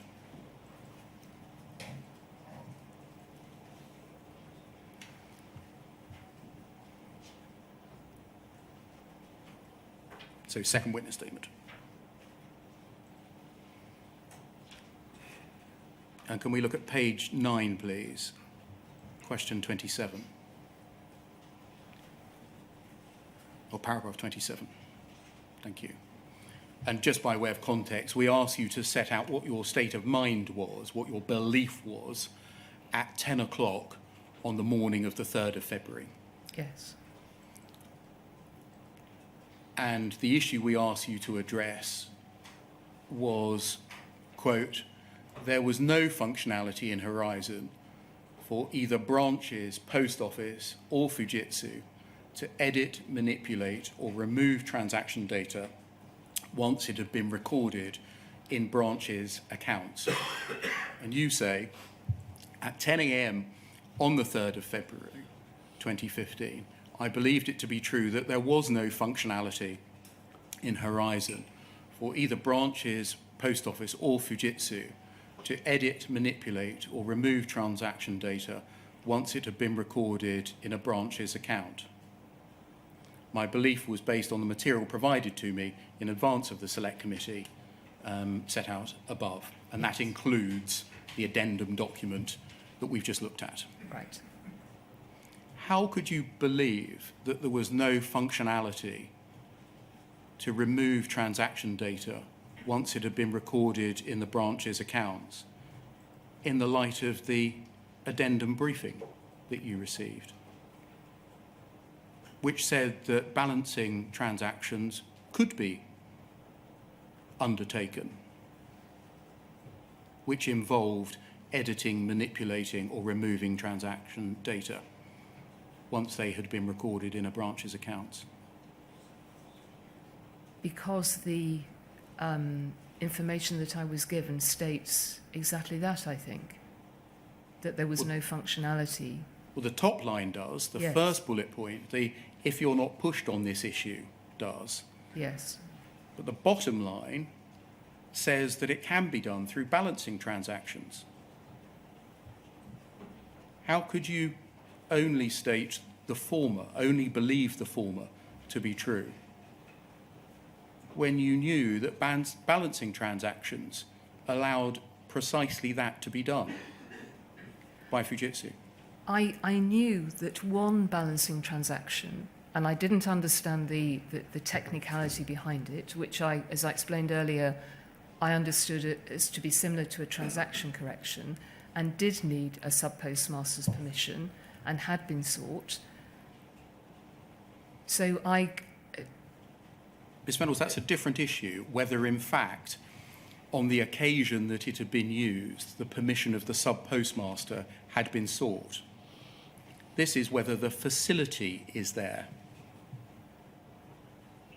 And on the basis of the briefing that you were provided, the if pushed twice at the bottom of the page revealed to you that the facility was there. Then at the time, I didn't register that. This was my understanding that it was not possible to access a branch's account remotely without the sub-postmaster being aware of it. And that was based on my understanding of what was explained to me in 2014.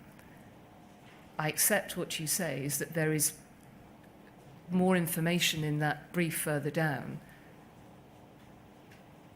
But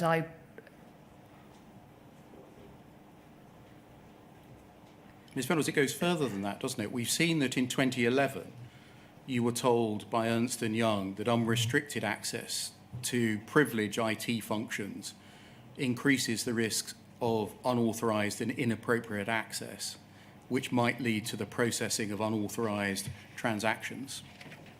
We've seen that in 2014, you had the Deloitte board summary, which says that sub-postmaster approval is required except for balancing transaction postings and you'd received the addendum document that in those final bullet points makes that point again. How could you have believed that there was no facility for Fujitsu to edit, manipulate or remove transaction data? Because I imagine in the timescale that I'm looking at, as I explained in 2011, I looked for a briefing document to try and help me understand the wider issue around the technology audit, which I had never encountered before. In 2014, I was completely reassured by the CIO, who was the expert on this. I had no idea at any time that a balancing transaction could have been used in the multiple ways that it was. So by the time I get to the select committee and I get a brief on the morning or overnight, and I'd been away the night before, I did not reach a conclusion that meant that I was giving inaccurate information to the select committee. That is not something that I would have done. Lastly on this topic, before we break for the evening, can we look please at poll 304-1258?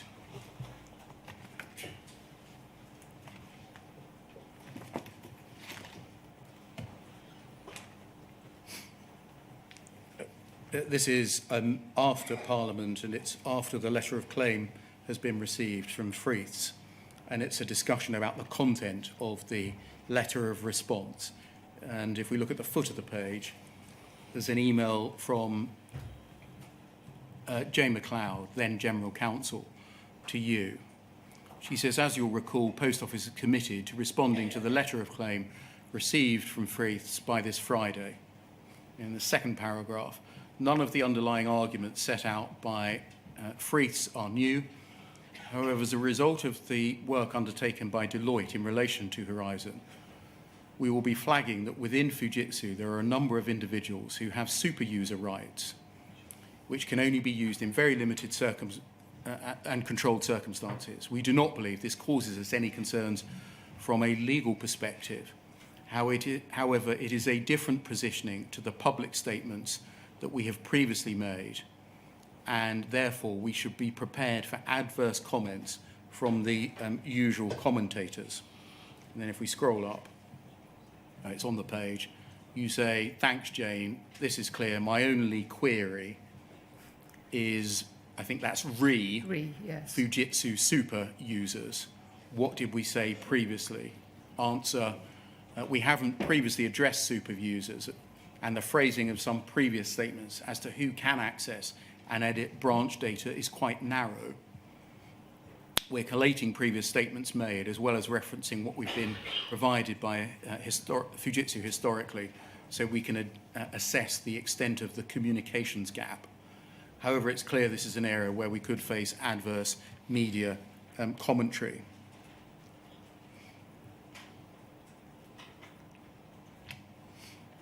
Did you understand at this point that the issue was about different positioning that the Post Office was taking in relation to previous statements?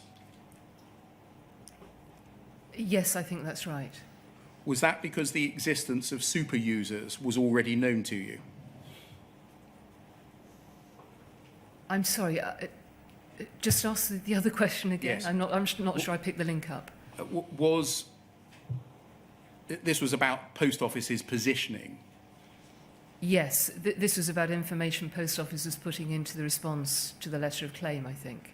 Is that right? Yes. And you say, my only query is super users. What did we say previously? Yes. What you don't say is, what are super users? I've never heard of super users before.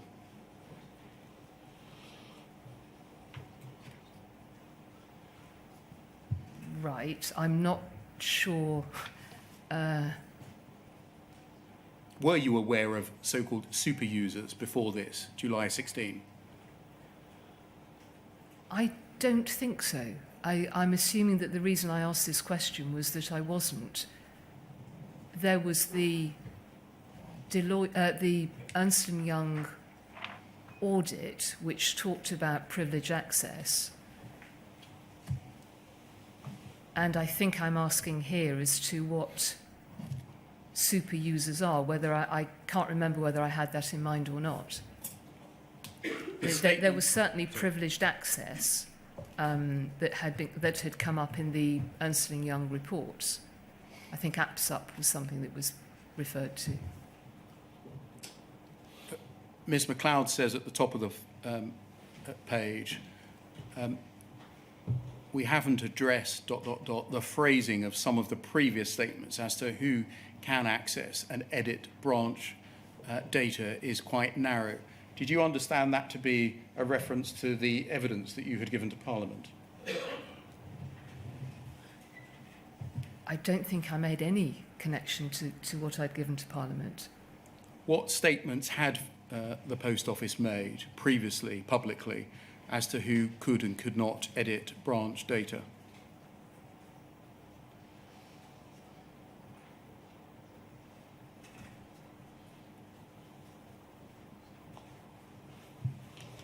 The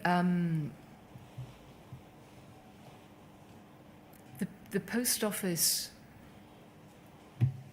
Well, I don't know what it had done, stated previously. Presumably, there was a piece of work being produced to look at that.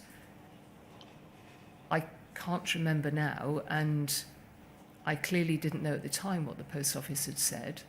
But the short point is you didn't read this as a reference back to what you had said to Parliament? No. Thank you. So those are all my questions for today. It's just gone 4:30. Yeah, just before we break, can I just go back to that additional briefing document that you got the day before or during the morning of, excuse me, the Select Committee hearing?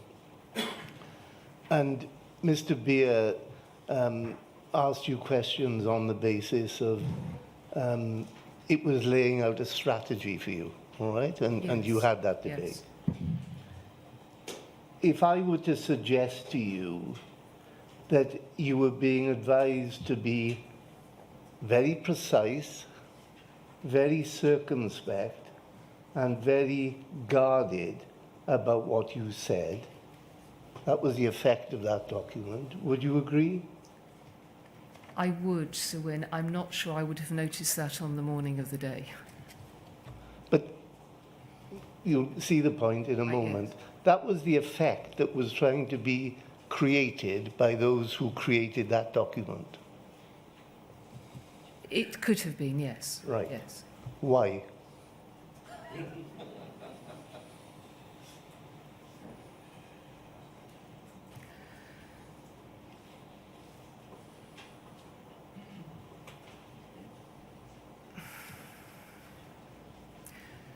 With hindsight, because possibly. And if you need time to think about it, No, you can tell me in the no, morning. No, It's all right. I don't. No, that's enough now.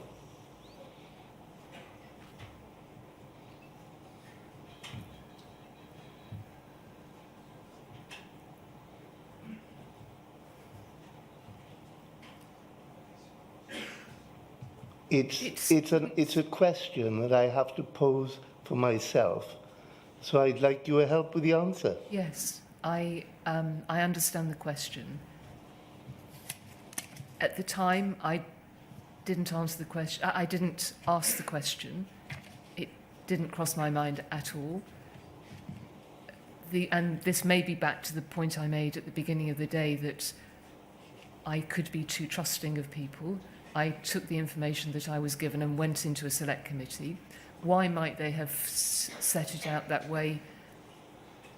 With what I know now, it is, but I find it very difficult because I knew that the people who were producing that document, but from what I know now, maybe other people knew more than I did, and they were trying to direct me to answer in a certain way.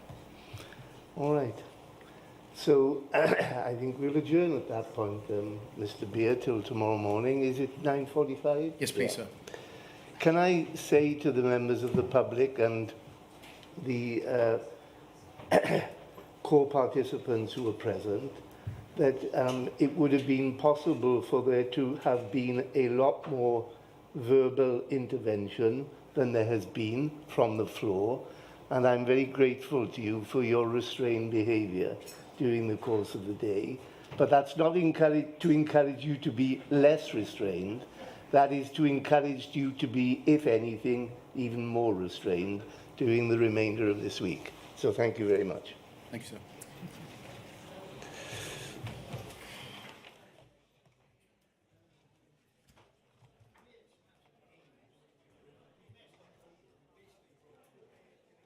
This, I think, is the inquiry.